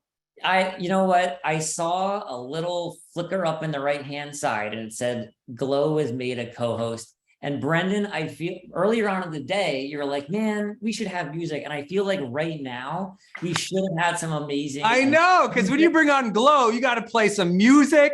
I know. You got to get ready for fire. I'll quick brief intro, because I see here on video, Glow is one of my very favorite teachers and creators online. Her energy, her ability to serve, and most importantly, like the hardest thing is to be authentic in your creativity, to be authentic in being honest about your values or saying what you stand for, especially in times of turmoil, when people judge you, when people don't like something, to be able to use your voice and speak up for what you believe in, to try to attract people who are into that as well. So you have an authentic community, to take risks, and also do all of this stuff that we're talking about and manage your lifestyle. Not overwork, take a break when you need it, build it at the pace that you want to build it. I think those are so key. And Glow and I share a lot of values in that, because what's the point of building all this if we burn out? What's the point of trying to manage and run a community if we're not building a community that we actually like and relate with and is true to what we care about? And so I think Glow is a master of all those things. She knows I'm a huge fan, and we do a lot of work together at Growth Day. So I've just seen her serve so many audiences at such a high caliber. It's an honor to have her here in the Circle Growth Summit. Glow, what's up? I am so ready to serve. Thank you all. What incredible value. Y'all are getting more than what you came for, because we are going and we're going. And hope y'all have some energy left for me. So much fire. Andy or Alexis, you want to say anything to intro Glow as well? And absolutely. I just have to say, you go ahead first, Alexis. I was just going to say, I had the chance to meet Glow. We met in 2018 and we shared a plate of fish tacos. And I remember I was like, and now she's single-handedly one of my favorite people to follow on the internet. Incredibly educational. The value is there, her energy. I'm so thankful that we get to have time with you today. This is amazing, my friend. I'm honored. I'm blessed. I'm humbled. I'm ready. I can go right into it. Let's do it. Let's go. Let Glow fly. That's what she does. Okay, Glow, I'm so excited to hear this, and I'll pin you up so people can see you, and take it away. All right. So we're going to talk today about building a community around your brand, voice, and values. I feel like every iteration of my business and my journey as an entrepreneur has been around building a community around my brand and my values and my voice. I started, for those that don't know, at 11 years old, so 21 years ago, on a platform called Xanga, where I was a blogger. And I just wanted to blog my life. I remember being in elementary school and I didn't have friends. And so I would ask my teacher, can I stay in during recess? Because maybe I can find friends on the internet. So pathetic little me had no idea that I was actually building and planting the roots of what would then become my career, and building a lifestyle out of storytelling, out of showing people that you can build community online and that your exact just brand of weird exists out there. So I'm very honored and excited about today. So first I want to start with an African proverb. It's called, or it goes like this: if you want to go quickly, go alone. If you want to go far, go together. Now, my parents are Nigerian. I know Brendan loves when I do my mom's Nigerian accent, but it's very common in a lot of cultures, those of you who have immigrant parents as well. You're told to be a doctor, a lawyer, or a disappointment. Like those are your three options growing up. And I always knew that, like, okay, I want to please my mother, I want to please my parents, but I also know that I have something deeper and different. And so I was like, Mom, I think there's something here with this internet. I think there's something here with this social media. I think there's something here with this storytelling, community building, authenticness. And I knew that, like, if I could just stay rooted in who I am and just be who I am and be present online, that the people that I wanted to serve would find me. Now, what the agenda is for my talk, I'm going to talk about building a mission-based community. So having a mission and building a community around that. And then strategies for deeper connection as well, because you don't want to just connect at the surface level. You want to have ways that you're actually going in depth with the people that you want to serve. And then how to identify those who can amplify your message so that you're getting your message out there to the masses, unifying your community, and then a little group formula framework that I came up with. All right, so first off, your tagline. Now, a lot of people don't really have a tagline. This could also be known as a mantra. This is for your circle community or for your business. But what do you want to be remembered by? That's basically it, because your mission becomes your tagline. So think about, what is the legacy here that I'm trying to build? What do I want people to say about me when I'm no longer in the room? You ever go to dinner and like you're talking with a bunch of people and then you leave and, you know, people will talk about you after you leave? Just kidding. If they're good people, they don't. But what do people say about you when you're no longer in the room? Because that is actually what becomes your legacy. And that's a scary thing, is a lot of us aren't managing our perception or the way we come across, because we're just posting whatever, we're doing whatever, we're not being intentional about the way we show up online. And I know that at my core, I want ethics, morals, integrity, humility, generosity, positivity, encouragement. Like, I want this to ooze out of my brand when I'm showing up, because by doing that, I'm attracting that in my community. Your community is a reflection of you. So whatever your mission is, that becomes your tagline. Now, I want to use Nike as an example because, of course, they're a global brand. I've been to 91 countries, and I don't think there's a single country that I've been to where I haven't seen someone wear Nike shoes. Now, Nike isn't selling a check mark. They're selling the just do it mentality. They're sharing and showing that there's this inner beast and monster inside all of us, that we can just do it. We can overcome whatever we want to accomplish. Like, it is possible. Like, that is what they're selling. And that's why they're this global company. Now, what is your mission? What are you actually selling behind the community, behind the course, behind the class? Because that is what people are going to buy into. It's not so much the physical, tangible products. It's the, oh my goodness, I believe in myself again. Oh my goodness, Glow makes me confident again. Oh my goodness, now I feel like I can do what I've been called to do, or I have purpose to my life. Like, that is what you're actually selling. So I want you all to be really intentional tonight after we end this summit. Like, think about, what is my mission? What am I actually unifying people around? Because that's what's going to make it stick. Now, here is why your mission matters. First one, missions need movement. People want to feel like they're moving from one way of living or thinking to another. When you're living a very static life, it's easy to feel uninspired by what you're not doing or where you're not going. So what are you promoting as a part of, like, okay, this is the journey. This is the customer roadmap. This is the customer journey. When someone enrolls in my community, they've joined my space, here is where I can show them that they're going to be led to. Missions need movement. Now, missions also need momentum. People want to feel called to rise to an occasion with vigor and urgency for positive change. Like, you've got to rally, you've got to stand behind something. There's a quote that says, stand for nothing, fall for anything. Like, you've got to be willing to be like, I might be a minority here standing alone in this particular realm, or I'm going to be vocal about my passion or my allegiance to a certain way of life. But like, I'm gonna stand firm in that, because there's other people that need to see that. And missions need momentum.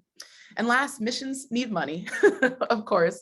Brendan says it all the time. You need the money to sustain the mission and the message. It's true. If you can commit a full year to dedicated focus on a single skill, by default, you're gonna rise above your peers. By default, anybody in your industry doesn't matter, because what you're doing is so singular focused. You're so intentional. You're so mission driven. You're so focused in the way you're moving. No one can touch that. And that's what's going to separate you from everyone else. Now, your community, as I mentioned, is a reflection of you. So if you want deeper connection, you've got to post deeper content, period. Period. Now, what do I mean by that? I always look at social media as the depth spectrum, because for most of you, you are going to get your first community members from social media. They're going to come from social media or your email list, and chances are your email list came from social media. So social media is a great place to start garnering those first people. Now, surface level content. This is the cliches. This is the live your dreams and, believe in yourself and have a great day. Like, sure, that's positive, and sure, that can be motivating when someone sees it at the right time, when they need it, but it's very surface level. I'm not learning much about you. If you're only posting just enough to have content, yeah, that'll get you content on your page, but it's gonna keep you with the rest of the masses. Now, the next level that you can go to is service-based content. So leaders, I love people who use their platforms for educational content, because that serves and speaks to their journey. They now invoke their personal story. They're now committing to a deeper level of commitment, responsibility, obligation, because it is easy to have a social media page and post whatever you want. Trust me, every now and then I'm like, I'm ready to go back to that life. But I know I'm called. It would be a disservice to the gifts and the mission that was placed on my life if I just use my social media page as however I wanted. And so I rise to the occasion and I post educational stuff. And even when I'm going through hardships in life, I'm like, what's the lesson in this? What can I bring to social media and share the lesson or the insight, the enlightenment? How can people come away with this? Because I want to be the person that no matter whether it's a high day or a low day, I'm coming with value. And then last, you can share the secret stuff.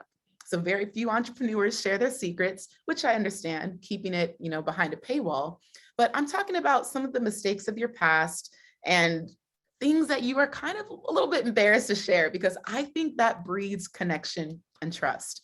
People want to know, trust you. I'm sure you've heard of that before. The like, the know, and the trust. People invest in those that they like, know, and trust. And trust is always that missing factor that I think a lot of people struggle with.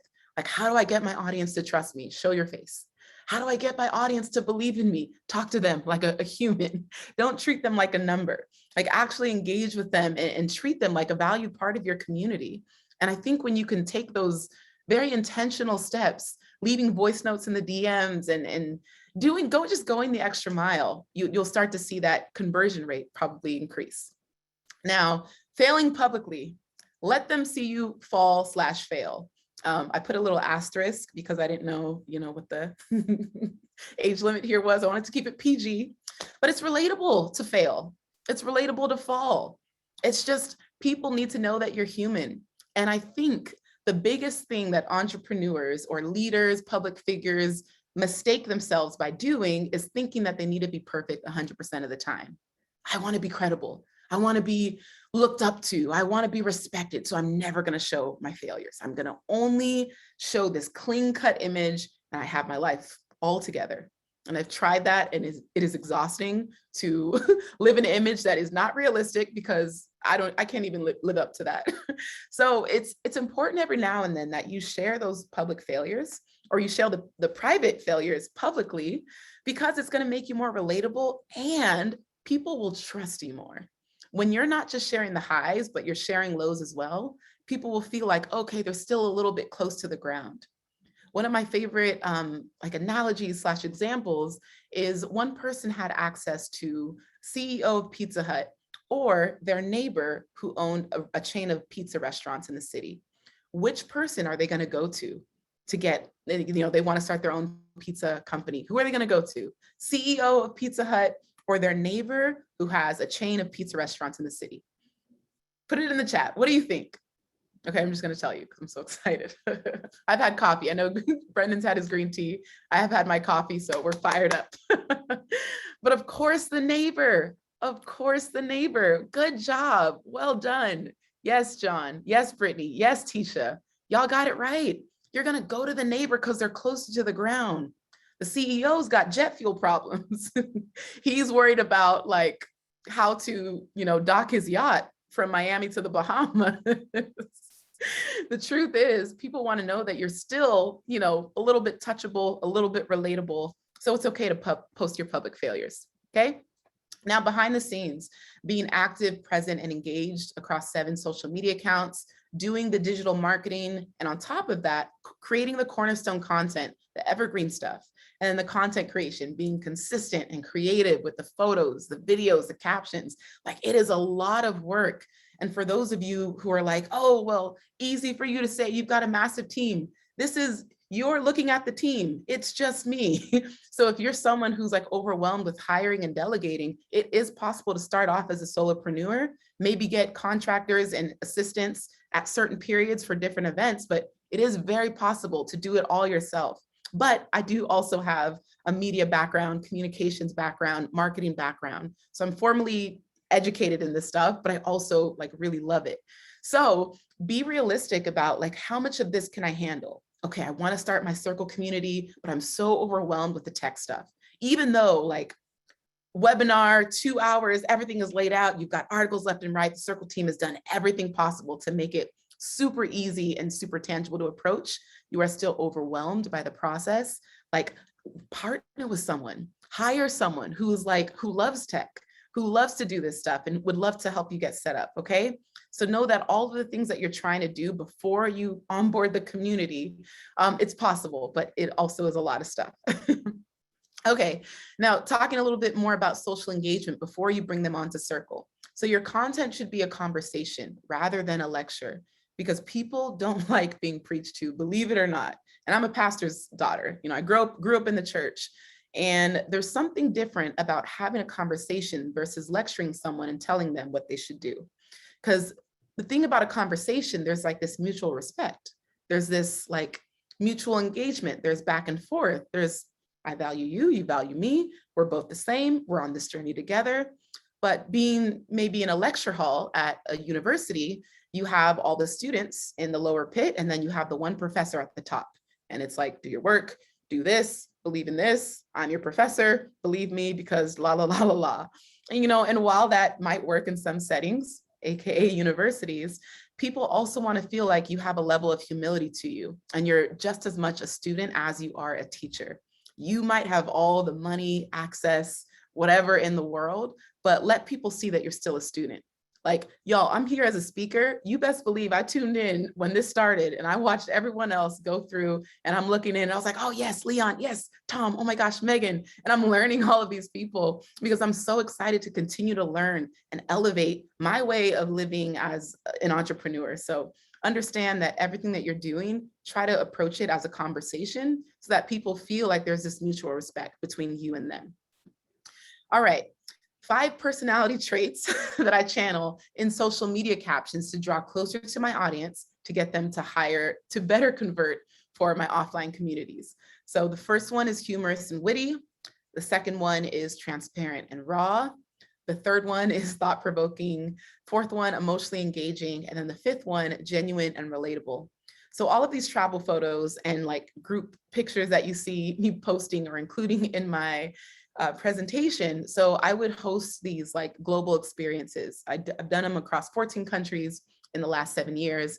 I absolutely love it. That's my favorite way of connecting with my community, is taking our online connection and bringing it offline. But there is something I do very intentionally in my captions to make sure I'm engaging and tapping into different parts of my community. Because what you also want to be mindful of, because I think it was Tom that mentioned having a strong vet system, making sure you're vetting the people that come in, but you also want to make sure you're not creating like an echo chamber and like this silo of people who are just echoing what I already believe, because there is also power and beauty in being challenged a little bit and having diverse opinions and having people with diverse backgrounds and perspectives, because I think that's how you actually learn. So going back to some of my examples. So when I was a travel blogger, here were some of the content that I produced. I would talk about the top 10 pickup lines from foreign men, 10 ways to gain weight while you traveled. My favorite souvenir is calories and weight gain. And then 10 of my biggest mistakes as a travel blogger. Now that this might make me seem like, oh, you know, she's just goofy, but I was tapping into people's humorous sides, because I believe everyone has a humorous side to them. So don't be afraid to kind of list out like, okay, what are all the sides to me? Because you want to feel like you're coming to social media with all of you. If you feel like you can only be one person on social media, for me at least, that's going to feel like a prison. It's going to feel like I can't be my full self. It's going to feel like I'm faking it. And I want social media to be a place where I'm free to show all parts of me and to be who I want to be. And that's a form of self-expression. The second one is transparent and raw. So I would share content about how I was able to afford to travel, what it's like traveling as a solo Black woman, and then talking about my worst traveling experiences.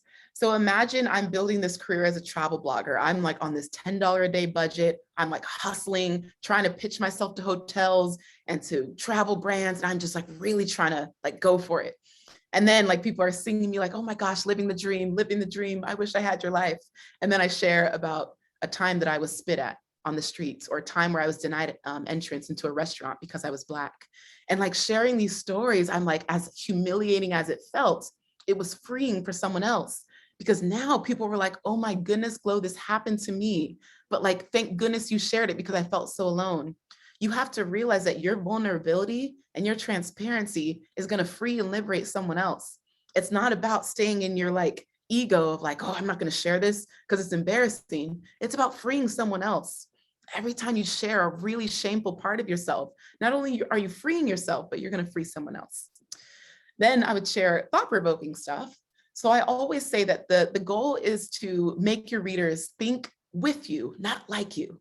Make them think with you. They don't always have to think like you. That is okay. You can agree to disagree. Again, that is how we grow.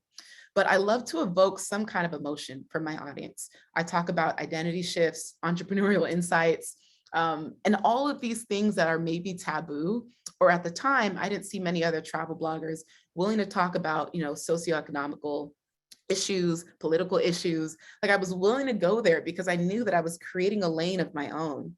And they always say, like, if you want to really stand out or build longevity in your business, you got to be the first, the best, or the most unique. I'm not the first. To be the best is very exhausting. That's a race I don't want to run. So I'm going to be the most unique. I'm going to take all the areas of my past, all the areas and expertise and passions that I've just collected over the last couple decades, and I'm going to build a unique type of path that people can follow. And then emotionally engaging. So I don't think you have to be controversial to tackle controversial subjects. I think it's such a beautiful thing when you can spread nuance, a nuanced perspective, and shed light on a lesser known angle. Because in a world that now it's like so black and white, like let nuance trend. Like let's let the middle ground, the gray area like trend, because that's where people like, they just forget that it exists. Like there is a way to be respectful of both sides, but then also like stand in the middle and be like, you know what? Both can be true and this. Like it's not an either or, it's an and here's how we move forward. So I would share a lot of that when I was traveling as well. And then last, genuine and relatable. I would talk about adulting, paying bills, taxes, why it's not for me. I opt out, I refuse, unsubscribe from this newsletter, please. Now, it wasn't necessarily travel related, which was my niche at the time, but it showed people a more personal side. So again, while you're posting social content, like don't be afraid to share more sides of you so that when people are enrolling into your Circle community, they're getting to be like, oh my gosh, like we can now chat in this more intimate setting about some of the other parts of you that you already showed. All right, now building loyalty. So when you add value to people's lives for free, they're going to view you as someone worthy of investing in. And I think it was Tom or someone mentioned the MVP, minimum viable product, but I look at MVPs as most valuable payers. Like you're cultivating your MVPs when you are constantly adding value to their lives for free. And I think what a lot of people have to remember when they're building like their product roadmap or their business roadmap, you want to look at the lifetime customer journey or the lifetime customer value. It's not just about that one-off $10 ebook. It's that ebook that leads to the Circle community, which then leads to the course, and then the course leads to the mastermind leads to the retreat. Like I've had over the last 10 years, like 20 different offerings. Some have been consolidated, some are still live, but I love kind of saying, okay, in this group, I'll do it like this. And shout out to Brendan, because he really helped me get really clear about how I can build almost like this product roadmap in every area that I want to be an expert in. So it's beautiful because people that you serve at a really like high level for low price will continue to invest in you. Like when's the last time because you don't get a second chance at a first impression. So if someone buys from your brand and they're just like, oh, this wasn't really worth it, they're done with you. But if they buy from you and they're like, whoa, this was, gosh, there was my favorite testimonial. Someone says, I feel like I should give you more money. Like you've like changed my life and I feel like I owe you more money. Like that is the best because you want people to get so much value from you at a low level because now they're sold on the next thing before you've even launched it. Now that is the place that you want to be. And again, people don't want to spend those 10,000 hours like the Malcolm Gladwell book and infinite hours on Google. They want the 4 hours of dedicated focus per week to know that like you have got the thing that they're looking for. All right. Now I love this perspective because I think this also puts things into perspective. Now, if competitors have the same goal, then it's their communities that distinguish them. If everyone in your industry has the goal to be successful, to make $1 million, to get a private jet, I don't know, then it's your community that's going to distinguish what you bring that they don't. Now, if you think of any of your favorite artists, chances are they have like this community name. Like, I'm just going to say Beyonce because first to come to mind, but she has the Beehive. Like, if you are a Beyonce fan, she has a global community of the Beehive. If you are a Rihanna fan, she has the Rihanna Navy, the Re-Navy. So it's like every community, like it's the community that distinguishes like how good you really are at your craft. Because if you can rally people to just like, man, just support you and lift you up in your pursuit, like you've really done a great job. All right. Now, when it comes to growing your community, don't pander to what you think they want. Now, this is hard because I do this at least once a year. I'm like, well, I think they want this, so I'm going to change my whole brand and just be this for them. But I want you to be who you are in your truest form, and the right people will find you. Now, that takes a lot of just confidence and discipline and willpower and strength and courage to do. Because sometimes your brand of weird isn't accepted by everyone. Your family has, criticized it. You've had bullies, growing up, and whatever your stamp of weird is, your quirks, your silliness, like maybe there's trauma attached to that. And you're like, no, I've been told I'm weird for doing this, so I'm not going to show that side of me. But imagine there's someone waiting for them they want to see themselves in you, and you finally post it. Like, hey, everyone, I still sleep with my nightlight. And they're like, oh, me too. And now their lives are changed because they know someone else that sleeps with a nightlight. And again, it seems so small and insignificant, but that's what it feels like to be seen. And we are all just traversing this world looking for people who can reflect back to us our value and our worthiness. And that's all it is. All right. When it comes to building community and just being out there, network like you've made it, but nurture like you haven't. No matter what level of success you reach, never feel like, all right, I'm done with my community because I've reached all that I need to reach. There will always be people Googling for the exact thing that you have to offer. So never forget that. How are you attaching evergreen content to whatever it is that you can do, your offerings, your services? Because no matter what, until the end of time, people will be searching for vegan recipes, how to ride a bike, how to start a business. These are things until the end of time that will be searchable. So make sure you're never saying like, okay, I'm going to cap my community at this time because I'm just done serving them. Like, figure out a way to keep it going, because there are people out there that need you. All right. Now, when it comes to social media, again, here are some things that your community should know. And this is off top, just based off of the way you're posting. So who you help. Again, you do want to vet the kind of people that you're enrolling in. So you want to make sure you're being specific about the demographic that you're looking to serve in the Circle community. So these are the people that you're inspired to lead, help, or develop. Now, where they can buy, of course, whatever your main landing page is, how people can purchase or join your community. You'd be surprised if you just make information more readily available, like your questions, or maybe those annoying DMs that it's like, it's right in my bio. Sometimes people just need to like see it 3 times, and that's okay as well. So making sure you're letting people know often, like link in bio, or you're tagging it in your stories, you're including it in your caption, it's in your email newsletter. Because for a lot of people, it's about timing. Like, it's not about like whether your offer is ready, it's about when they're ready to buy. So when they're ready to buy, make sure they know where they can buy. All right, what you do, of course. So the ways that you're trying to make a difference for others, be very clear about that. And lastly, why they should trust you. What makes you credible, and how can people verify that? Like, make sure when you're posting content on social media and you're trying to get people to enroll in your community, you're constantly sprinkling these 4 different sectors into your content, into your captions, into your stories, because this is important. This is the stuff at the baseline that people want to know before they even get a chance to really invest in what you're building. All right, going above and beyond, again, this was kind of touched a little bit earlier, but adding coaching calls to your courses, into your communities, giving fast finger prizes. One thing that I would do when I would do coaching calls, just to keep the engagement going, I would send $50, just like a gift card, or $50 on PayPal to pay for someone's dinner. And I would always like have like a random question. I'm like, quick, what was the last thing I said? And whoever types it in the chat, I would just PayPal them $50.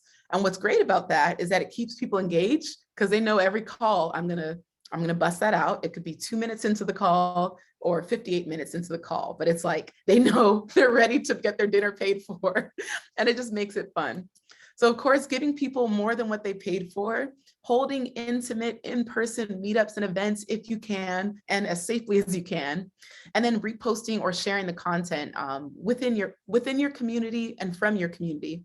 I think Brendan mentioned, like, it's not even user-generated content, it's just community-generated content. It's like whatever they're like creating, like post and share and amplify their work, because they'll feel really valued by that. All right, now one of my favorite just analogies, stories, metaphors comes from Dr. Delatoro McNeil II. Let me take a breather, because I'm talking really fast and I'm just really excited. But here's the analogy in a summary.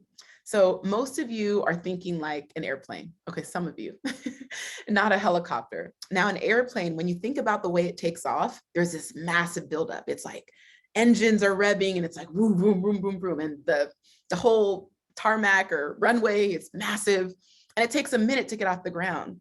But you need to be more like a helicopter and be like, okay, I am here right now, and I'm just gonna go and like adjust to the wind as I'm in the air.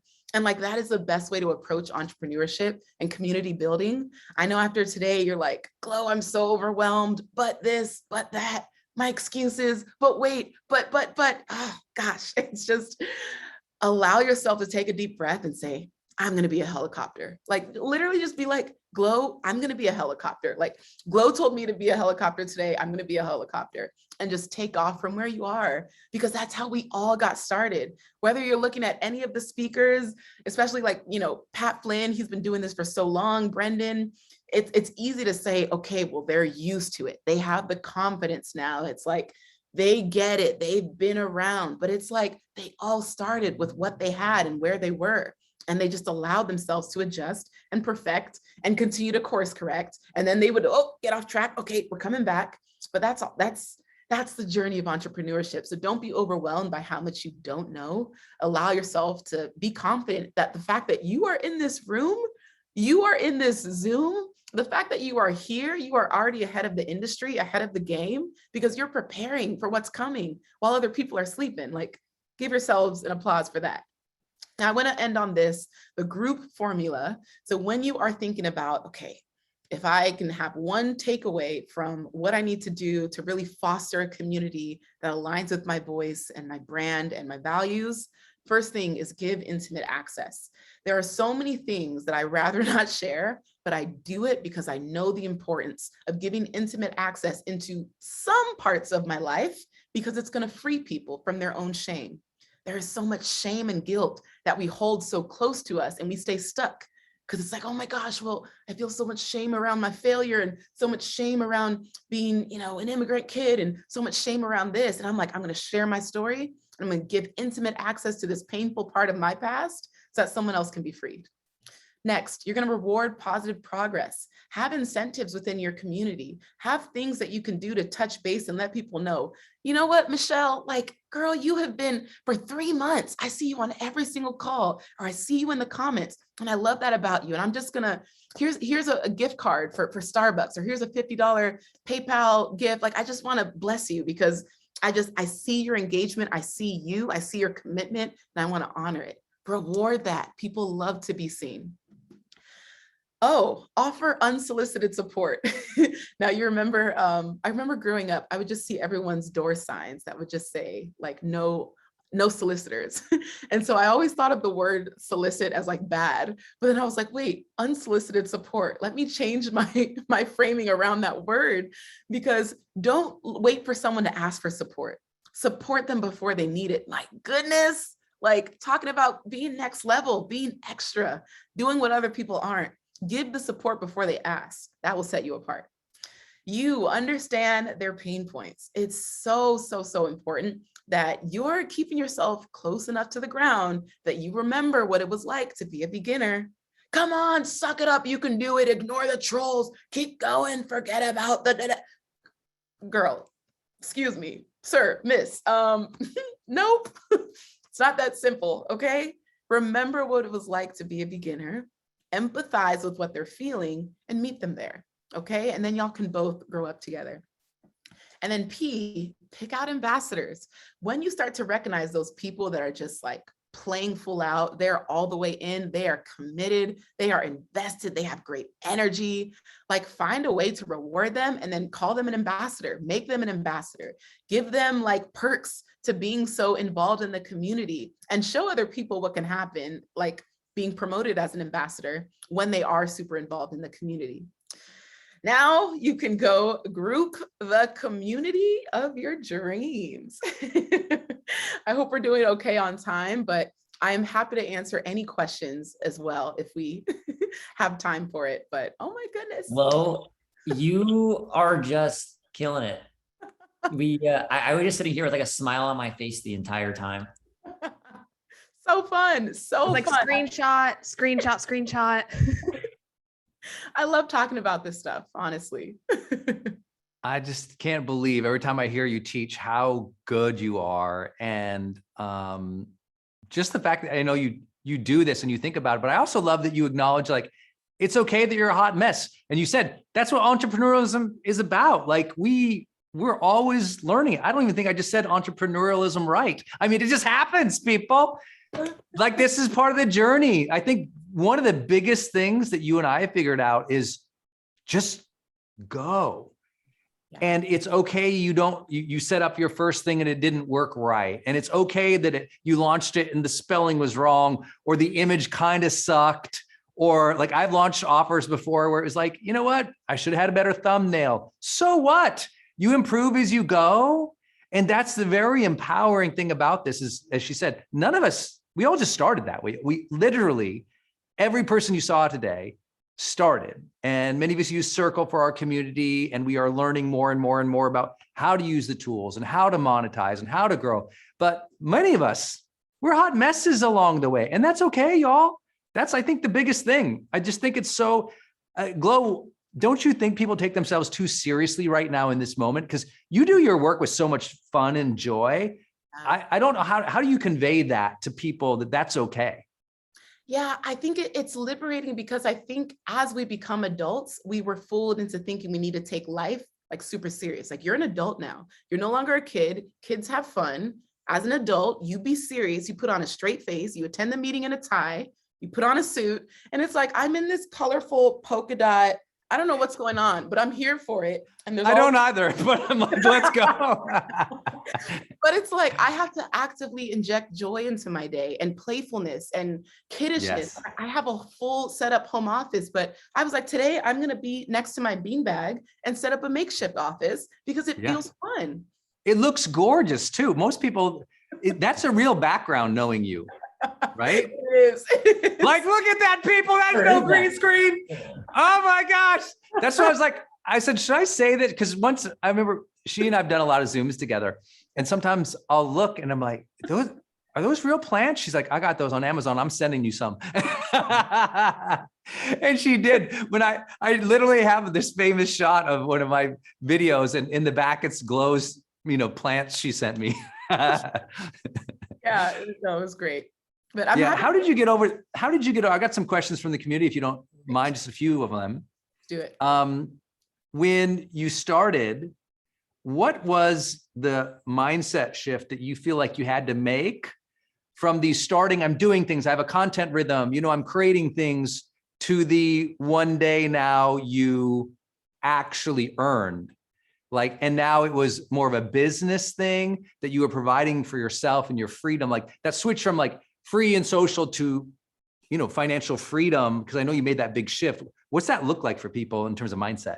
Yeah, so really quickly, I'm sharing my screen for the group formula for anyone who needs to screenshot it. I hope they can see it. I just wanted to throw it up. I'm gonna get one of those too.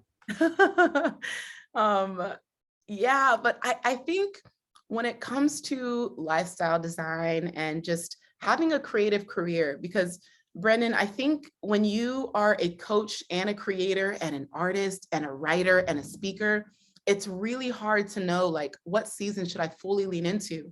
And for a long time, I was like, okay, Glo, you're a coach. So put on your coaching hat and drive this coaching car all the way home. Like, this is going to be your thing.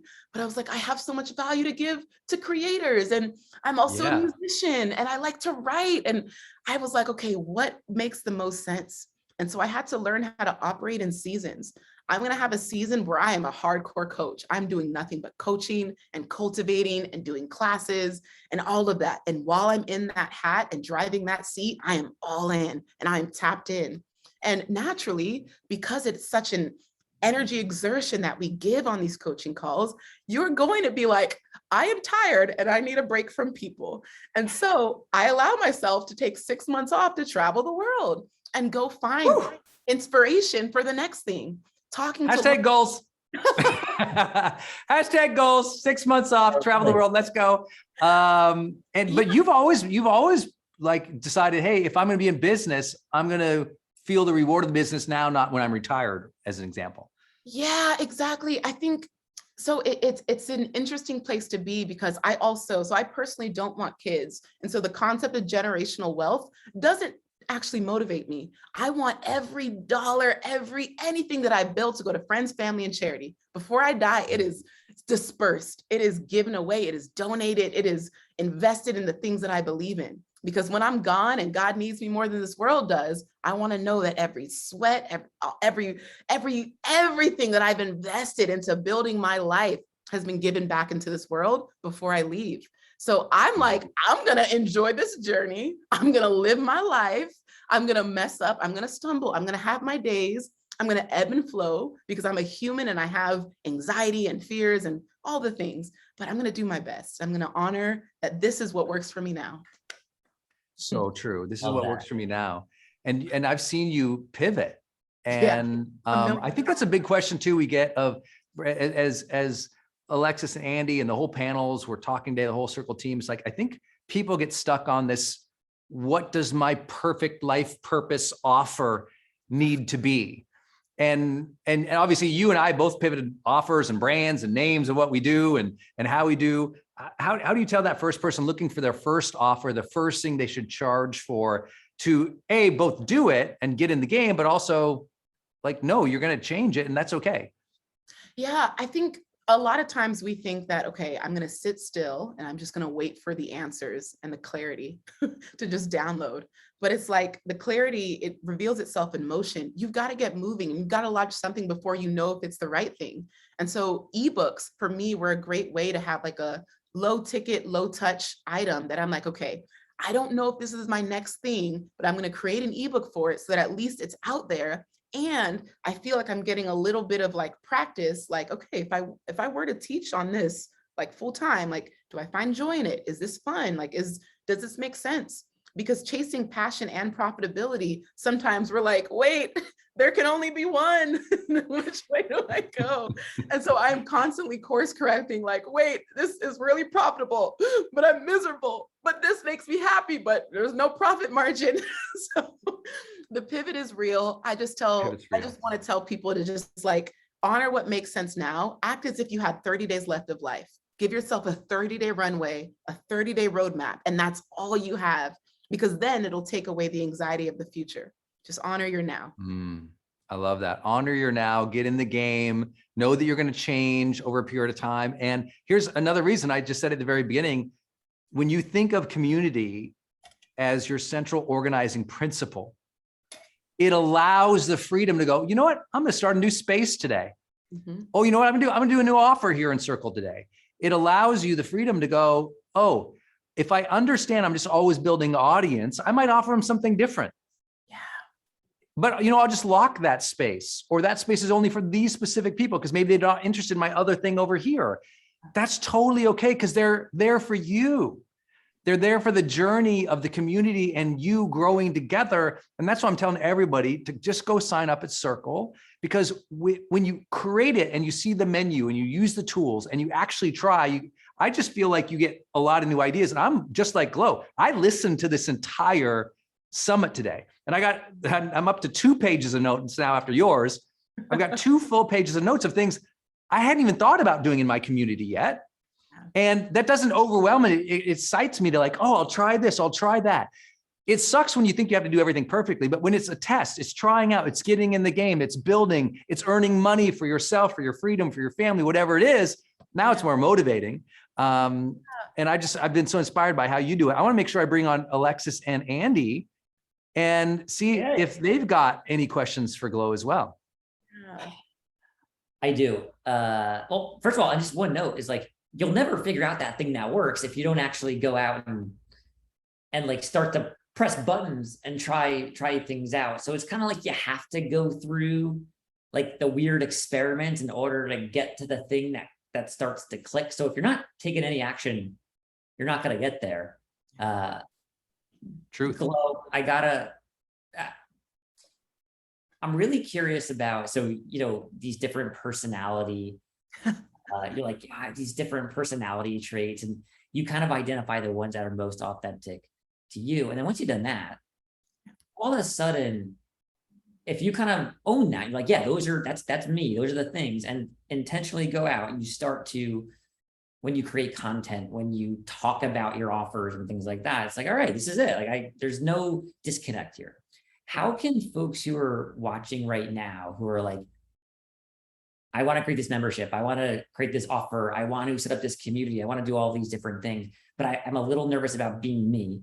How can they go and start to like add some clarity around like, hey, what this is me, like these are kind of like my personality traits, and to reflect in what I do. I'm a big fan of reintroduction posts on social media, specifically Instagram. We take for granted that every single day, new people are landing on our page and discovering us for the first time.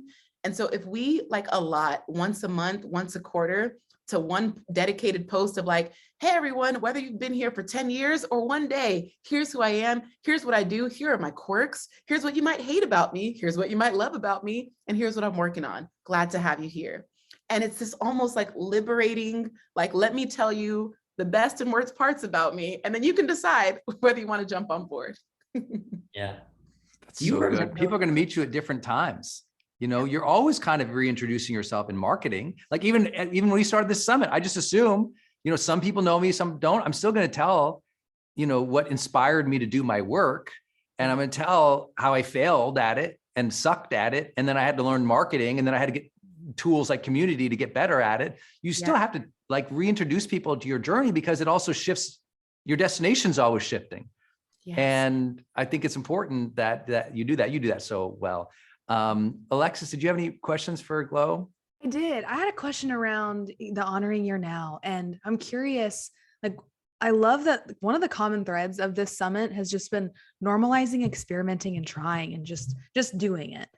I'm curious, is there for you, like a certain internal filter that you've said, I've done this, I've tried this, and now I'm going to pivot or I'm going to double down? Like, what kind of factors play into if you decide to close something, archive it, unsubscribe, or if you decide to say, this is really working for me, I'm going to double down? That's a great question, because when I look at the thing that I've done the longest out of everything, it's blogging. I've been blogging for 20 years. So that blogging and writing experience, like I've had 7 different blogs and 7 different niches, but it was the 7th blog as a travel blogger, which was the one that took off. And so many people would come in like, oh, Glow, like, how did you become a successful travel blogger? It's like, oh, I failed at the first 6. And then eventually, thankfully, like didn't quit on myself and started the 7th. And so I think allowing failure to be a part of your journey, not something that you're actively avoiding, kind of makes the journey just overall easier. And sorry, can you repeat the question again? Because I'll be in a roundabout. Yeah, no worries. I was just wondering if there were like a certain filter that you decided this is working, or I want to decide to let it go, phase it out, just in terms of the seasons of life that you're in. Yes. Okay, brilliant. So I brought up blogging because I was like, okay, once I found travel blogging as like, this was successful, it was working. I was getting paid to travel the world, most luxurious vacations, $10,000 a night, overwater villas. I was like, this is the dream. This is as good as it gets. But it felt so empty. It felt devoid of purpose. I was like, how is this changing the world? How is this impacting my neighbor? Like, how is this spreading my mission? It really felt so empty. And I was like, Glow, this can't be it. So humble yourself, go back down the mountain, toss the hat back out to, you know, other people who are starting their travel blogging journeys. And how cool is it that I can like now pass the baton to the people behind me and be like, you know what, here's the contact for this hotel. Have at it. Let me introduce you to this person. I hope this works out. And so I passed the baton off with travel blogging, but I was like, there's still an element of travel that I need to maintain. And I was like, travel is a part of my life. I don't want to give it up completely. So I'm going to double down on ways that I can use travel as a way to kind of share compassion, empathy, enlightenment, perspective, humility, show how like our differences make us like better. And like there's beauty in our sameness and differences. So yeah, it's like I'm using travel in a different way now. Yeah. It's beautiful. I love that. Glow, I know your time is so valuable and you came just to serve this community and you always do that with so much fire. Everyone light up Glow with some joy in this chat, ladies and gentlemen. Let's go. Epic. I'm So insecure good. and I need it. I need it. Oh, listen, please make sure you go follow her at Glow Graphics on Instagram. You already see in her handle here on Zoom. Make sure at Glow Graphics on Instagram. Go DM her today. Say thank you for Pete's sake. It was unbelievable. And did you have any resources or tools where they should follow you or go connect with you, Glow, that we should tell them about? I am happy to share for free my 30 favorite books that every entrepreneur or anyone on their journey should read. Ooh. And so the Circle team is going to get that to you all by email. Like if you are just like, okay, I just need something tangible and slow, start with these books. Like books are literally taking the most brilliant minds in the world and bringing them into your living room for an intimate conversation on your beanbag in a book format. It's beautiful. Yes. So key. We love you, Glow. So Yes, thank you. incredible. Thank you Glow. so much. Enjoy your time there and let me know if you need anything. Ladies and gentlemen, at Glow Glow. Graphics, give her a Thank round you. of applause Gloria love Tonvo, one of my you. favorite teachers in the world. Love you, Glow. Bye. See ya. Bye, Glow. Oh my gosh, what a blessing that was. She's Do you know, incredible. Brendan, do you remember when we were sitting on a call like this? It was just me, you, and Alexis, though. We were like, who would be amazing to talk? And Alexis was like, do you know Glow? You were like, yeah, I know her. Yeah, I'll just like email her now. And here she is. The best. The best. Yeah, she's literally, when you said that, she's just one of my very, very favorite teachers and humans, and really follows her own path. And I think that takes so much. I just think that, especially now in the world, there was so much judgment and division, like to follow your own path, to tell people what your values are, to stand up for things you care about, and do it in your own unique way. That is not just courage. That's the definition of great entrepreneurship. You know, that's how you make it for your financial future and for your family. You get in motion, you see what works, and you keep asking, what remains true for me? Kind of like the panel that you had on earlier.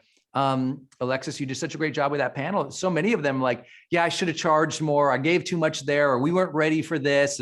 And you just don't know till you're in motion. Right. But when I just tell people, get in motion, get your first community going, get your first dollar coming in, see how it feels, adjust your offers and your content and your stylings along the way. Your Zoom backgrounds will get better and worse. No one cares. No one cares. What matters is Andy's point, transformation. Go add value to people. Have fun bringing people together. Do what Matilda talked about, like throw a little party, introduction, connect people. You have one tool that allows you to do all of this. And today's summit has been all about this idea. I put it up at the very beginning. When you make community your central organizing principle of your marketing, of your brand building, of your audience building, of your monetization, of your revenue, of your offers, of your checkout, everything shifts, because now you build the community and everything revolves around that.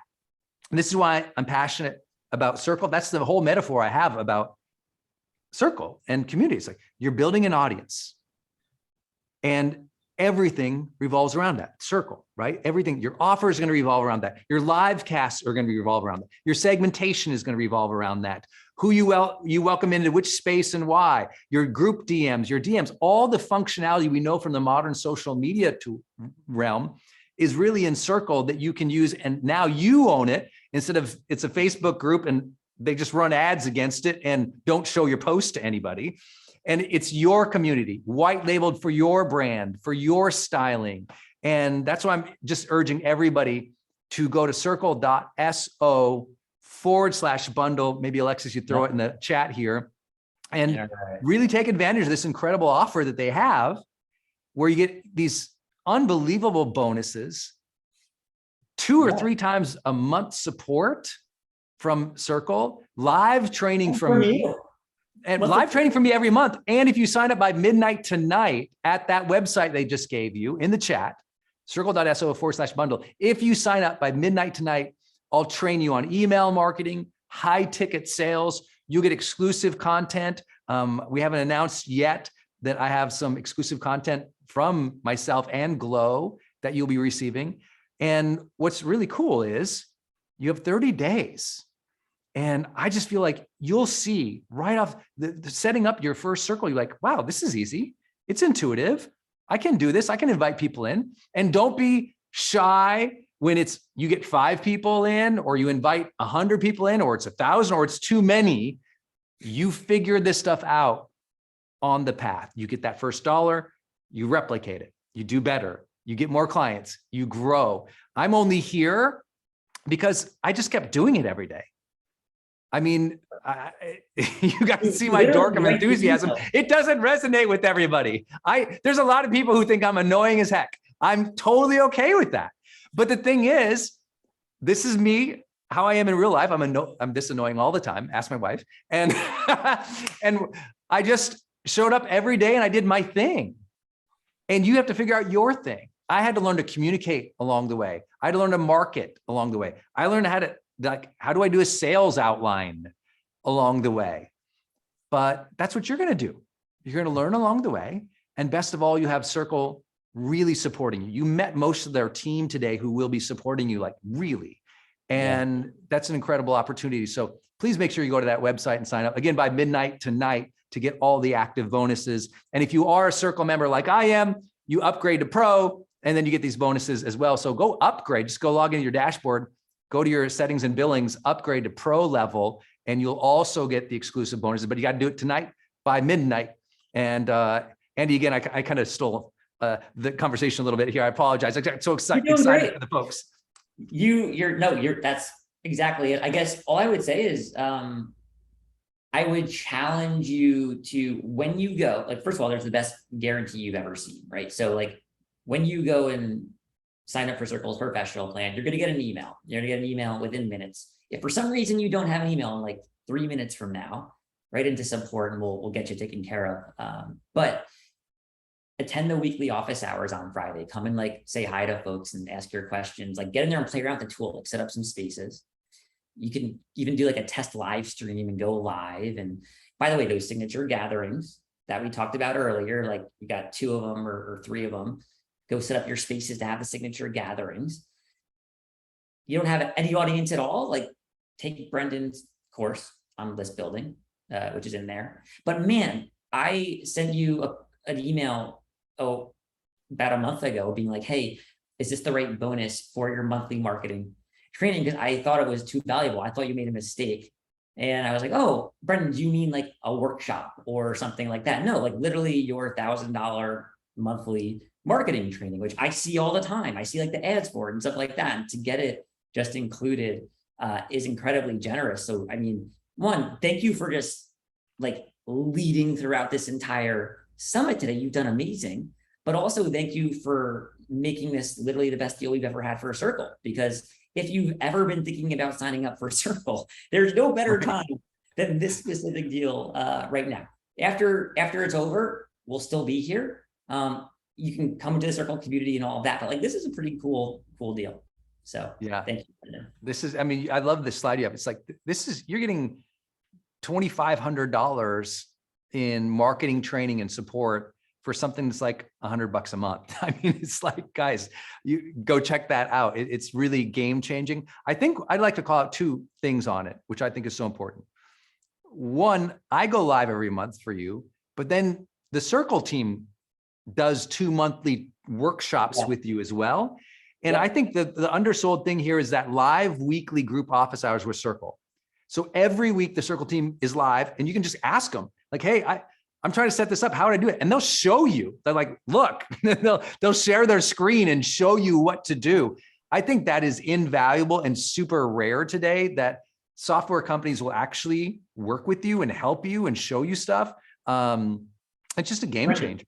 Do you know what it is? Well, first of all, it's led by Mathilde, and actually now it's twice a week, right? And where it says 2 live expert-led workshops, it's actually more like 3. Mathilde runs those 2. She brings in experts, right? We just go to the top folks who are on Circle. The office hours, though, they're essentially an insurance policy. It's really what they are. You're going. Oh, I get stuck. I gotta go to office hours on Tuesday. Oh, I gotta go ask Mathilde on Friday at the office hours. And that's how I would think about them. Is it's kind of like always in your back pocket whenever you're like, oh, I need a boost or I need a little bit of help. That's so good. That's so good. Y'all, this has been an awesome summit. You guys mind if I jump in and just clarify? I was just going to ask you to, yes. Okay, cool. Okay. That are coming up in chat. So first off, if you're already a Circle Pro customer, you're going to get access to everything that we've been chatting about today. Just please be patient with us. We're going to update it in the Circle community, but we've been live for like 5 hours. So I promise that we'll do it by the end of the day. So just have a little bit of grace there and we'll make sure to get everything that you want to you. We promise. Okay. And then the other question, the monthly marketing trainings. Brendan, people were wondering how long do they have access to that monthly marketing training? Is it for 1 year or 6 months, 3 months? As long as you're an active Circle Pro member.